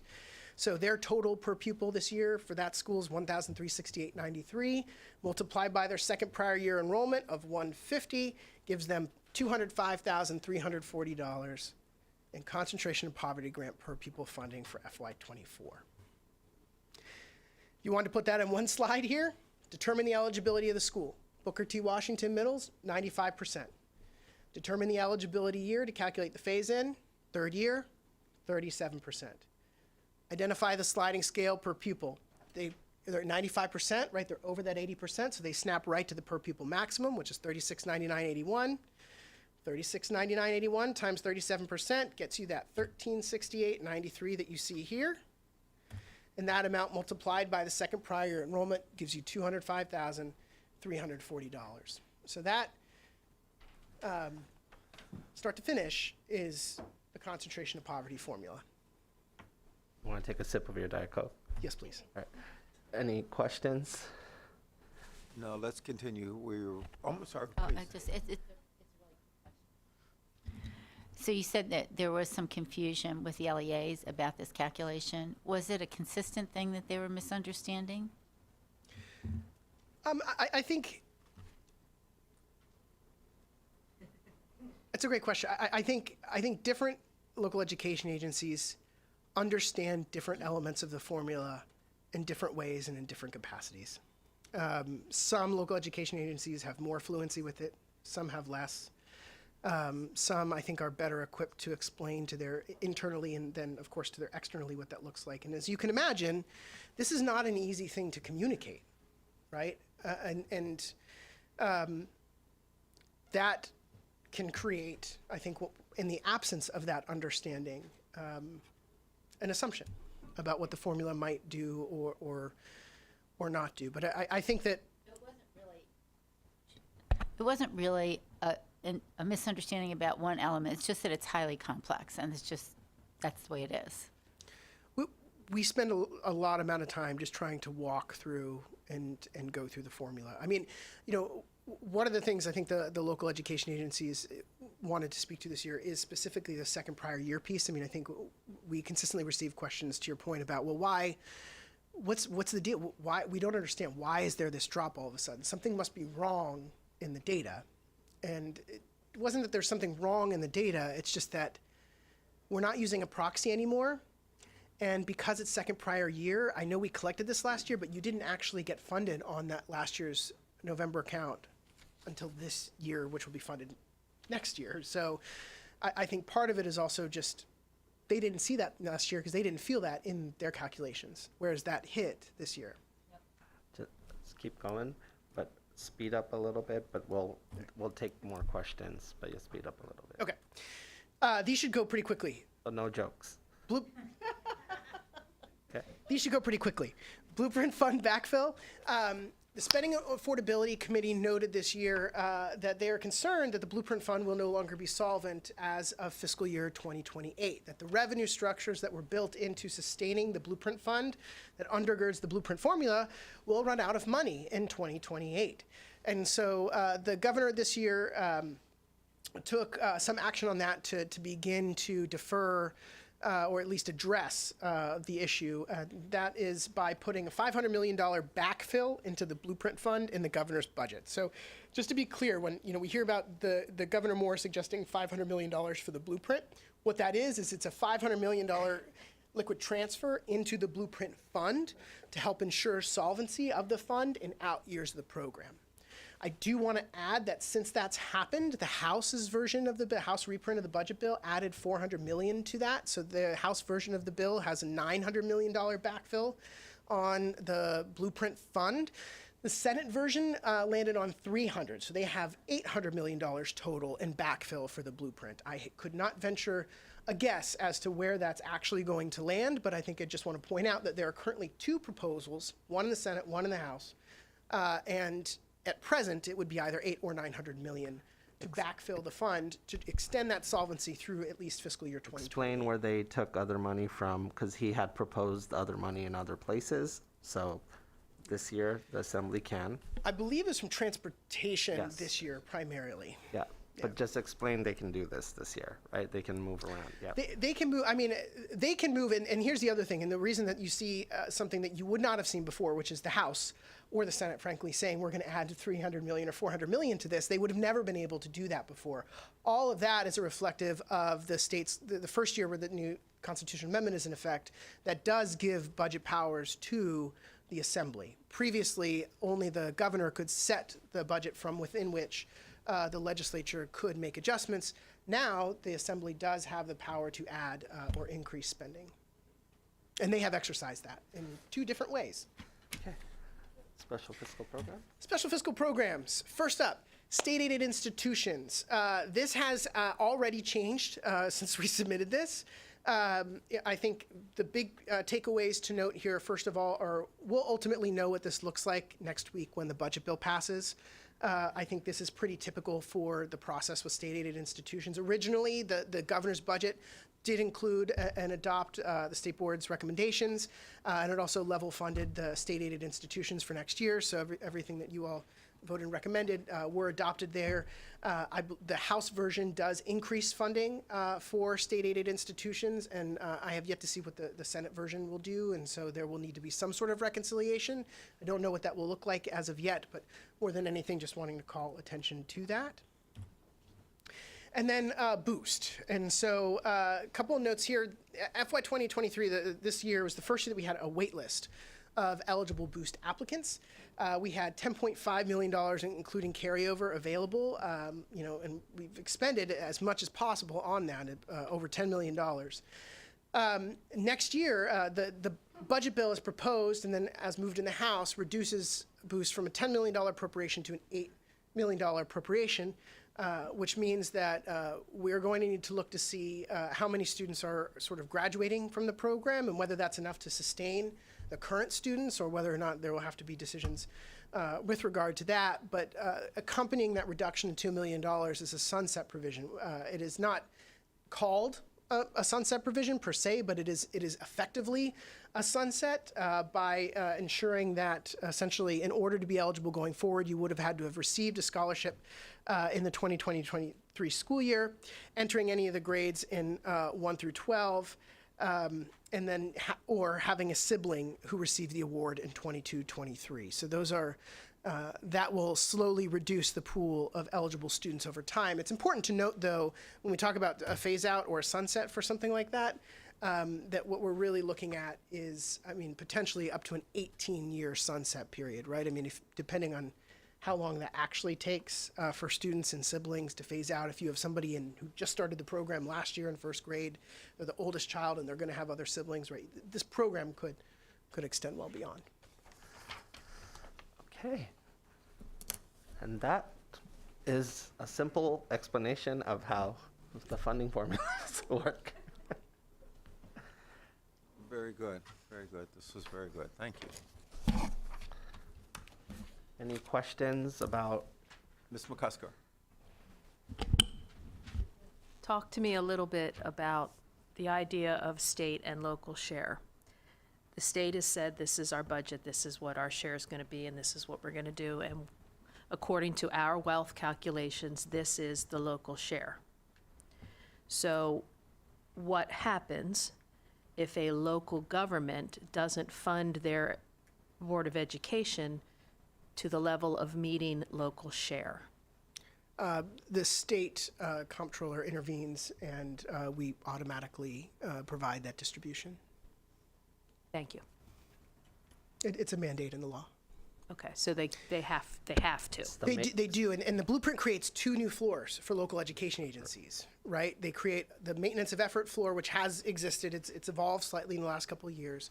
But the other piece of the blueprint, because you have the minimum school funding component of the blueprint, it also creates a calculated local share, which is the total local share across all the different major aid programs.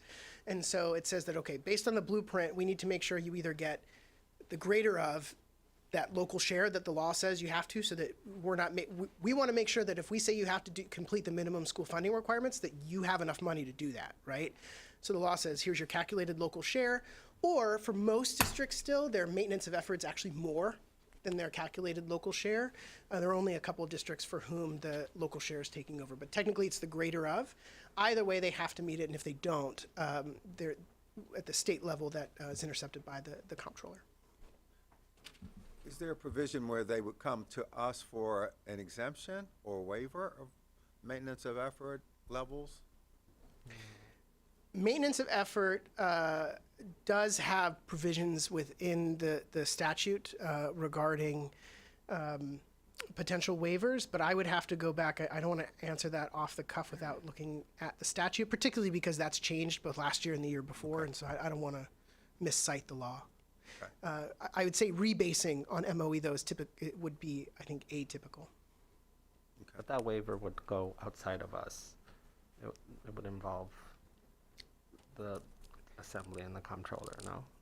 I don't know that. I'd have to look. Got it. Okay. That's fine. You can get back to us. Good. Any other questions? Okay. Thank you, Justin.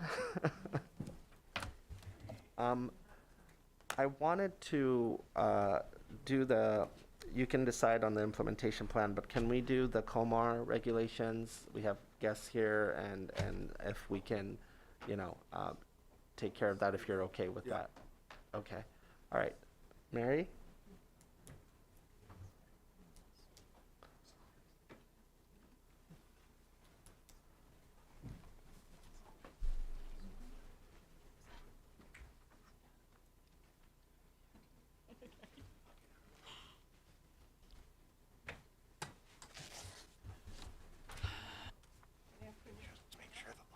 Good afternoon, Mr.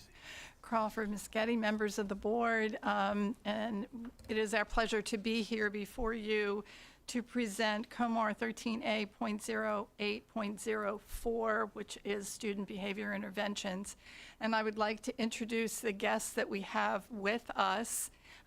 First, to my left is Kara Phillips, who has been a member of the Restraint and Seclusion Focus Group.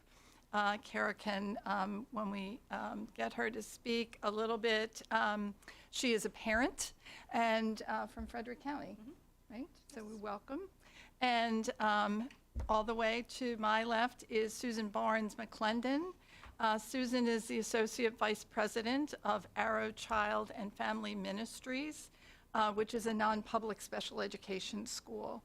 And so they have been members of our focus group, and I'll talk a little bit about that. We have other members here, so I don't know if the members of the committee, some of those that are part of MSDE have come up just to be part of this, the discussion of the regulation. And so we will begin. This regulation has been a very important work of the department and the focus group. And we bring the regulations before you based on the statute that was passed in July 1, 2022. So the statute passed a year ago almost now, which implemented certain things. So I'm going to just go through those quickly. You have the transmittal. We put really extra information in there, but I'm just going to highlight those a little bit. This regulation, House Bill 1255, Physical Restraint and Seclusion, Limitations, Reporting, and Training, which was in 2022, did certain things which you're fully aware of. It banned seclusion in public schools, which was an action that was taken by that legislation. It placed strict requirements on restraint, so it banned the seclusion in public schools, did not ban in non-public schools. It requires schools, both public and non-public, to do a notification which has not been done before, and that's a notification to the LEAs and to MSDE that if a student, or when a student, received 10 incidents of restraint in a public school, or restraint and or seclusion in a non-public school, that information has to be reported. That is a new requirement in the statute. It also requires the LEAs to respond to those incidents that are brought forward and to give the school and both public and non-public feedback on behavioral interventions of what can be done in these incidents. It also required that if a school had 10 or more incidents, or if they did not follow the requirements that were in the statute, that school would need to be in corrective action. And it also strengthens the restraint and seclusion data tracking. We have been collecting data on restraint and seclusion for a number of years, but we've been really collecting aggregate data. And the law required that we collect individual student data. As a result of that action, Mr. Chaudhary took a number of divisions, which included the Division of Special Education, the division, I'm not naming all the long names that we have, but the Division of Certification, the Division of Assessment and Accountability, and the Division of Student Support, along with the Attorney General's Office. And these 5 groups of us have been working for over a year to take a look at the implementation of that statute, well, almost a year, of that statute on July 1, 2022. So we're coming up to the anniversary of that. We've made it very clear to the local school systems that they were required to implement the statute, because when it becomes law, it becomes law. But we needed time to one, develop the regulations with the help of Amanda White, not the help, but the guidance and the work of Amanda in putting together these regulations for us. In establishing a focus group, because this work took a lot of people and a lot of discussion and a lot of really thinking about what should we be doing and how should it be implemented. And we also had to develop the procedures for collecting these 10 incidents. It's not really a walk in the park. You know, it's a lot of work to what's that process going to be for every school to report that. So we're happy to say that we've worked on that, and we have shared with you a number of documents that are pretty thick, some of the documents, but we wanted to let you know what we've done. We have been sharing regularly with the 2 deputies, Dr. Collins and Dr. Lawson, who've provided leadership to us, and of course to the superintendent, who has been guiding this work throughout the entire process. As a result of that, we have done a number of things. 1, we've worked on regulations, which I'm going to talk about in a minute. 2, we have done training for every one of our LEAs and non-public schools. We've done what we've called technical assistance sessions, and then we followed up with office hours following that. So we did an hour and a half, and it was the collection of all those divisions folks who did this incredible work. We invited everyone. We told the LEAs, you have to come. And we recommended that their special education office, their student services office, and their local accountability coordinators be part of that training, which they did do. And we invited all the non-public schools to come, and we did separate trainings for the non-public. We've completed those trainings, but we told them at the very beginning that it wasn't, we would be training for about 2 months and that we would be finished, and that's not the case. We would be training. We are also working with our IT division, who is helping us to design the forms and how we're going to collect them and make sure we respect the privacy of our students and how we're doing that. So we're working with them. And once we completed it, the full implementation of these forms will take place July 1, 2023. That's what we've been working on, in getting all of that work done. And then giving the LEAs the time to implement the procedures that they're going to have to do and that we're going to have to do in order to collect those forms. So the collection of that is really, really critical. It's part of the law, and it will inform us as to how we can support the schools, how we can support our families, how we can support the teachers. And so with that, then we have worked with the focus group that is represented in your documents and has a list of those members, of which Sue and Kara are representative, and I'll ask them. But we included some of our attorneys. We included local school systems. We included representatives from special education, representatives from student services. And we have met 5 times. 4 of those times have been in person. 1 is virtual, and we will continue to meet with them because their input and their guidance and their support and their discussion and their challenges are critical to this work and what we do. So Mr. Chaudhary has made it clear about what our charge is next. Get all this happening, make sure it works, make sure you work out all the details, and then next year really be looking at behavioral interventions and what we can do. So before I start on talking a little bit about the regulations, I'd like to give Kara and Sue an opportunity just to say hello to you and identify what their role has been. So either one gets to go. All right. Well, Kara's gesturing for me to start, so I will do that. I think you're good. Okay.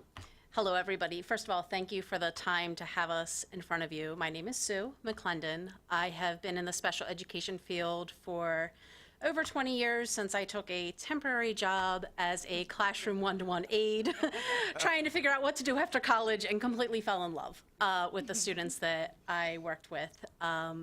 Became a teacher for a number of years, and then moved into a number of different roles. And what I do now is I serve 4 very small schools by the standards of our public schools, very small schools that serve some of our students with the most intensive special education needs in the state. I am responsible for about 300 people total at the end of the day between students and staff. I take that very seriously. I want to make sure that everybody goes home in the same physical, emotional, and mental state that they came in on, if not better. And so I was really very, very thankful for the opportunity to be included in these conversations that keep our students safe, that respect the safety of our staff.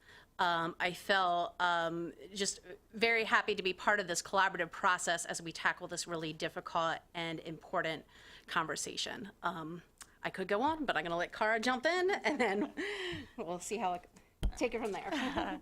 Thank you. Kara Phillips. I am a parent of 2 children in special education in Frederick County, one of which was affected by the DOJ investigation.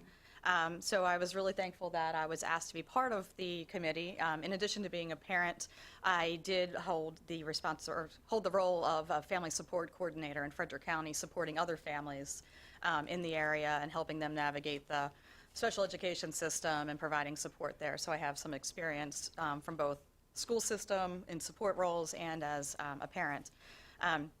And I did want to say too, one, thank you to Susan for her input and everything, but I also agree that the focus group was very well-rounded, in my opinion. I've shared this with other, I've taken it back to Frederick County and shared it with CCACs and other CSACs throughout the state, that I felt like it was a very well-rounded focus group with expertise areas in many areas, and it was really helpful to kind of hear those perspectives. So the process, I feel, worked very well.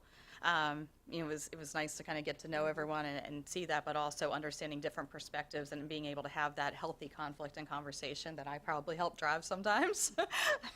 That I do think that we are moving forward in the right direction to help our students going forward. So I appreciate your time, and thank you guys so much for letting us join today.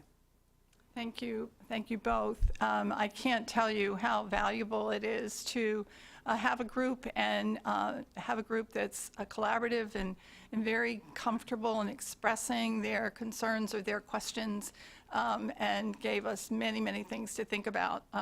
Specifically, I remember one of our last meetings when we were talking about the definition of seclusion and restraint.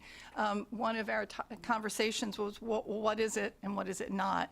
And the language that you see in the documents that we produced is language from individuals like Sue and Kara, who were helping define and get the language down for us. So what do you have before you? You have a robust regulation. Frequently, I bring regulations before you, or Kelly does, or someone else does, and they're pretty succinct. Kelly's are usually pretty complicated, but sometimes they're pretty straightforward regulations. And this one is also straightforward regulations, but it does follow the statute. So when we are looking at definitions, and you'll see some changes in definitions in seclusion or restraint, that's because the statute changed the definition of seclusion or restraint. And so we follow the statute because it's the law. But the statute also expects us to further explain or to make something happen. So if we're required to collect 10 incidents of restraint and or seclusion throughout the year, we have to figure that out. We have to give timelines. The timeline for that is within 4 business days.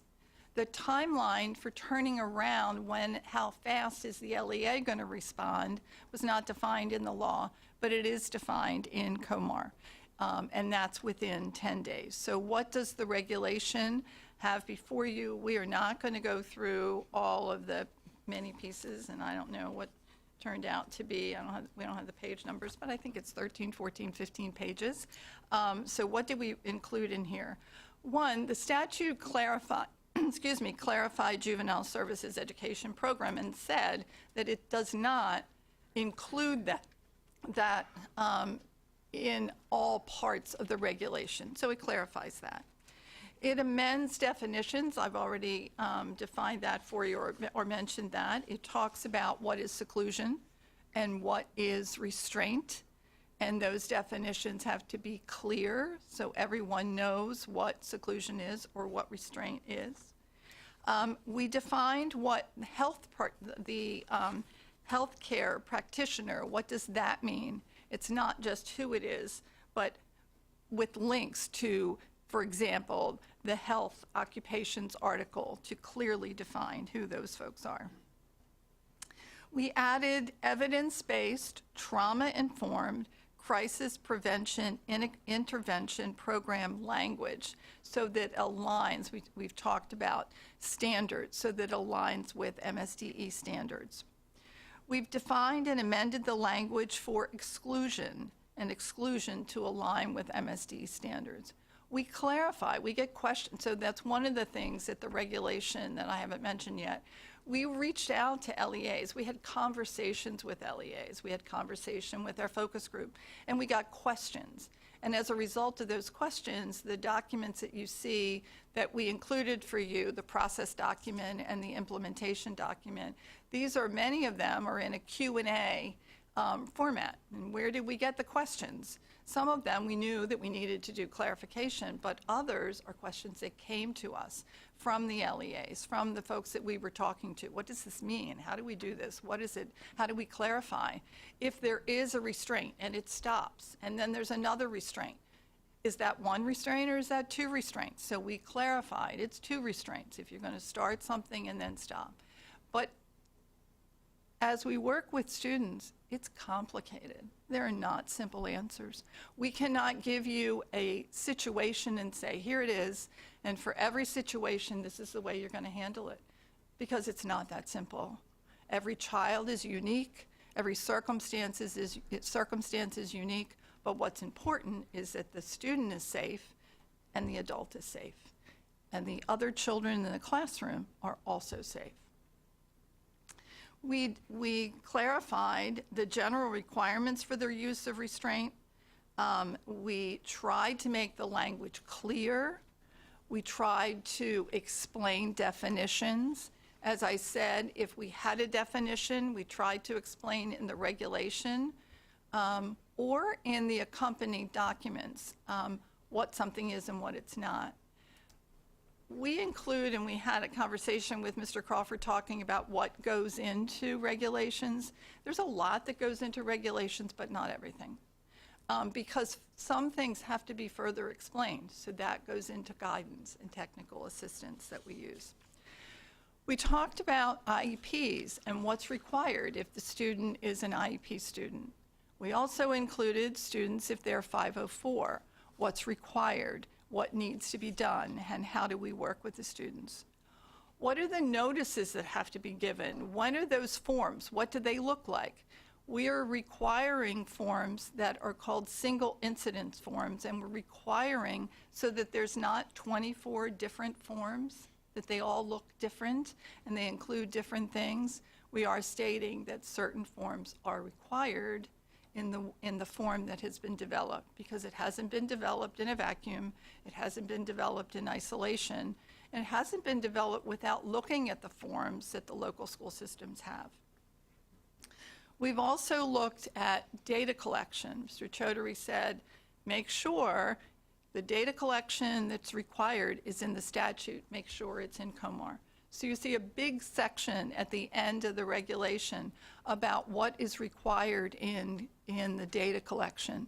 As I said, the data collection previously, we would ask how many students were restrained or in what circumstance and where. And now with the help of Chandra and her division, we are collecting individual student data on what is going on individually. So we're not only knowing there were X number of restraints, but we know for how many students. It's not a collective data. We also talked about debriefing. Debriefing was not included. So we've included, what do you have to do if an incident occurs? And define that. How do you debrief with the team, with folks? We also required that there's training. There are some specific methods that are used in different schools. We are not dictating what that method is. Sue may be using a particular training with students in her school, and she's required to follow that training as it is. But you also have to make sure you're in line with the law and with COMAR. So we have incorporated this feedback. We've incorporated the language into the regulation. It has been given all of this thought, but we do know that if you grant permission to publish, this is not the end of it, because as you know, it will go through administrative review, it will go through AELR, and then hopefully it will be out for publication for 30 days. And everyone and anyone will be able to look at the regulations and to give feedback on those regulations. We will combine all of that. We will review and determine, that really is true, and maybe we should write the regulation differently. Maybe we should revise the language. We would take it to Mr. Chaudhary and certainly take it to Elliott. And they may say, well, that's a significant change. We're going to have to put those regulations out. Or if it's a perfect world, we won't have to change anything. We'll just say, well, this feedback is really good, and we need to adjust the guidance. We need to put more guidance out there. So we will gather all that. And once we have all that information, then like with any regulation, we will come back to you and ask for adoption or change to those regulations. So that is not going through every line or every page of the regulation, but we are happy to answer any questions that you have. Ultimately, we are bringing before you 13A.08.04 student behavior interventions before you for permission to publish, and we're happy to answer any questions that you have, that you may have regarding those regs or what I've said today. So the first round is questions of clarification. We have Ms. McCusker and then General Sumter. Thank you. You talked a lot about focus groups and the people that you engaged as the development of all of these documents. And when I looked at the focus group and listened to you speak, there didn't look to be a single public school classroom teacher in your focus group or that you engaged.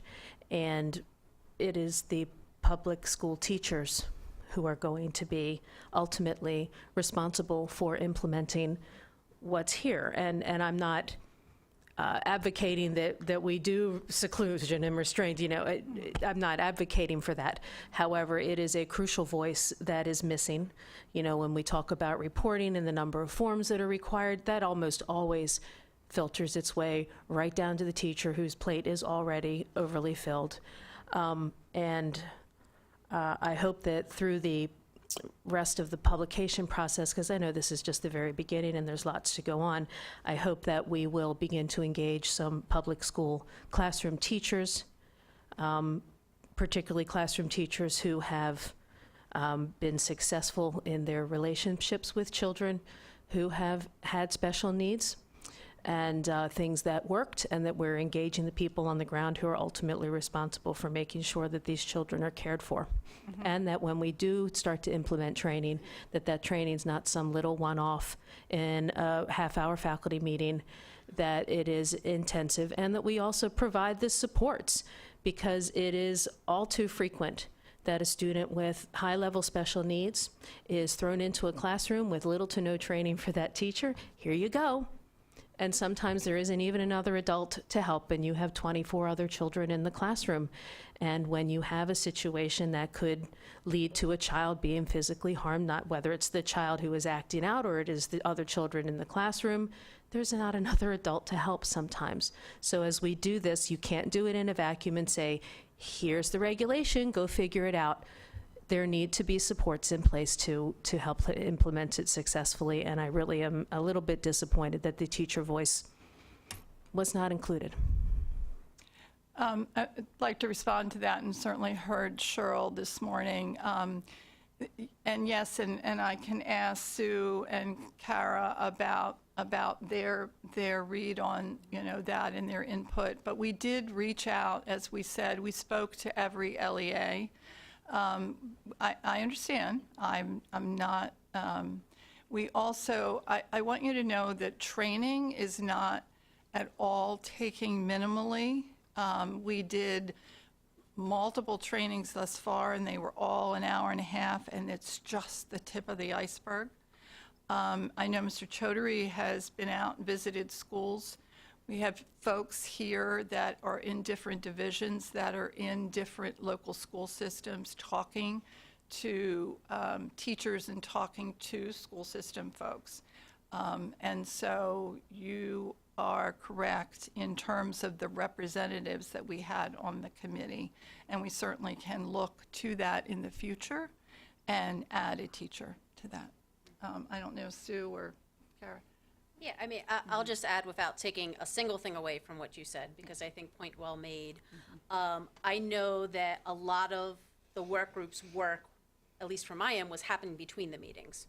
I wasn't coming to the meeting having not thought about this, not having had hundreds of conversations with my teaching teams, with my division leaders, with my clinicians as well, because this really is a multidisciplinary approach as we're, you know, working with our students with complex needs ever since the legislation passed about what does this mean, what are the things that are really great, what are the things that frankly are challenges that we have to face. And so that work between the meetings, again, without taking away your point of having somebody there at the seat, but I do feel like those voices were heard, and I did my best to represent.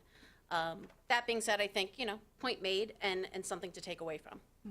Yeah, I would agree. I felt like it was brought up multiple times, you know, I'm in a weird position because I am a parent, but I also worked in the school system, and so I do have a lot of my former colleagues. I took a lot of this work back to them directly. And in Frederick County, since we were the first to implement a lot of it, unfortunately, we also have some lessons learned. So I'm very involved in CCAC, and I have a lot of peers and friends that are still in the teaching system. And so I would say, whether I was supposed to or not, I brought these documents to multiple teachers that I saw. And right now, the Frederick County teachers were fearful of, how do we do this? How are we going to do our jobs when we're not allowed to do anything? And what I do think came out of this, although the guidelines are very long, and one of my suggestions is we do need a cheat sheet. We've got to make it easy. We've got to make it simple. We have to simplify the forms as much as possible. We have to think about what that impact to the teachers are going to be, because they can't be fearful. And I think right now there are a lot of teachers in the state who are fearful because they don't know any better. They don't know any differently.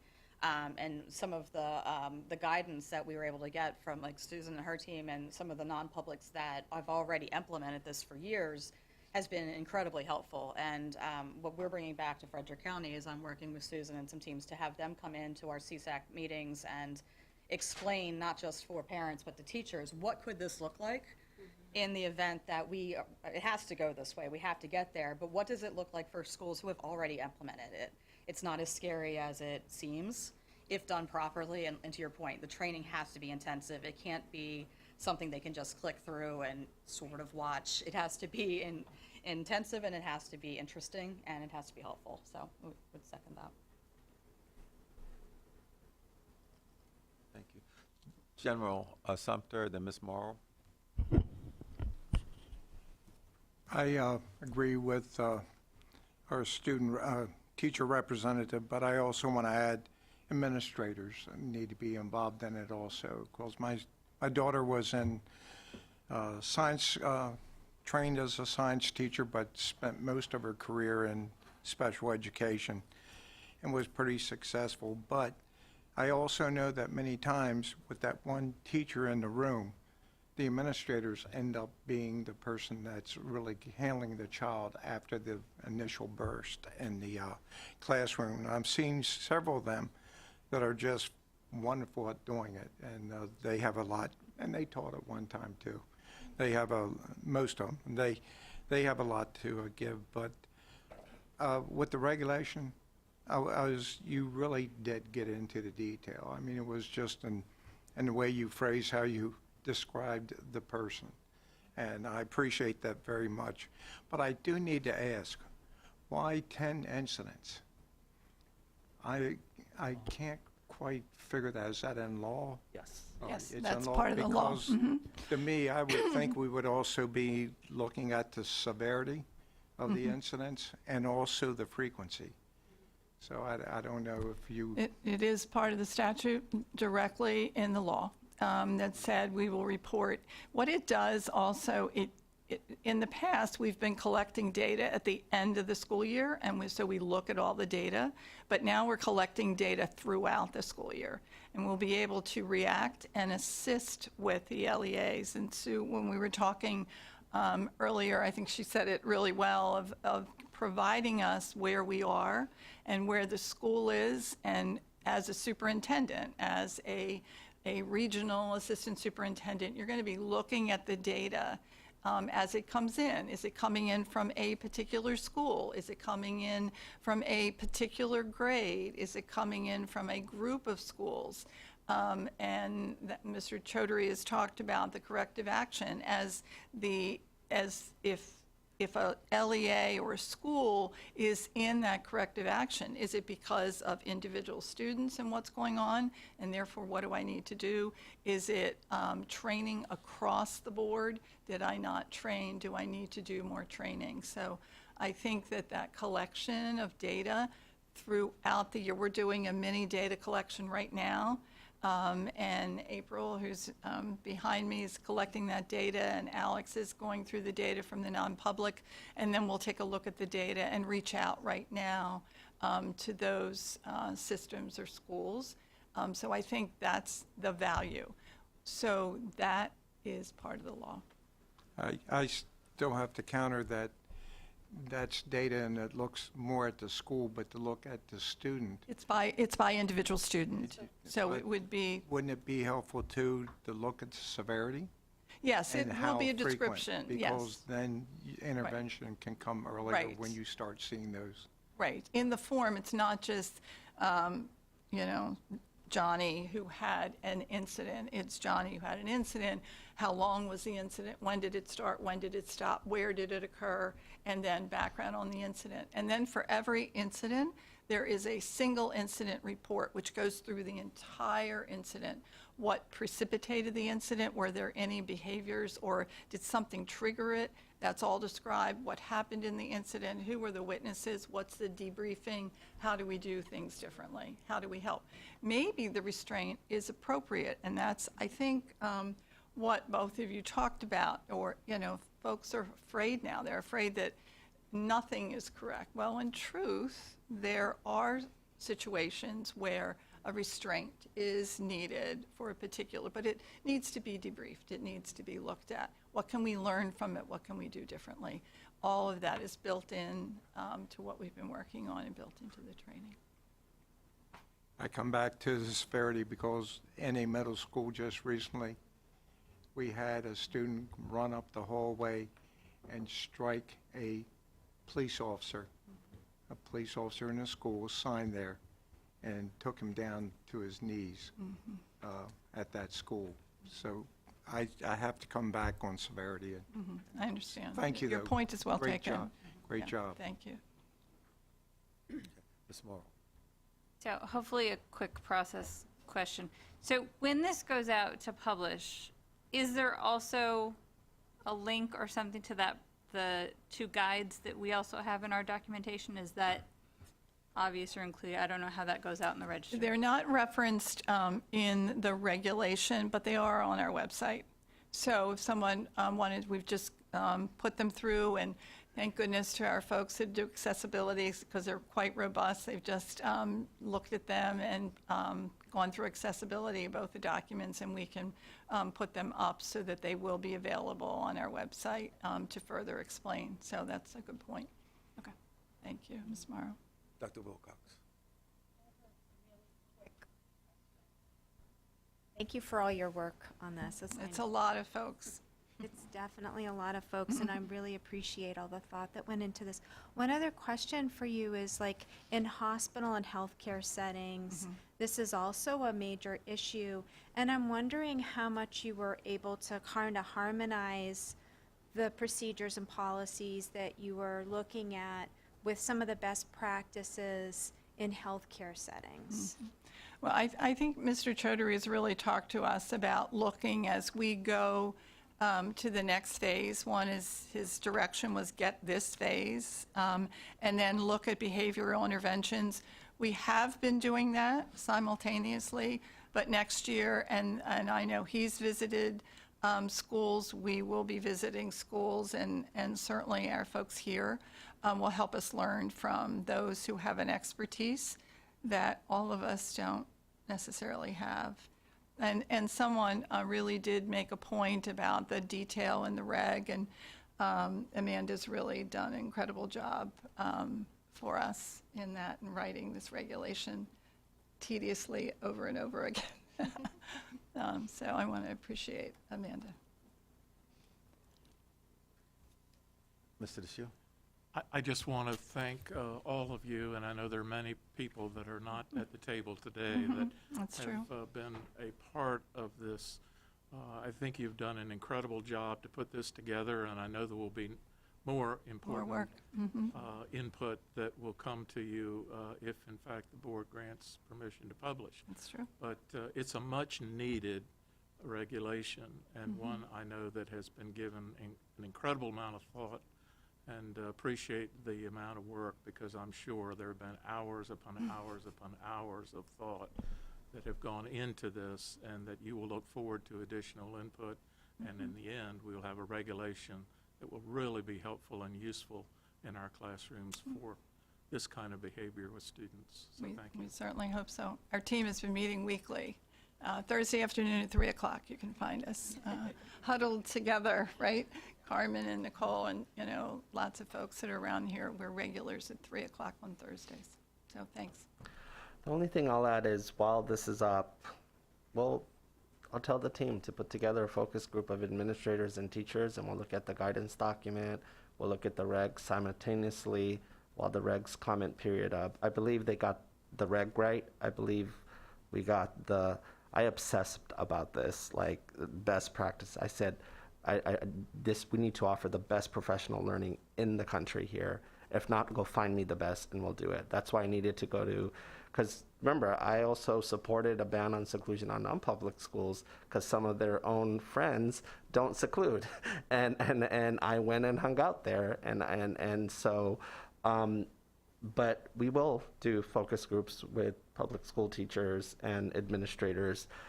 For every bad example or severe example, I also have some ugly examples on how this was abused and what kids got screwed over. I do. That's why the feds are basically taking school systems to town across the country on this, because it is so bad. Like this, it's come out in waves over the last 2 or 3 years, and Frederick happened to be the one that got picked on in Maryland. So absolutely, we got to make sure, like the example that the general gave, that requires a more physical restraint and action, but there are also just ugly examples. These kids in Frederick just got secluded over and over and over and over again, and there's no research or any value to anything to what they were doing. And so we're trying to solve that, and it's a very complex problem, right? And so, yeah, absolutely, we are going to make sure we have the best PD, as simplified a form as we can, make sure teachers can teach and focus, and when an incident breaks out, that we can do what we need to do to neutralize the situation without getting people in trouble, and then debrief and look at what triggered Muhammad that day, what was it? What was it? There are patterns to why people get triggered. Those of us who don't have disabilities, we get irked by many things. When I don't throw out the trash, I know it's going to trigger my wife. And so there are things that happen, you know, but my point is, at the end of the day, that was not happening. The systematic look on how we can better serve him when he threw the desk and potentially hurt another student and everything else, and instead put him in the room, and that was it until he comes down and repeats. So I think we're going to head towards that way. It's not an easy thing, because, you know, a lot of people are reckoning with it. Right now, the feds are just clamping down, and people are just, every year when I get an OCR update, it's another district in trouble for restraint and seclusion. And so it happened to be Frederick, where it was ground zero. So, but absolutely, let's put together a focus group, not one teacher. Let's put together a robust focus group of teachers and principals. I already have one in mind. I was just at a Title I school in Washington County, and we had a fun debate about it. and I really loved his school. And so he's already my nomination on it. All right. There's only 24, as I always say. There's not 1,400. We can do this. So, all right. Ms. Morrow, have we concluded clarification? At this time, we're now open for a motion. The state superintendent is requesting permission to publish amendments to regulation under COMAR 13A0804, student behavior intervention. Floor is now open. Ms. Morrow? I make a motion that we publish COMAR 13A.08.04 as presented. And is seconded by General Sumter. The floor is now open for questions about the motion. Let me just check here. Seeing no questions about the motion, the floor is now open for a vote on the motion. Those in favor of the motion, please say aye and raise your hand. Aye. And Dr. Green, are you there? I am. Okay. My vote is aye. Aye, okay. And Ms. Chang and Dr. Millie McCarthy had to leave early. Okay. Very good. Mr. Superintendent, we have What would you like to do? we have a number of meaty issues that we need to do. Is there a 15-minute sort of preview or something around the implementation, or would you just prefer to wait until the next meeting? I can give you a 15-minute version. I'm not going to have my team come up. I would like to take this on, if you're okay with that. Yes, let's do that. Maybe even and then 10. we can pick up the balance Yeah. if there are any open Okay, items for so next why don't we time. turn to the deck?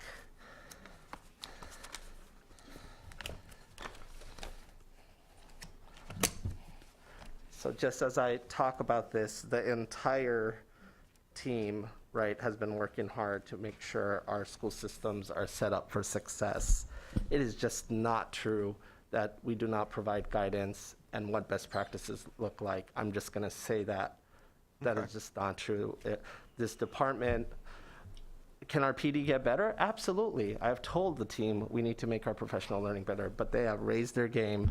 I have provided examples of what those floors look. You have districts coming here and telling you what they're doing with the science of reading. The template was designed to ensure the science of reading was front and center. That wasn't even in the blueprint law, and we built that in. The grow your own practices are some of the best in the country that are launching to diversify. So the floor for what excellence is has been defined. Implementation is the challenge, right? The blueprint plan has targets set out. Those targets are not right now, don't have consequences yet. We wanted to make sure that they can just practice setting targets, and then there's a blueprint work group right now that is working to define what success would look like. You know, our English department, our math department, they have collaboratives that meet once a month, sometimes twice a week, where they're meeting with all the English supervisors and math supervisors and talking about best practices and problems of practice. We just did a learning lab in Calvert where we invited school system participants to look at early literacy in action. We're about to do another one in Wacomico. We're about to do one in Baltimore City. So the floor for excellence, as we continue to get tougher on what that is, right, and non-negotiable with the tension of local control and innovation, we're going to get better. I just want to add that. I had to say that. I normally don't respond to comments when they're made, but that's just not true. So now, let me take you to the short version of the remaining 5 minutes. So I want you to jump to slide 11 and our work with the AIB. Let's jump to 12. Thank you, Phil. So right off the gate, you can see all the different kinds of technical assistance we've done. Each one of those also have mountains of FAQs that we've done, right, where school systems have asked us all sorts of questions. What about this? What about that? What if this happens? So around the clock, we had FAQs that we did. We worked with the AIB. We designed the technical assistance. The department took the lead on this, and we worked with the AIB as well. You can see all the different topics that we did. Happy to share those. Those are accessible. They're in our blueprint implementation plan. That's public. You can download those. Let's go to slide 13. This is what we did in terms of technical assistance. We had general information sessions. Remember, we had a 3-month window. The comprehensive plan invented, and we had a 3-month window to start. But the good thing that happened was instead of submit a 10-year plan in March, break it up in 3-year chunks. So this was the initial blueprint implementation plan for the first 3 years, the next 3 years, next March, and so forth. So we did general information sessions. We walked through the template, how to answer questions, how to use the template, etc. We did pillar sessions, a deep dive into the pillar and what those questions were designed to do for this initial plan. We did plan development sessions. This is to help you basically write and revise, bring your draft. We'll have you connect with other LEAs. We did individual LEA meetings as requested, and then we did weekly office hours. One of the things that was important to me, I had my entire leadership team and support team with every LEA getting an individual meeting where they could ask everything they can with my entire team there, lead up to the submission. So these were all the things we crammed.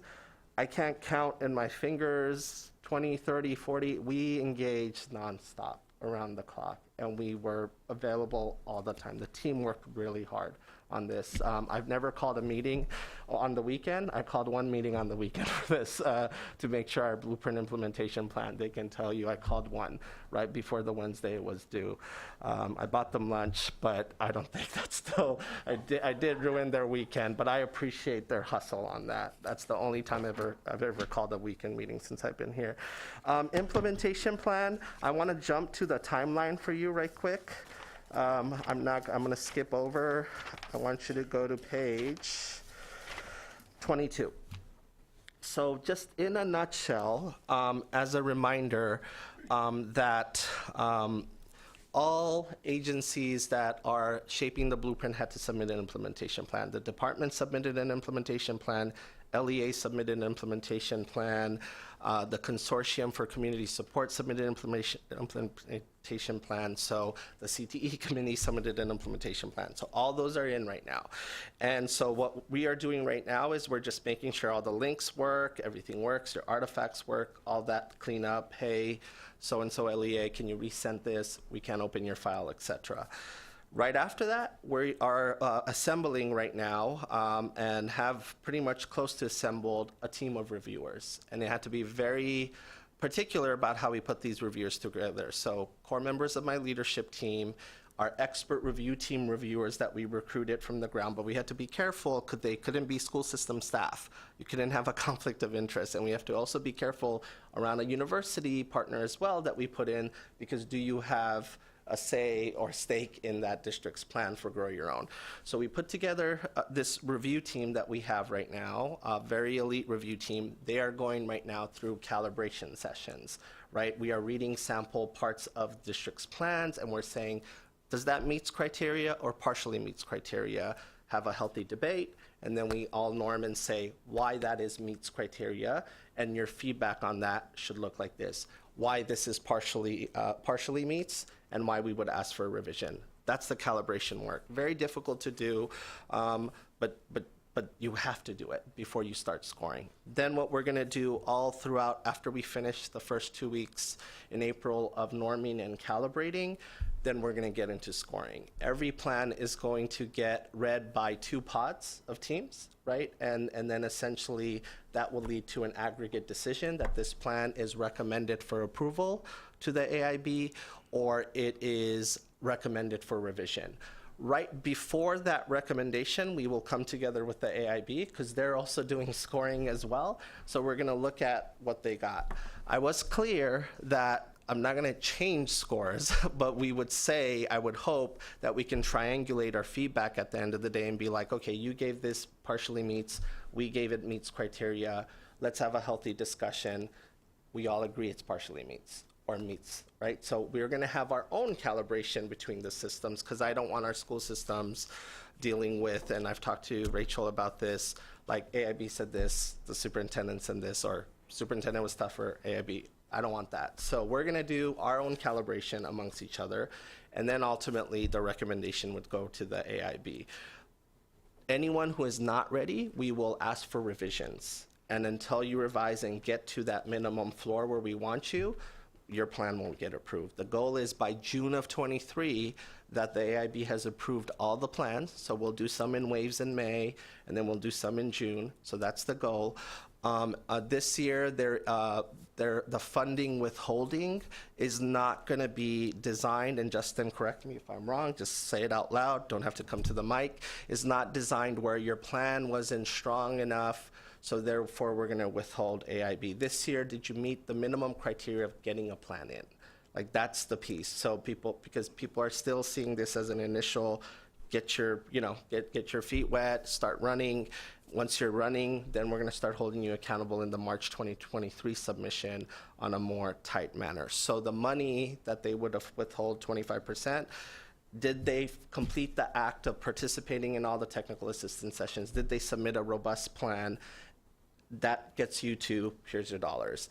But we're still not going to approve the plans if they're not at meets criteria for initial submission, because this is the foundation. This is the foundation. And then the way I want you to think about it every year, it's about looking at whether they said they were going to go from 5 to 10, 15, 25 across all these different metrics. And it's about the department going to the AIB and being like, they're off track, or they're on track, or they're somewhat off track, not enough for you to withhold, or they're really off track. We recommend withhold. But we're not there yet, right? Think past the March 24 submission. That's it. That's what I got for you. But the department, the team, like this blueprint implementation plan experience made me very proud of the team I inherited and the new team I brought and how they're working together to raise their game and the work that they're doing. Because this is everything at the end of the day. It's worth $3.4 billion. So, yeah. Did that help? I hope. The fast Any version. questions, comments? Okay. Very good, very good. Okay. Keep us posted as you go through. Let us know how it's going. Also, let us know if there are any areas where you may need our assistance. Absolutely. Okay. Thank you. All righty, very good.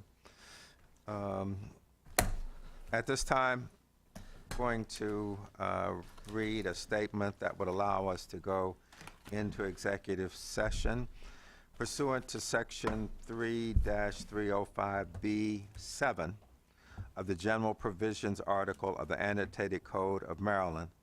The State Board will adjourn to executive session to discuss the following: 2 appeals, 1 oral reply, 2 draft orders, litigation update, and operational matters.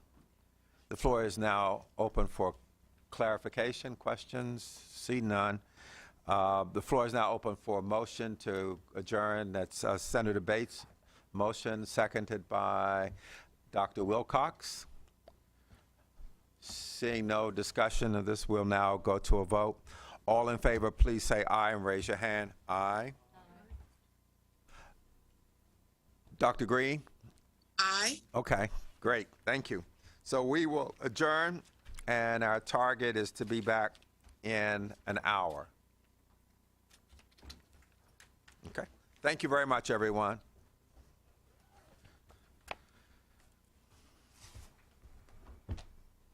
Okay.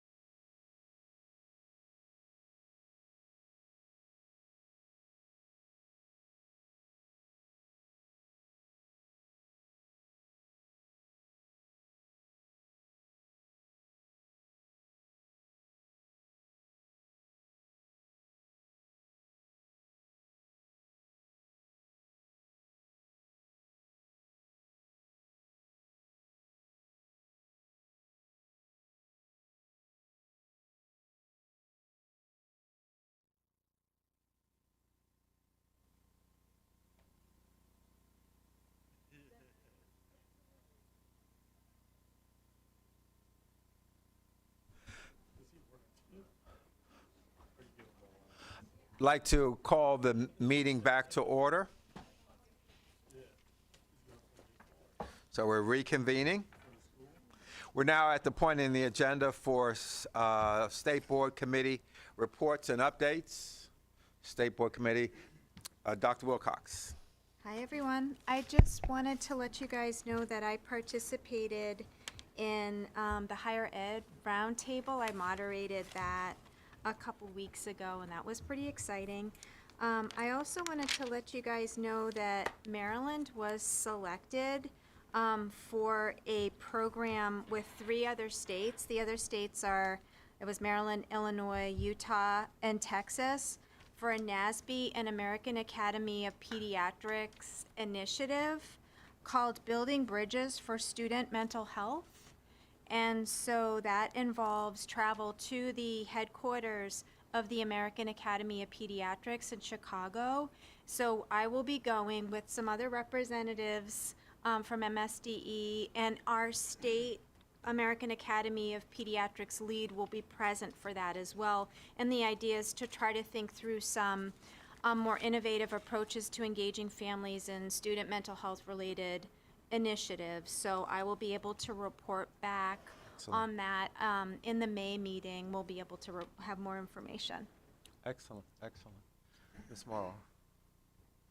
Oh, is that on? I was just say, so we posted it on board docs, but we did prepare a report for the NADSB Legislative Conference that myself, Dr. Getty, Mr. Bartley, and Mr. Hands all attended. And so there's some links on there if anybody wants to see more information about the topics covered. Okay. Anything else? Okay. I would like to compliment the Director of Maryland State School Athletics. Had an opportunity to witness the Maryland High School basketball championships, and they're all excellently run. And I utilized the pass that they're provided, and I just wanted to commend them.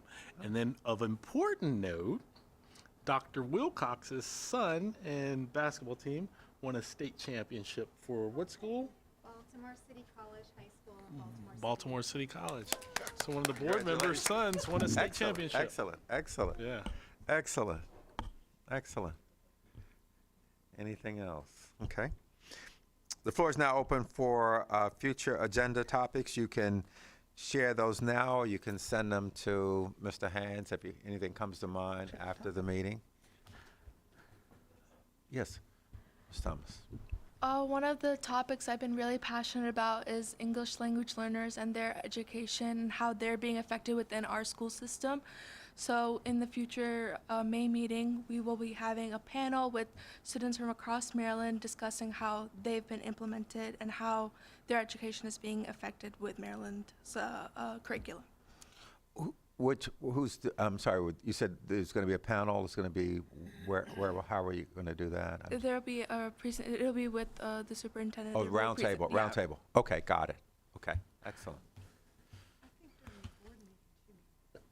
Are you talking about here at the board meeting or around? Okay, that's fine. Just trying to make sure I understood. Excellent. Okay. No, nothing else? Mr. Schoen, you have some opinions, I believe? President Crawford, I think I'm on now. We have 3 opinions to announce, and I believe 3 and 2 orders. In the matter of KC and DK versus Baltimore County Board of Education, this was an enrollment in virtual learning. This is opinion number 23-06. The State Board affirmed the decision of the local board. In AG and SE versus Howard County Board of Education, this involved a student transfer. It's opinion number 23-07. The State Board affirmed the decision of the local board. In Melissa Fowler et al. Versus Baltimore City Board of School Commissioners, this was the school closure matter that you heard oral argument about earlier this morning. It's opinion number 23-08. The State Board affirmed the proposed decision of the administrative law judge that had affirmed the decision of the local Board of Education. And then there were 2 draft orders that the board, that President Crawford, that you approved. One is Autoflex Fleet, Inc. versus Montgomery County Board of Education. You dismissed the matter for lack of standing.